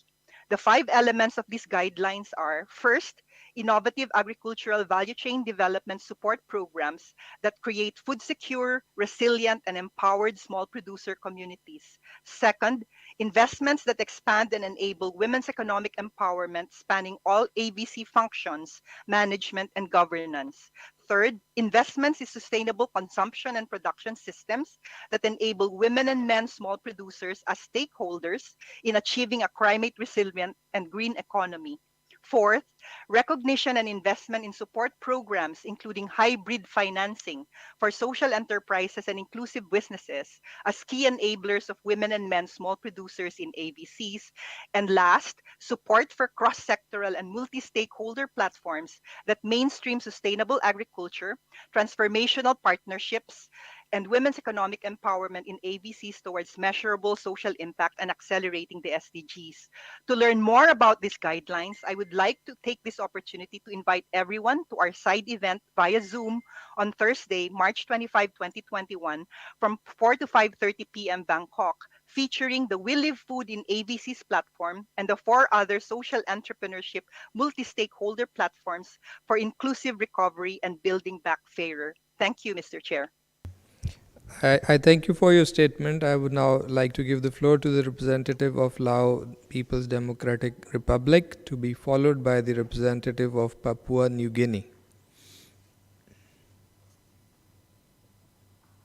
Your Excellency, distinguished delegate, at the outset, I would like to join previous speaker in congratulating you and the Bureau for having been elected as the chair of the 8th Asia-Pacific Forum on Sustainable Development under the theme Sustainable and Resilient Recovery from the Coronavirus Disease COVID-19 Pandemic in Asia-Pacific.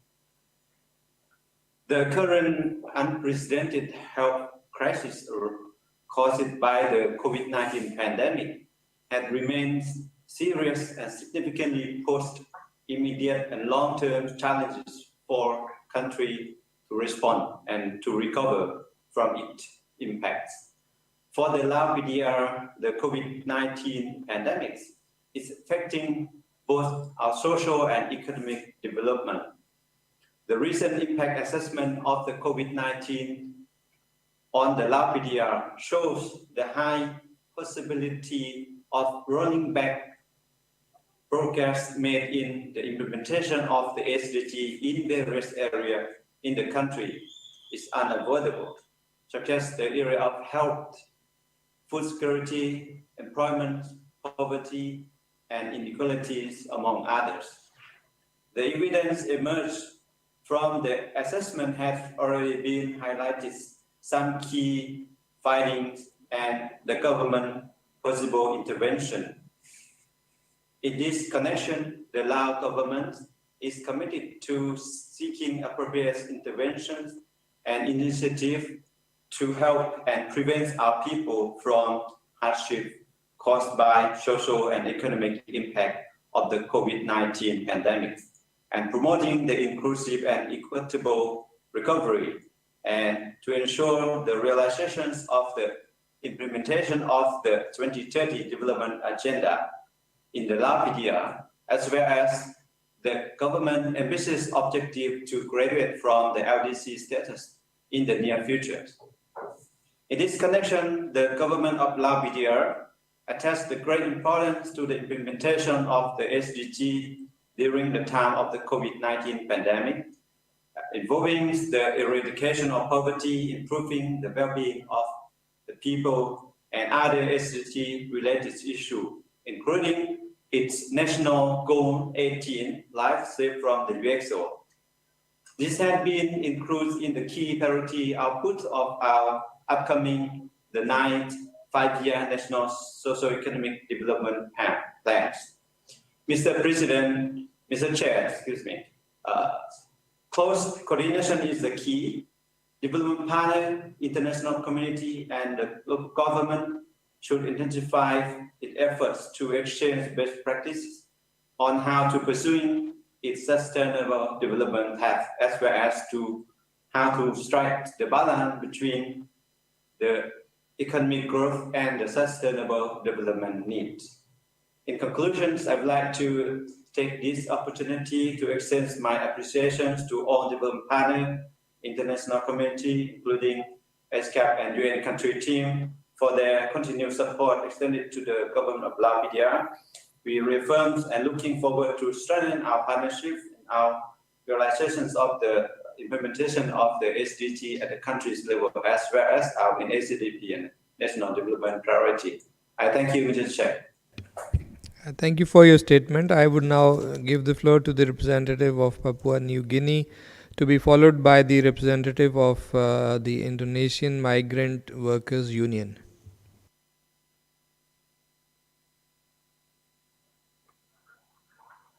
Thank you, Chair, Your Excellencies, ladies and gentlemen.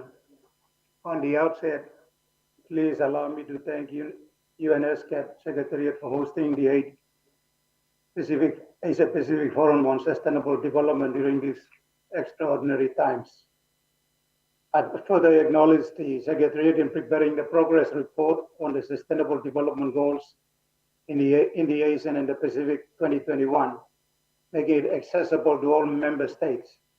This is appreciated and welcomed by my delegation, as it provides a clear view of our progress and CAPs, as well as identify priorities and mechanisms for accelerating actions in the implementation of the 2030 agenda.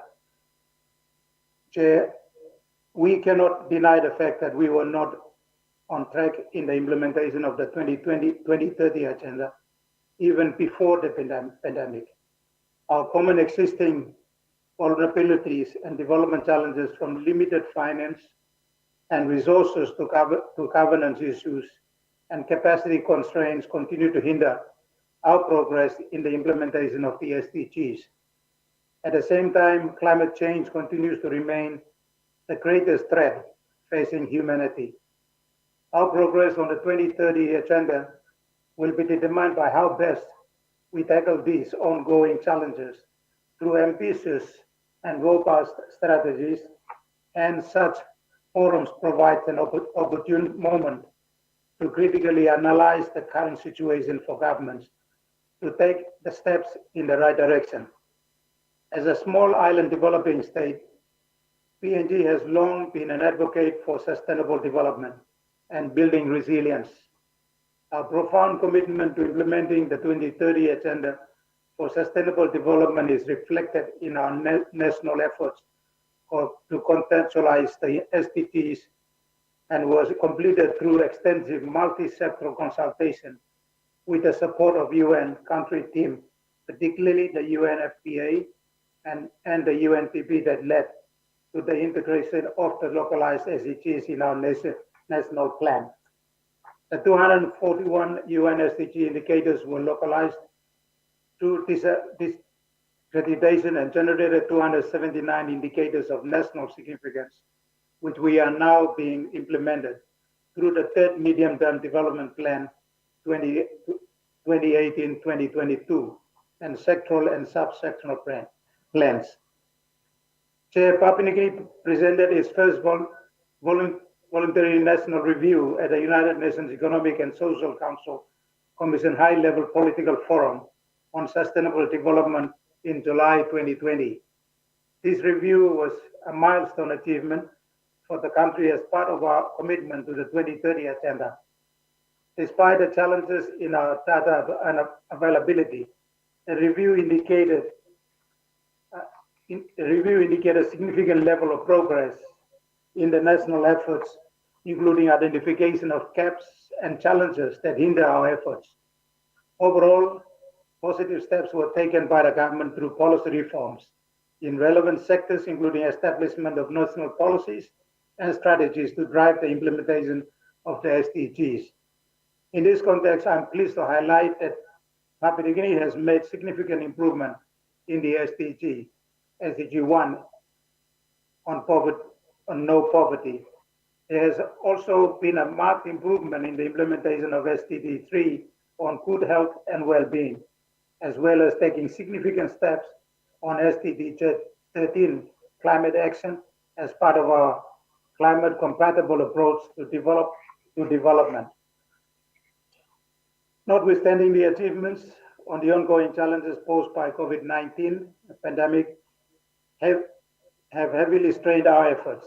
The urgency in meeting the growing needs in structure and rebuild the economy of small island states like Papua New Guinea cannot be overstated.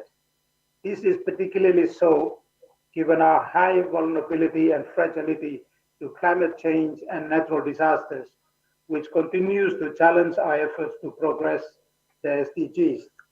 The severe impact of COVID-19 for us includes the biggest ever budget deficit in our country's history due to the strained economy with increasing loss of jobs, decline in revenue, loss of tourism activities, loss of SME activities, decline in foreign currencies and international remittances, loss of investment, strained health and education services, and other related challenges. It is times such as this where decisive national leadership, ownership, and pragmatic actions, including enhanced multi-sectoral partnership, are needed to put us back on track to deliver the promise of the 2030 agenda. The current situation surrounding the pandemic must not only be seen as a challenge only, but an opportunity as well as for us to take critical steps and make the hard decision necessary to enable us build back better, resilient, and greener. In this connection, the use of long-term sustainable solutions to accessing finance, investment, and debt servicing options to complement the support and assistance received so far from our partners is crucial. We therefore call on the member states and partners to increase collaboration and partnership to work on the priority areas through mechanism identified in the 2021 progress report on the SDG in the Asia and the Pacific, as well as taking into account consideration on the 2020 high-level midterm review for Samoa Party, that our commitment to implementing the 2030 agenda for sustainable development under the decade of action to deliver on SDG as a key driver for future we want. Thank you, Chair. I thank the distinguished representative of Papua New Guinea for a very important statement. I would now give the floor to the representative of Indonesian Migrant Workers Union, to be followed by the Center for Community Economics and Development Consultants Society.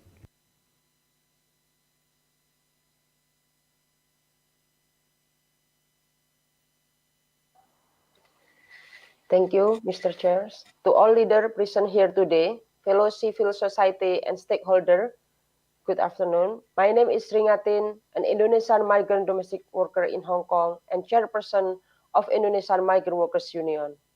During the COVID-19, many migrants have lost their job and have been repatriated back with no available assistance for them. New migrant workers who are harassed by recruitment agencies for their debt receive no protection. Many of us overseas are overworked, stigmatized as virus spreader, and excluded from the government response. Last December, we mourned the death of Nguyen Sokeng, a Cambodian farm worker who died in poorly heated makeshift shelter in South Korea. She was only 31 years old. As the pandemic continues, migrants become more insecure, vulnerable, and invisible. Unfortunately, the economic insecurity back home will force millions more, especially the youth, to find work abroad, with many being targeted by traffickers.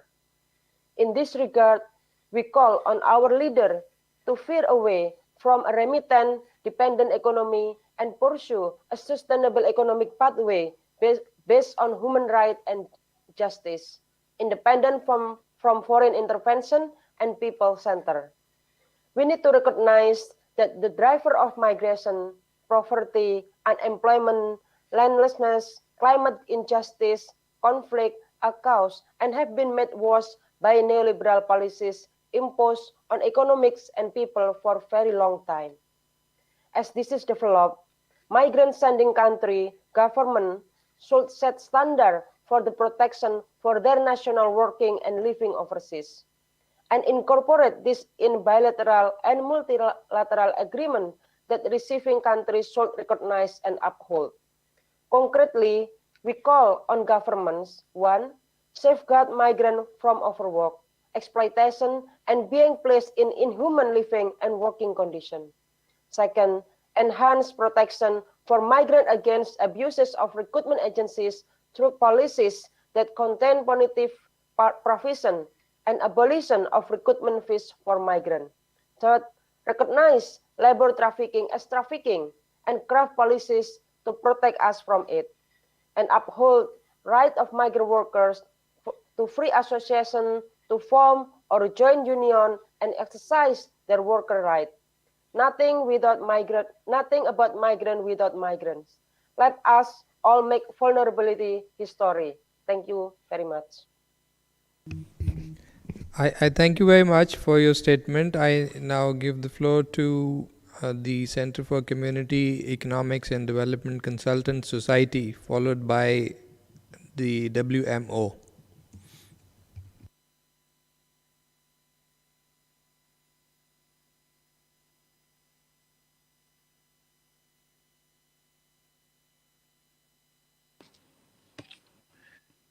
Thank you, Chair. Good afternoon to all of you.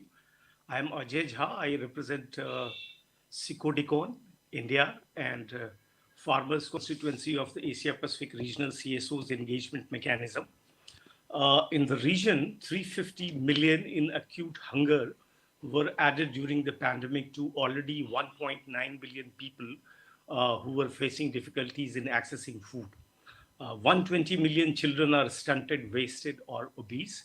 In 2019, UN food agencies estimated that 3 million people needed to be lifted out of hunger every single month until the end of 2030 to achieve sustainable development goals.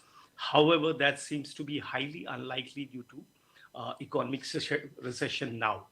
The lack of rapid progress on the SDG 2 spirals over and threatens underachievement in other SDGs too.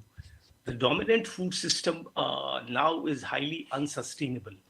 Neoliberal policies, corporate-driven food governance, monoculture, use of antibiotics in poultry industry, neglect of gender and lack of social protection, long unsustainable value chain, highly unequal trade and market access, and narrow interpretation of science and technology, which completely neglects experiential and traditional knowledge of farmers, are critical systemic issues which we need to overcome to achieve rapid progress on the SDG 2 and the Agenda 2030.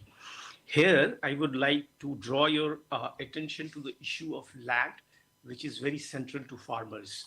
Host of false climate solutions in the guise of land-based solutions, nature-based solutions in order to achieve net zero emissions is increasing not only forest and water grabs, but land grabs also exponentially. Intergovernmental platform on biodiversity, ecosystem services, and IPCC reports that to slow global warming by 2050, current land use of biofuels around 15 to 30 million hectares needs to be expanded to 724 million hectares. That is land mass equal to Australia. Nestle, global food and dairy giant, which has a supply chain emission double as compared to its host country, Switzerland, will require at least 4.4 million hectares of land for land-based offsets. Nestle, along with Italian energy company Eni and Shell, these three will require more than 20 million hectares of land, which is equal to entire forest land of Malaysia. Even desirable solutions like solar energy has huge land requirements and has been increasing conflict with the communities. Global Witness reports that 4 land and environmental defenders were killed every week in 2019. Asia Pacific is the second most deadly region, and agribusiness is the second biggest reason of conflict and killings. IPs are represented disproportionately among people who are killed. We also have very serious concern with the World Food System Summit with regard to its process and the emphasis on market-based solutions, sustainable intensification of agriculture without due considerations of agroecology, food sovereignty, human rights, and farmer rights. Last but not the least, I would like to emphasize that we should also try to make equitable access to vaccine a global good, because right now things are not very good. And as Guardian has reported yesterday, that 90% of the 400 million doses that have been delivered has been largely administered in developed countries and to some extent in developing countries. If this scenario persists, poor countries of Asia and Africa will not be fully vaccinated even in 5 years. I thank you, the distinguished representative. May I request you to please conclude your statement? Yeah. Thank you, Chair. Only real zero emissions and real agrological solutions, and not the false solutions, can ensure a resilient recovery. I thank you for your attention. Thank you for your consideration. I now give the floor to the representative of WMO, to be followed by the representative of International Trade Union Confederation, Asia Pacific.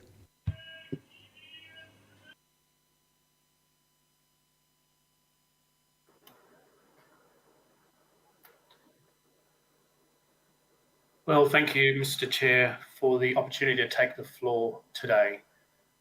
Your Excellencies, distinguished delegates, ladies and gentlemen, greetings on behalf of the World Meteorological Organization's Secretary General, Professor Petteri Talas. I'm here today in my capacity as head of WMO's Regional Office for Asia and the Southwest Pacific based in Singapore.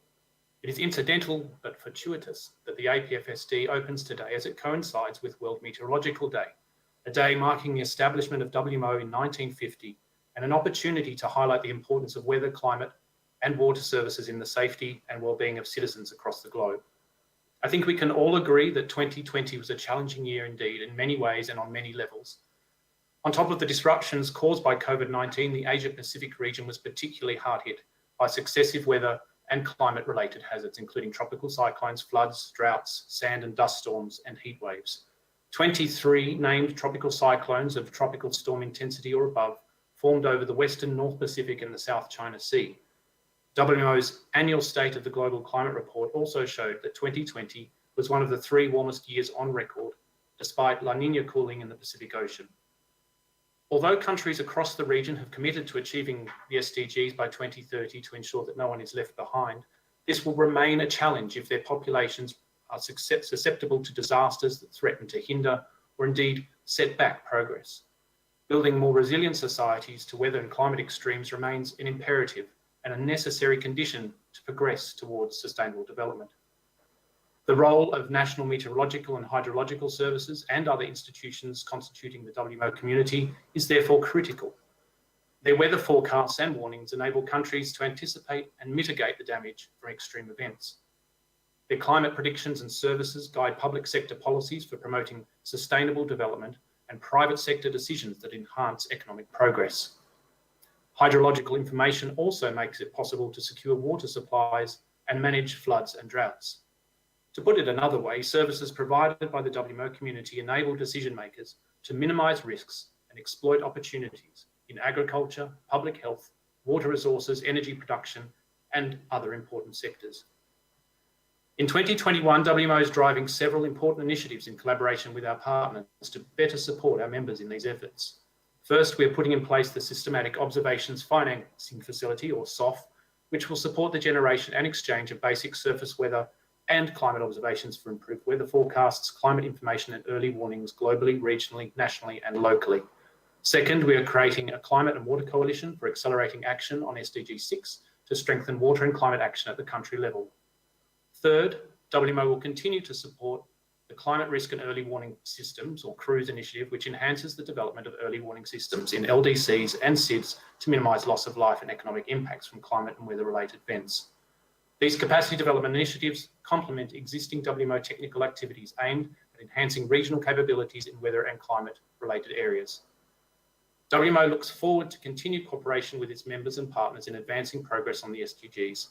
We hope to achieve WMO's vision that by 2030, we will see a world where all nations, especially the most vulnerable, are more resilient to the socio-economic consequences of extreme weather, climate, water, and other environmental events, and underpin their sustainable development through the best possible services, whether over land, at sea, or in the air. With that, Mr. Chair, I look forward to fruitful and action-focused discussions throughout the forum, and I wish you all a happy and safe World Meteorological Day. Thank you for your attention.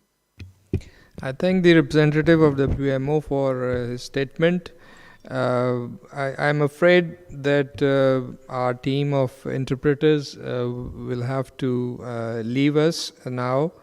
I would like to acknowledge their good work and extra efforts and sparing some extra time with us. We have only a few speakers left on our list, so I propose that we continue without interpreters for the remainder of the meeting. And I would now like to give the floor to the representative of International Trade Union Confederation Asia Pacific, to be followed by Danish Kada.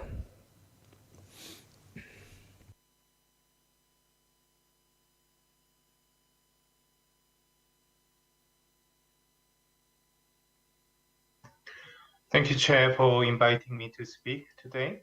I'm here to represent all trade unions and workers in Asia and Pacific.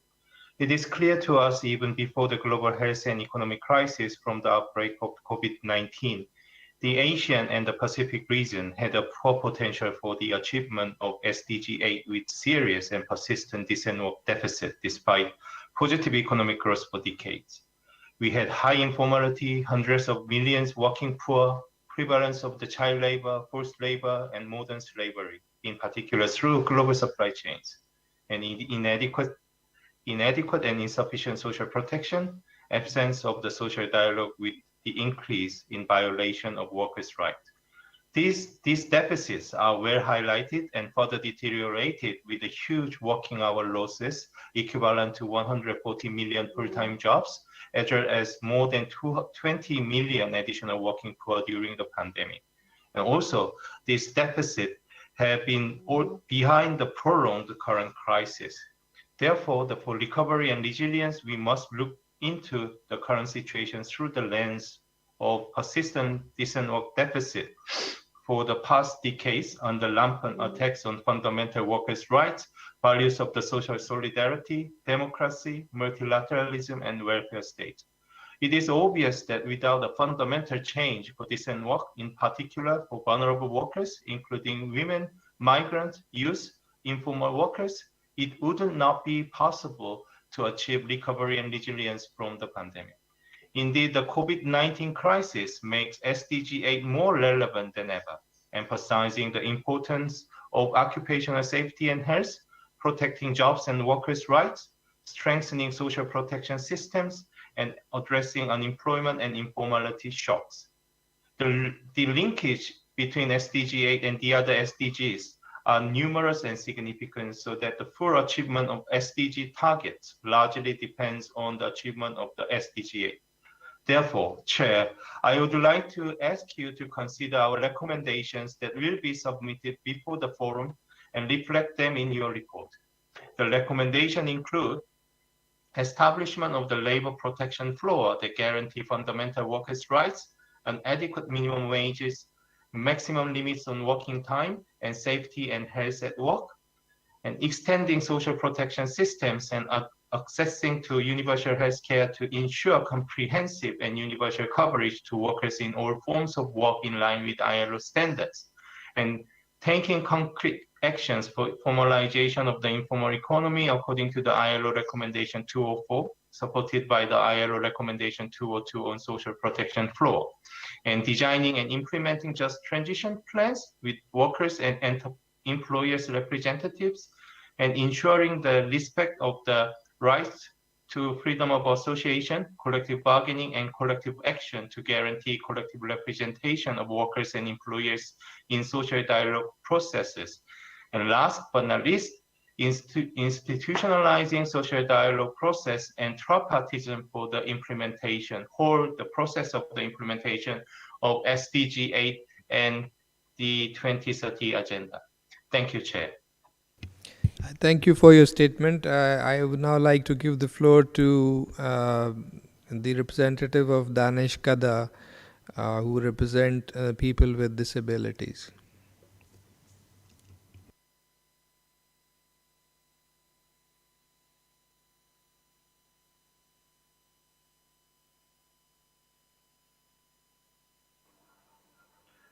Thank you, Chair.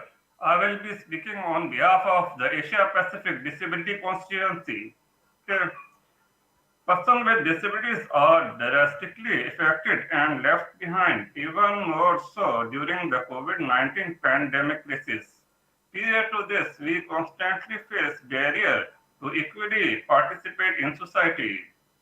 The pandemic has repeatedly accelerated multiple layers of barriers due to lack of accessible, critical, and timely information to guide us in taking necessary precautions to seek immediate help in case of emergencies.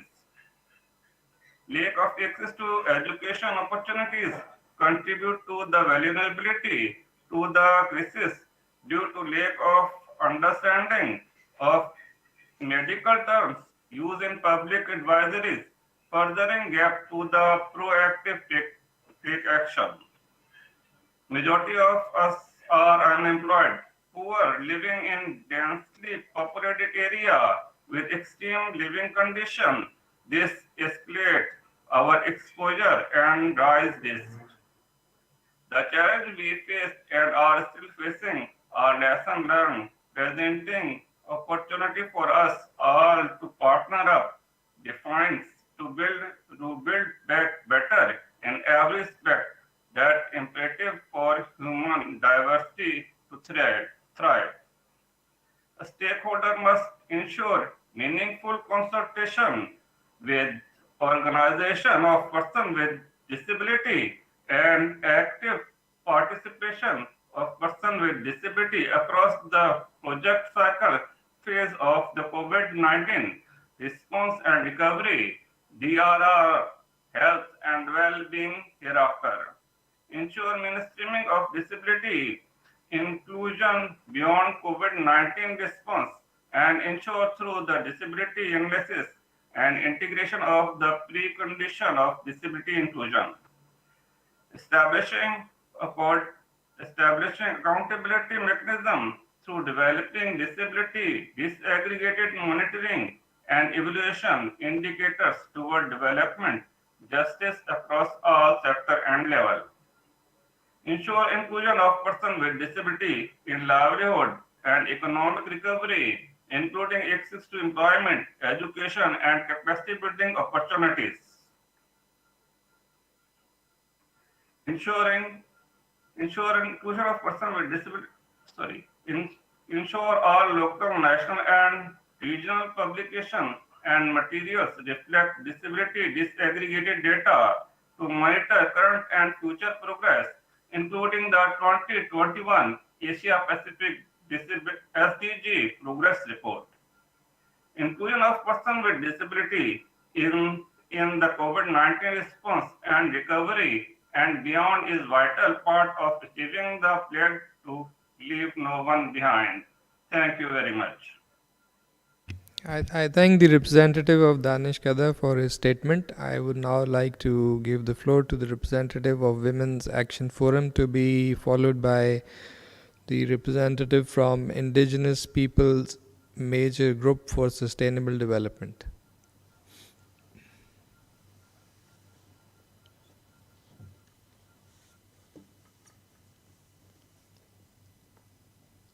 Yes, can you hear me? Yes. Okay. Thank you, Chair. I will speak on behalf of the Asia Pacific Women's Constituency. Respected Excellencies and distinguished participants, The COVID-19 pandemic has exacerbated historic, structural, and deeply gendered inequalities. Domestic and gender-based violence against women and LGBTIQ+ people skyrocketed during lockdowns. Women in all their diversity were especially hard hit due to their overrepresentation in informal and precarious work. Many lost their livelihoods and had no access to social protection. Internet searches related to violence against women rose significantly in at least 8 Asian countries, showing further showing the dangers of confining women to their homes and restricting their movement. Lockdowns have massively disrupted health services, including SRHR, leading to a rise in unintended pregnancies, unsafe abortions, and preventable maternal mortality across the region. This year, 214,000 unplanned children are expected to be born in the Philippines alone. In Pakistan, over 200,000 unsafe abortions occurred within 3 months. Nearly 1 million women could not access health services for deliveries, and 4 million fewer women received family planning services. According to UNFPA, COVID-19 could result in an additional 13 million child marriages between 2020 and 2030, leading directly to school dropouts, early pregnancies, maternal deaths, and a life of domestic servitude for women, and truncated future growth. Women represent 80% of nurses in Southeast Asia and Western Pacific. Due to their overrepresentation in health and social services sectors, it increases their risk of exposure to the virus, workplace harassment, and intimidation. Without reducing gender inequality, violence, and injustice, it is impossible to achieve progress on any of the SDGs. The Women's Constituency demands governments to revitalize partnership for gender equality by facilitating country-to-country and regional cooperation and ensure trackable budget allocations for gender-positive laws, policies, and programs within national SDG implementation plans. Include SRHR as an essential service and ensure that emergency preparedness plans integrate access. Use intersectional approaches to address the impact of COVID-19 on women in all their diversity. Disaggregating data by gender, age, location, and disability is key to designing gender-responsive policies. Adopt gender-responsive social protection practices that integrate relief efforts with health, nutrition, and education. Integrate gender, disability, and locational considerations in technology, innovation, and capacity building in terms of design, deployment, monitoring, and review. Create opportunities for skill development for women, along with the redistribution of unpaid work, and promote women's agency. And lastly, consider both local health and non-health indicators in vaccine prioritization decisions, including underlying social, gendered, demographic, and biomedical factors that make women and marginalized communities more vulnerable. I thank you for your time. Thank you for your statement. I would now like to give the floor to our last speaker for this session, the representative from Indigenous Peoples Major Group for Sustainable Development.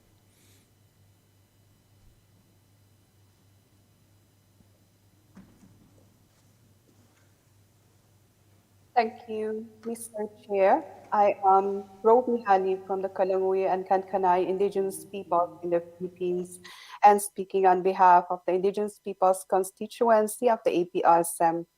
After 6 years of implementation of the SDGs, Indigenous peoples in the region remain not only furthest behind in terms of poverty reduction and access to appropriate social services, among others, but also continue to suffer from land dispossession, rising inequalities, climate change, loss of biodiversity, and conflicts on resource use and lack of access to justice. This situation is further compounded by COVID-19.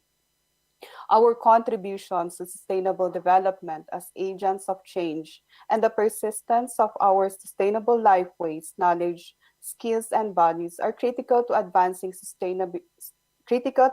sustainable development are not protected and supported. On the contrary, Indigenous people's sustainable livelihoods and legitimate actions to defend our rights to land, territories, and resources are being criminalized, with increasing cases in the region of persecution, extrajudicial killings of indigenous leaders, and other gross human rights violations.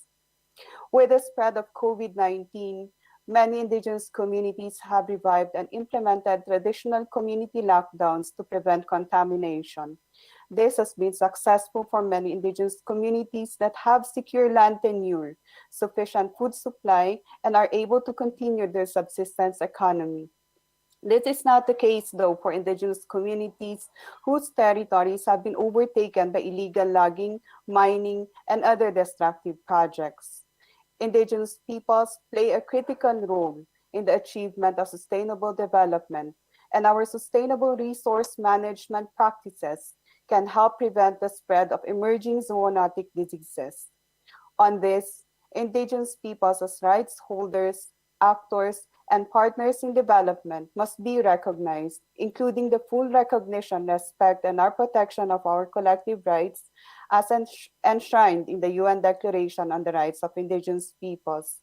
Indigenous peoples, including indigenous women, youth, and persons with disabilities, must be able to meaningfully participate in decision-making related to response and recovery measures on the COVID-19 pandemic and processes related to the SDGs. Further, political will and resources are urgently needed to undertake data disaggregation by ethnicity in the monitoring and reporting on the SDGs at all levels to make indigenous peoples visible and accounted for in the SDG implementation. A shift from the current exploitative, extractive, and destructive development to a rights-based development that puts people and planet first is urgently needed. Thank you. I thank you for this important statement. With this, we have concluded the list of speakers for this afternoon's session. I would like to take this opportunity to thank all member states and other stakeholders for their statements and contributions. I think it has been a very useful segment. It has provided a good overview of the status of progress on the SDGs and the challenges and opportunities that are there. We will now break for the day. I declare this session closed, and I would like to ask the Secretariat whether there are any housekeeping announcements to be made. Thank you very much, Vice Chair. Indeed, we would like to remind all of our delegates that the various roundtables for the discussion of selected SDG profiles will take place tomorrow on Wednesday. These roundtables will be hosted entirely in a virtual space on Zoom, and all registered participants should have received the connection details at this point. So the plenary will reconvene in this room only on Thursday morning at 9 a.m. Bangkok time sharp. And finally, we would kindly invite you to review the list of side events that have been scheduled for tomorrow on the website of the forum. Thank you very much. Thank you. With this, we adjourn for the day. Thank you very much.